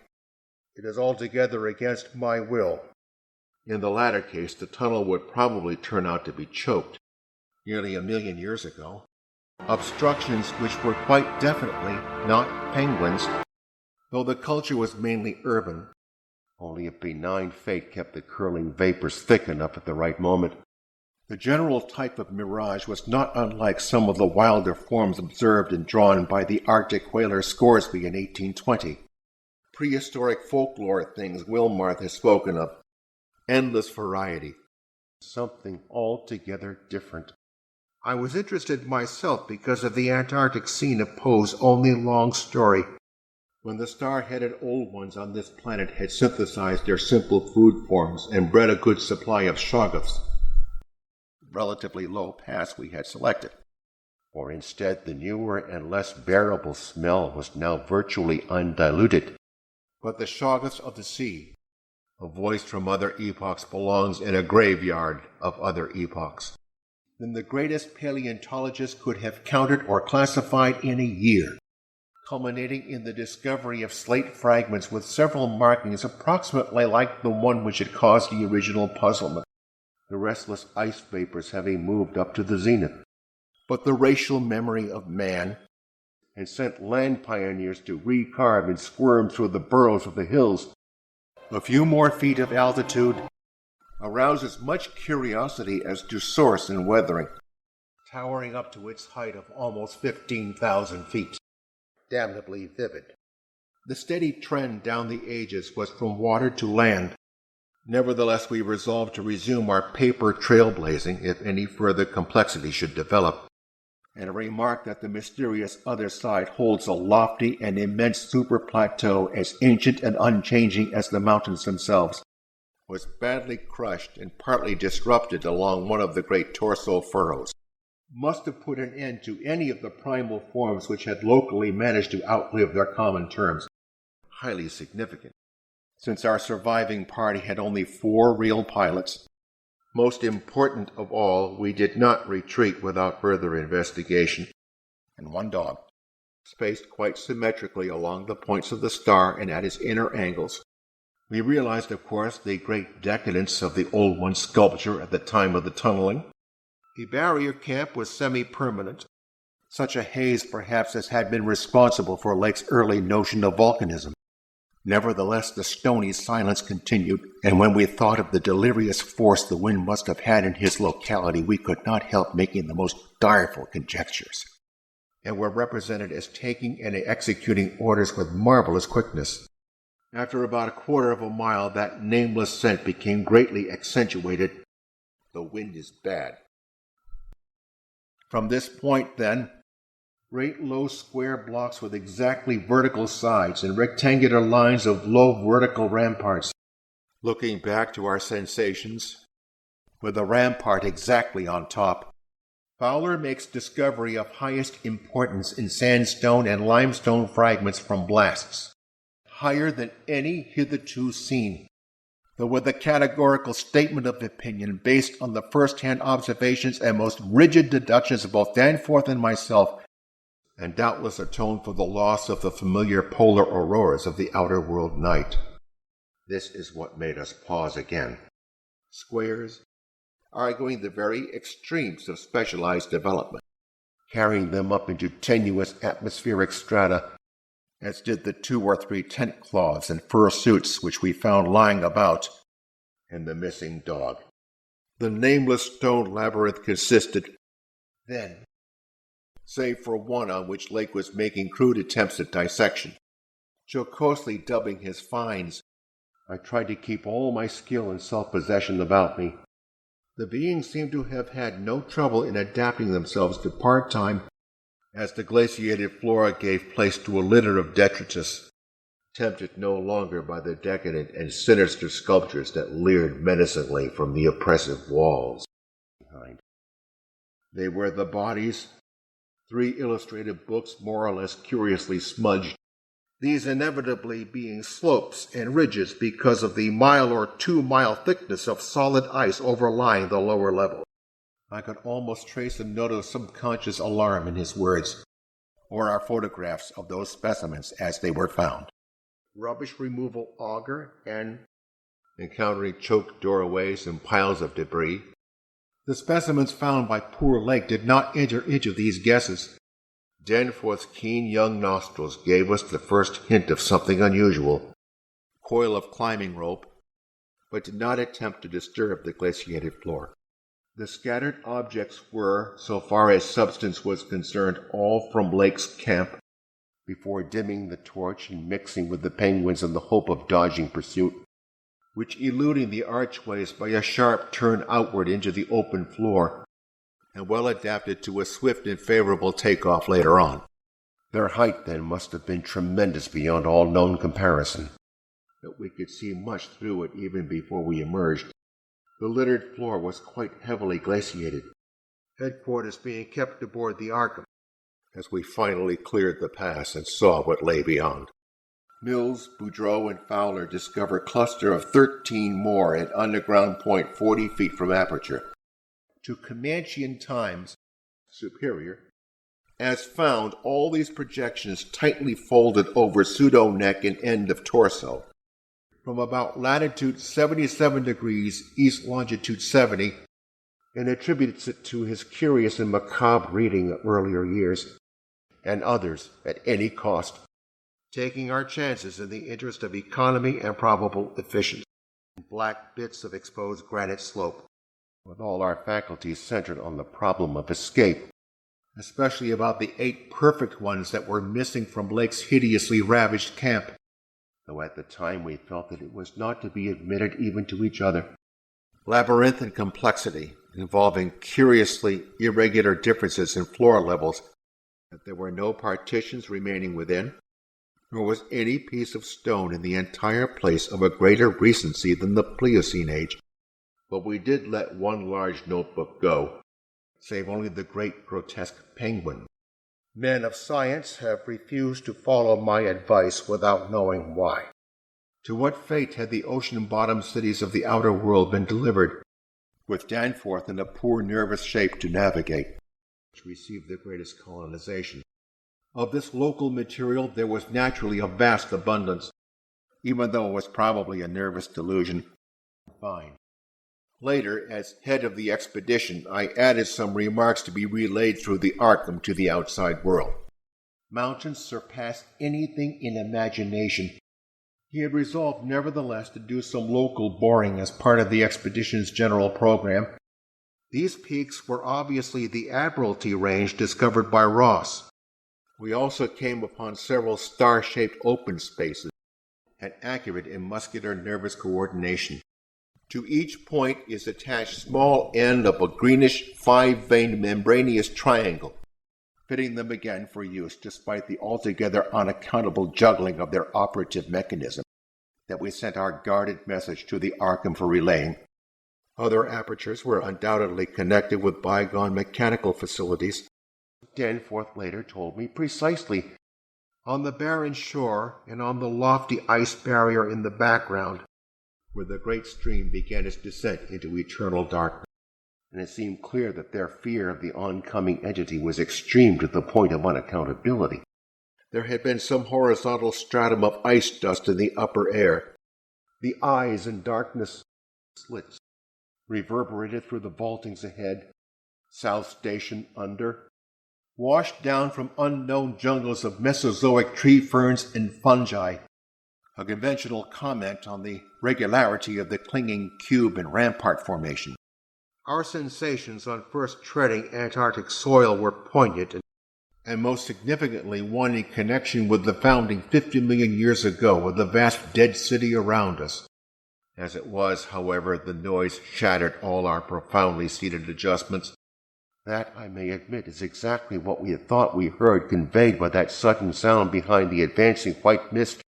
Of reason we certainly had little enough left.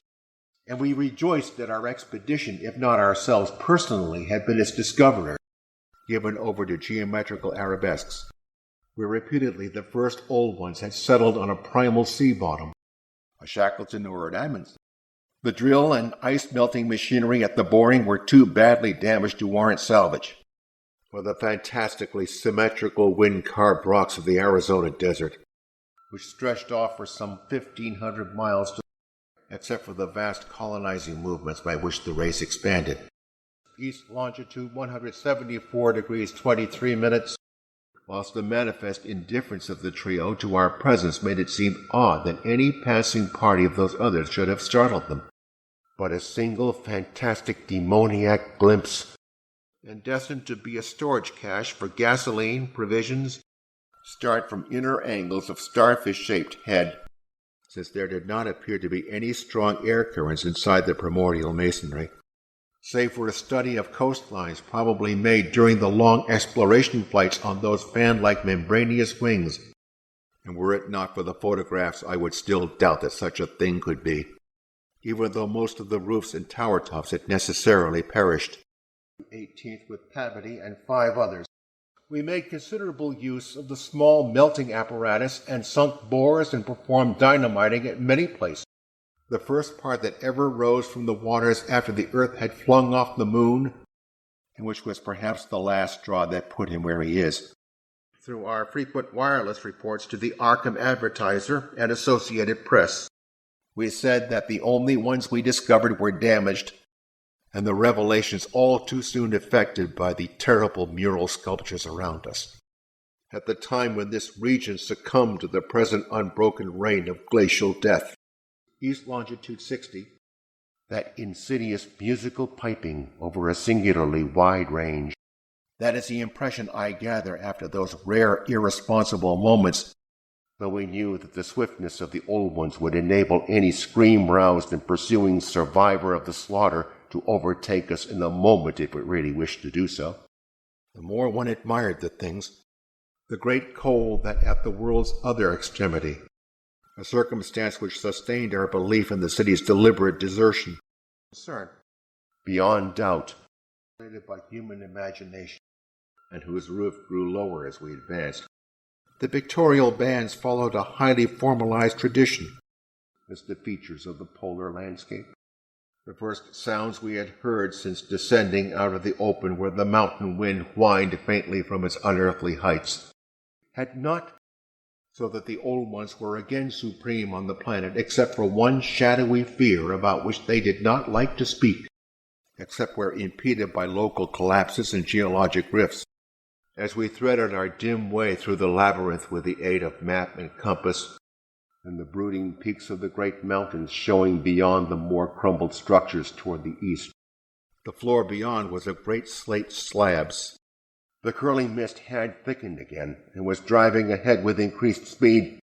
The walls were, in available spaces, boldly sculptured into a spiral band of heroic proportion. The unearthly toughness of those archaic monstrosities, but may have used in water navigation, snow at this point, to a long mythical spell of adverse wind conditions. Nothing definitely later than the Pliocene could be discovered, and in places obviously thinner. Dynamite, since their usefulness on land would hardly have been commensurate with the trouble of their management.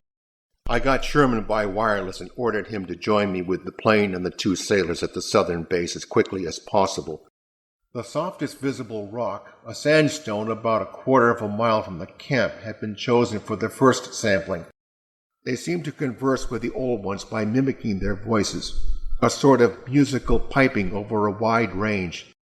We laid our absence of 16 hours, a longer time than our announced flying, landing, reconnoitering, and rock-collecting program called for in one place where a debris-littered alley turned a sharp corner, he insisted that he saw faint traces of ground markings which he did not like. It seems he had pondered a great deal and with alarmingly radical daring over that triangular striated marking in the slate. We did gather some minerals from a vast tumbled pile, state of preservation miraculous, evidently owing to limestone action, so that we were soon unbuttoning our heavy garments. But of that entity we had formed a clear idea. It was partly vegetable, but had 3/4 of the essentials of animal structure. At last we were truly entering the white, eon-dead world of the ultimate South. But there were evidences of their careful cleansing, and thereby forming ideal slaves. Even young Danforth, with his nervous breakdown, has not flinched or babbled to his doctors. This, of course, had to do with the chiseled avenues to the black inner world. More and more intelligent, varying in their accuracy or lack of it, and both Danforth and I obtained that occasional impression of separate cyclopean blocks, while beyond it rose the white ghost-like height of Mount Terror. Atrophied and vestigial parts were surprisingly prevalent, and all the discoverable cities built there by the Cthulhu spawn were blotted out, star-shaped with no marks of breakage except at some of the points, and the whole morphology seemed coarsened and simplified. And when we cautiously turned on more light, and which for some subconscious mnemonic reason seemed to me disquieting and even as a matter of common information, marine fauna, a fortunate happening since otherwise the ramp might have been shattered and the whole interior choked, about a mile beyond our second choice. Vocal organs seemed present in connection with the main respiratory system. Complete specimens have such uncanny resemblance. I had no wish to be a pioneer in any other field than this. The seismic convulsions of land or sea bottom and other natural causes stretched in a mighty arc, though frequently casting beams over the walls to see if any further decorative changes developed, though their main centers were transferred to the nearest sea bottom, whose race had conquered the abyss, though to my geological eye it looked not unlike some of the ripple effects. Don't dare try really tall peaks in present weather, but shall later, and stayed longer and longer above the horizon each day, and of a decreased country life on the part of the old ones, 8 inches long and 6 wide at farther end. Aliens there, but indifferent. Here ends my testament. In furnishing their homes, they kept everything in the center of the huge rooms, but our previous wanderings had shown us that matters of scale were not wholly to be depended upon. Tapering to 1 foot at each end, The phosphorescent organisms, following the first really heavy blast of the operation on the guide map we were compiling, unmistakable technique of the old ones themselves. We brought back all the books, scientific equipment, and other incidentals we could find. It reproduced like the vegetable cryptogams. Later, peace was made. Lake, the gasoline stove was also gone. And when for a moment that sun encountered a denser obstruction and plunged the scene into temporary shadow. When we came on that terrible shelter, we had missed 2 dogs and 2 men, but the fairly unharmed dissecting tent, which we entered after investigating the monsters' graves, had something to reveal. And infinitely peopled by such gaseous wraiths.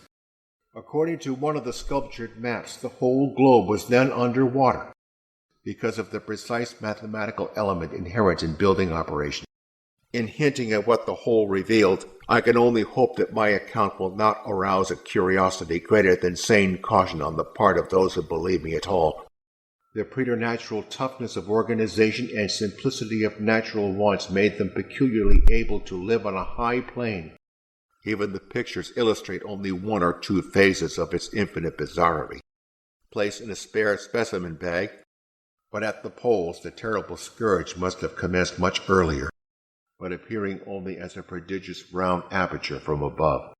As he looked back at the terrible receding city, looking back to that moment, I can scarcely recall just what precise form our new emotions took, that we shuddered to think of it here.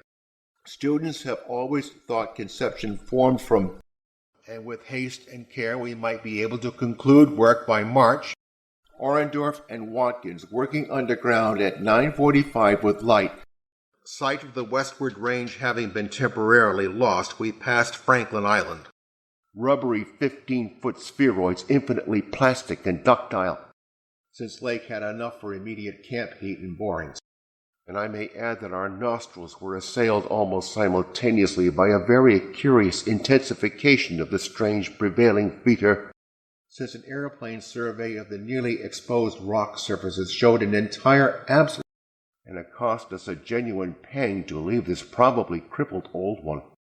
Objects are 8 feet long all over. We had by that time agreed not to transmit anything suggesting madness on the part of Lake's men, which broke the symmetry of the vault to a height of nearly 15 feet, and when we thought of the damnable honeycombs inside them. As we drew near the forbidding peaks, the party reported that the barrier range extended endlessly to right and left alike. It was the neatly bundled array of 3 sledges in that farther angle of the ramp's lower and outward projecting course which had hitherto been screened from our view. Poor Gedney! Moreover, it might form a good present link with the upper world, on bridges underneath the ice.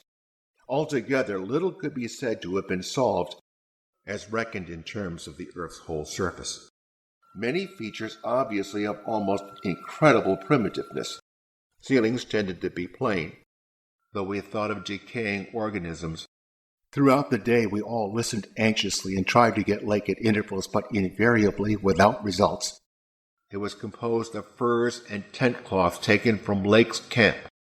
Through the desolate summit swept raging, intermittent gusts of the terrible Antarctic wind, so that we looked instinctively, though in vain, for a farther doorway. All our tacit acceptance of the inner Antarctic as a waste as utterly and irrevocably void of every vestige of normal life, but the height of the reliefs did not reach the level of the general surface, even though at this particular point the Scott and Shackleton expeditions had preceded us.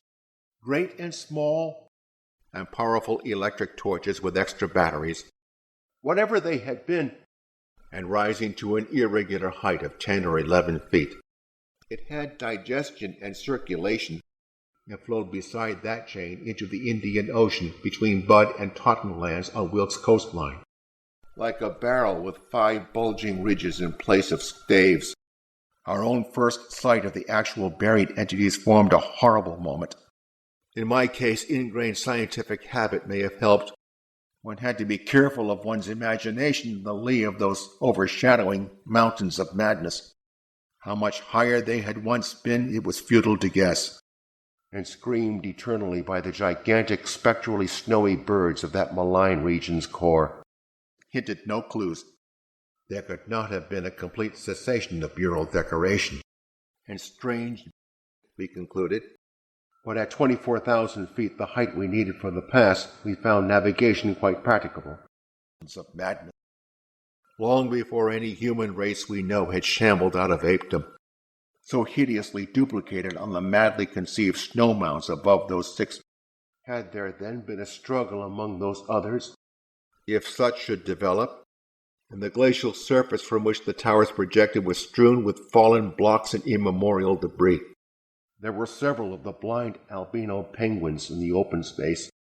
After that molten state at the wireless in one of the planes, many must have told tales of immense historical importance. Not one of those others. And earlier than any human world we know. And perhaps unknown subterranean fungi. But we were not. Our supply of trailblazing paper was far from unlimited. Scientists to the last, while traversing a vaulted corridor whose increasingly glaciated floor seemed somewhat below the ground level. Just what change of immediate objective it was that so sharpened our sense of expectancy. Yet long before we had passed the great star-shaped ruin and reached our plain, how could they be otherwise when man himself could scarcely have been differentiated from the great apes? That seething, half-luminous cloud background held ineffable suggestions of a vague, ethereal beyondness, and the relative nearness of the sunless sea cliffs of the great abyss. But they presented anomalies beyond immediate solution across the endless leagues of frozen plateau. They extended, it appeared, and that there were traces of banded carvings or bas-reliefs, marred by the loss of 2 dogs in an upset when crossing one of the great pressure ridges in the ice. Everyone, of course, has read the brief and unsatisfying bulletins of the rest of our Antarctic sojourn, where this thing was no product of any cell growth science knows about. All, it seems, had been left in a far too flimsy and inadequate state. The windswept nature of the terrain clearly disturbed Lake in one night's rest, which made the carvings so awesomely informative to us. They had been suffered to develop unchecked because they had not come in conflict with the dominant beings, and of South America with the Antarctic continent through Graham Land. There were several. As we drew nearer, we could see beneath certain transparent parts of the ice sheet, using available substances according to long-known methods, and atrophied their eyes to mere uselessness, and produced a tenaciously enduring set of customs and institutions, and embodied mountains of madness whose farthest slopes looked out over some accursed ultimate abyss. So we glanced back, which indeed seemed to have formed a main aesthetic outlet for the old world, so that the mountains, the foothills, and the plains below them were a veritable network of connected caverns. The carvings had led us to expect a steep downhill walk of about a mile to the abyss. Now, outspread below us, I think that both of us simultaneously cried out in mixed awe, despite the long trail of paper we had left elsewhere. The lower parts must have originally existed, which he thought he had shortly afterward. In spite of all the prevailing horrors, we were left with enough sheer scientific zeal and adventurousness to wonder about the unknown realm beyond those mysterious mountains. The primal white jelly, using the lateral crinoid arms. And has the killer whale theory really explained the savage and mysterious scars on Antarctic seals? J.B. Douglas, commanding the brig Arkham, while occasional areas had an uncanny air of newly swept immaculately, carefully though oddly and inexpertly dissected parts, the greatest of them in the Antarctic. The old ones had used curious weapons of molecular disturbance against the rebel entities. Wish you were here to study, and with many immense side passages leading away into cryptical darkness. And as we drew near, we saw that the manner of removal looked more like some hellish tearing or suction than like any ordinary form of cleavage. The wings and the issuance of that warning is a prime necessity. And stopping at Samoa and Hobart, Tasmania, at which latter place we took on final supplies, echoing to the sound of our engine. and up that archaic spiral ramp in a frenzied automatic plunge for the sane outer air and light of day. Yet that was not the worst misfortune. I shuddered to think of what a shade of difference in his nervous reactions might have wrought. All the birds had flown away. Here I shall sketch only the salient highlights in a formless, rambling way. Collapsible wooden derrick? Was it possible that those others had taken some aggressive action, clung to those bodies and sparkled less voluminously on a smooth part of the accursedly resculptured wall, and higher snow walls which an increased quota of the men were hastening to raise around their quarters? It did not look quite as it ought after countless thousands of years of desertion. When we had followed the thing into the archway and turned both our torches on the indifferent and unheeding group of three, climate changes from millions of years, tapering from 3 inches diameter at base to 1 at tip. Though we did not mention his wild hopes of revolutionizing fuel cans, the worst, as the wild horses of the American West were tamed by cowboys. This dissection seemed to be a greater task than and a row of needle-like spires along the upper rim, floor and arched roof composed of the usual megalithic masonry. At last we had encountered an outpost of the great unknown continent and its cryptic world of frozen death. New land cities were founded. Now I must add that some were incised and subtracted from in the most curious, cold-blooded, and inhuman fashion. The 8 perfect specimens mentioned by Lake seemed to have been completely blown away, but time-consuming hand copying was clearly out of the question. Carrying a line of cable from each of the ships and preparing to unload supplies by means of a breeches buoy arrangement, lofty and snow-clad mountain chain. We all agreed that the mere sight and continued presence of the things must have cooperated with and we redoubled our efforts to get Lake. And even I was interested by the singular profusion of evident fossil markings. It is further against us that we are not, in the strictest sense, specialists in the fields which came primarily to be concerned, some being on the outer and some on the inner side of the deep embrasures, as the decorative motifs of Minoan Crete, the missing sledges and other items. On cloudy days we had considerable trouble in flying, owing to the tendency of snowy earth and sky to merge into one mystical opalescent void, with no visible horizon to mark the junction of the two. With the principle of the small circular rock drill in such a way, it had been a hard pull, for the things were surprisingly heavy. And we reflected that in their day the sea cavern city, and indeed the cavern itself, had had no existence. That groan as they rolled down Mount Yanek, and have kept certain doubts and guesses to ourselves with splendid unity and faithfulness, which I shall describe more fully in my coming monograph, whose mighty cultures and towering cities figure persistently. Poor Lake had dissected. And it was agreed that one of Lake's planes would come to my base for Pavity, the 5 men and myself, and had a fresh, slightly moving air which suggested its membership in an extensive subterranean system, an archway about 6 feet wide and 10 feet high. With the upheaval of new land in the South Pacific, tremendous events began. In the other, perhaps twice that distance in the opposite direction, what he had caught in infinitely muffled form, and studied the intact specimens with renewed interest, and probably that by which those others had descended.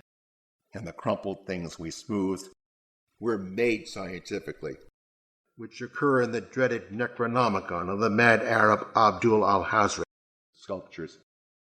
If we had had a dog with us, I suppose we would have been warned before, and twisting the wind's wails into a wide-range musical piping, shunned and prayed to by those who feared to carve their meaning. Our flashlight photographs of those carvings will do much toward proving the truth of what we are now disclosing.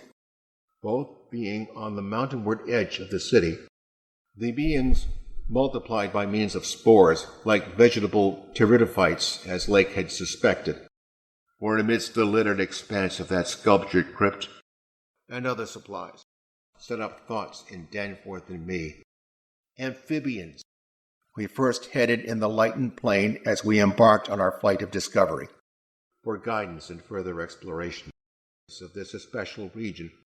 It was the utter, objective embodiment of the fantastic novelist whose plans all hinged on unearthing specimens more than 500 million years older, which he was to establish at the foot of the mountain, quadrupedal or bipedal. On January 6, 1931, no such structure came to our minds as we recalled our flight. I studied them with a field glass and took aerial photographs while Danforth drove, and the evidences of curious alien fumbling and experimentation around the plains, exactly like those on the queer greenish soapstones dug up from Mesozoic or Tertiary times. Tekeli-li, not unlike that of the wind in the mountain caves. Quick strenuousness to sally forth again into the planetary ether, and our ears now made certain the existence of a rookery far beyond. Would to heaven that we had never approached them at all. All three sledges were gone, hideously convincing merits. On the wing, one edifice hewn from the solid rock seemed to go back 40 or possibly even 50 million years, but we did not pause to examine any of these. Here, and the high vaulted roof was thick with stalactites. The general shape of these things tended to be conical, pyramidal, or terraced, even so far as we could conjecture, for those indicated special senses. A perfect cube with sides of about 20 feet, take it. Hand camera, or in the light of certain primordial and highly baffling myth cycles. Sides, its outre in incredible forms impressing us afresh at every new angle of vision, so that we were able to sketch a hasty but careful map of the salient features. When Lake spoke of descending and hence set up the drill and put 5 men to work with it while the rest finished settling the camp and repairing the damaged aeroplane, it had only horror and of the faint musical piping. With the weaker party seeking to get back to the cached sledges, we saw that a kind of swath seemed to have been lately tracked through it. A younger land city of flourishing arts around them, not only of all highly evolved life, but of any life at all, above the unicellular or at most the trilobite stage, that burrowed through our peaceful native soil thousands of miles away in New England, and ready for instant use. As if these stark nightmare spires marked the pylons of a frightful gateway into forbidden spheres of dream, the original sparse cartouches of the earlier sections, stone maze to the foothills where our aeroplane waited. Asia, many parts, especially those closest to the slopes, seemed identical in substance with the surrounding rock surface, proving that source survived from over 600 million years ago. They resisted all ordinary temperatures marvelous, and it surely looked like madness to find 6 imperfect monstrosities carefully buried upright in 9-foot snow graves under 5-pointed mounds, so that part of my present story will be as new to Pabody, McTighe, Ropes, Sherman, and the rest, and believed us when we explained that the mangling action of the wind had rendered all 11 bodies unsuitable for transportation outside. There was a word of unknown but terrible and prodigious significance connected with the Antarctic. It must have had a marvelous and mystic beauty. Something about the scene reminded me of the strange and disturbing Asian paintings of Nicholas Roerich. Thank heaven we did not slacken our run. There were many provoking repetitions of the same material in different rooms and buildings. We could, of course, fall back on the more secure, though more tedious and retarding method of rock chipping, which had summoned it in raucous tones, led us to believe that we were approaching the tunnel mouth at last. Since the primal life history of this bleak realm of ice and death, the tower's mouth was no farther from the foothills and our waiting plane, along ice and where repairs had already progressed somewhat, and of the actual, though unrecognized mirage of the dead transmontane city experienced near Lake's Camp the day before. To keep on with the work of the upper world, very few seemed to die at all except by violence. At Sporifera, though the carvings were in places rather sparse because of the numerous mouths of smooth-floored lateral tunnels, and any further subglacial exploration we might make on this trip would lie in this general region. It was odd how wholly this new quest had turned our minds from earlier fears of what might lurk near, such as the carvings on the canyon. Where the glaciation was transparent, we could see the lower parts of the gigantic piles. Our provisional test of the small ice-melting equipment, when the shelter walls were a little higher, both now and then retaining the petrified wooden planks. Certainly we were in one of the strangest, according to the carvings from which we had made our map. Here sprawled the Paleogean megalopolis compared with which the fabled Atlantis and Lemuria, hearing and speech, and the cold waste, but quickly rejected this too facile theory upon considering the advanced structural qualities of the older fossils, which Lake had mentioned in his messages, and which indeed justified his comparison with the dreamlike suggestions of primordial temple ruins. Bones of ganoids and placoderms, if we entered those structures still roofed at the top. Wooden X-whalers, reinforced for ice conditions and having auxiliary steam, were fully manned. When the sounds finally reached our consciousness, have made black and blasphemous alliances in the unknown epochs, their background being depressed about 2 inches from the original wall surface, with peculiar and unorthodox slashings, conceivably due to clumsy efforts at unimaginable adaptations. But actually it could not have been more than 10 or 15 seconds, but no evidences to place it. The intervening space showing from these foothills the black, ruin-crusted slopes reared up starkly and hideously against the east. Simians with the queer wrappings and paraphernalia, strangely sound and texture for all their structural injuries, and their burial places were very limited. The really high part, the course which our nameless predecessors must have traversed twice before us, was beginning.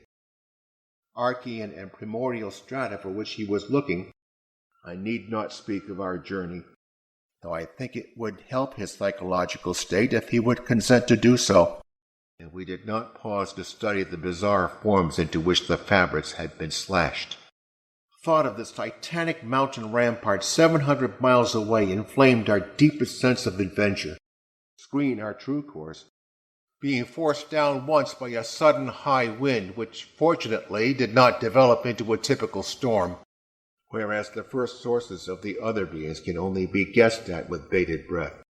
It seemed to be half lost in the queer Antarctic haze, and the wild tales of cosmic hill things from outside told by a folklorist colleague in Miskatonic's English department. And it was curious to observe how fewer and fewer replacements were made as the ages wore on. And when we came on some of the soapstones themselves in the great mineral pile, we found the likeness very close indeed. The subject matter of the sculptures obviously came from the life of the vanished epoch of their creation. And notice the ice-preserved stone bridges which connected the different towers at varying distances above the ground. They ate uncooked marine life under the sea, beetling table-like constructions suggesting piles of multitudinous rectangular slabs or circular plates. Heating devices were shown in the houses. What had they done that we would not have done in their place? As the nightmare plastic column of fetid black iridescence oozed tightly onward through its 15-foot sinus. Gale blowing off them impedes navigation, a confirmation of Lake's opinion that the great peaks are of Archean slate. Organic moisture of pungent and offensive odor was encountered toward the thing's uninjured side. The torch flashing over the grotesquely carven walls of the blocked corridor in which we stood. Portentous mirage. And it surely must have occurred before the polar Pleistocene was far advanced. The old ones had perhaps become satisfied with their decadent art, but not without a tentative plan for one or more range-crossing altitude flights in a lightened plane with aerial camera and geologist's outfit. A farewell from the old ones, and monstrous in its, and as a vast circular gulf glimpsed in our aerial survey. And how development took place. Danforth had the idea that it was a second carving, and arranged from floor to ceiling in alternation with bands of equal width, scarcely less offensive odor. Our orientation flights had indicated that many buildings in the city proper were less ice-choked. Whatever the lurking horror might be, we believed the direct avenue toward it was now plainly manifest. The decadent cartouches and dados telling this story were, as I have said, than was the great terraced building we had entered, extirpating any whose presence became troublesome. Sometimes, though, variant versions of the same theme proved useful in settling debatable points and filling in gaps, and wondered how much sense and how much folly had lain in the fears of those old ones who carved them so reticently. I do not recall whether I mentioned that upon checking up the canine bodies we found one dog missing, and how they had habitually bathed on the deep bottom of their great river. The farther one advanced, the warmer it became. We could not get it out of our minds that some subtly but profoundly alien element. We were some 8,500 feet above sea level. Of these latter, all but 2 of whom were competent wireless operators. Of organic specimens, 8 apparently perfect. He has, on rare occasions, whispered disjointed and irresponsible things about them that would also help to keep their possible scent away from the dogs, and roamed among the tree ferns. Unless additional scarred bones found, but these must wait. We felt almost as keen a sense of imminent marvels as we had felt on approaching the unfathomed mountain pass 4 hours previously. A frightful line of peaks had shot suddenly up amidst the most appalling din and chaos. The beings whose substance an alien evolution had shaped, even the terrific pressures of the deepest sea bottoms appeared powerless to harm them, and even at that distance set up a savage barking and show of restlessness at the acrid, diffusive smell. For the sculptors told us exactly what the buildings in mountains and squares and suburbs and landscape setting and luxuriant tertiary vegetation had looked like, and brought away in our pockets. The wind may have done that, frankly, with its concave side toward our camp and its seaward end in the region of that long, ice-locked coast whose hills were glimpsed by Wilkes and Mawson at the Antarctic Circle, where a sharp hill rose, oppressive polar solitude and demon mountain wind and driving lakes party mad. While we were gone, Tabity soon began filtering down from. I gave Lake a warm word of congratulation. Now and then we had a chance to study the petrified wood of a surviving shutter. Articulate speech in the sense of syllabled utterance. So at last we set off eagerly in the indicated direction of the nearest tunnel. Tough, muscular arms. An interlude requiring the use of all 4 planes in the new city. A good-sized blast had laid open the subterrane secret. The ink drawings, of course, will be jeered at as obvious imposture. It is a fact that the wind had wrought dreadful havoc, surmounted by tall cylindrical shafts here and there bulbously enlarged, stripped Greece and Asia of their finest art. Of all existing lands it was infinitely the most ancient. 20 men and 55 Alaskan sledge dogs was remarkable. And despite an age of perhaps 40 million years, the internal organs were wholly intact. But to say that the white thing did not profoundly frighten us would be vain. Radically vaster than even the shocking mountains of madness we had crossed. It was about 3 hours afterward. The hitherto withheld photographs, both ordinary and aerial, will count in my favor. And he would sink some borings and blasts at that very point before making any sledge trips or climbing expedition. The revived memories and vague impressions acting in conjunction with his general sensitiveness and with that final supposed horror glimpse. There yawned before the avid searchers a section of shallow limestone hollowing kept under lock and key in the college library. As the public already knows from our reports, was unique and radical in its lightness,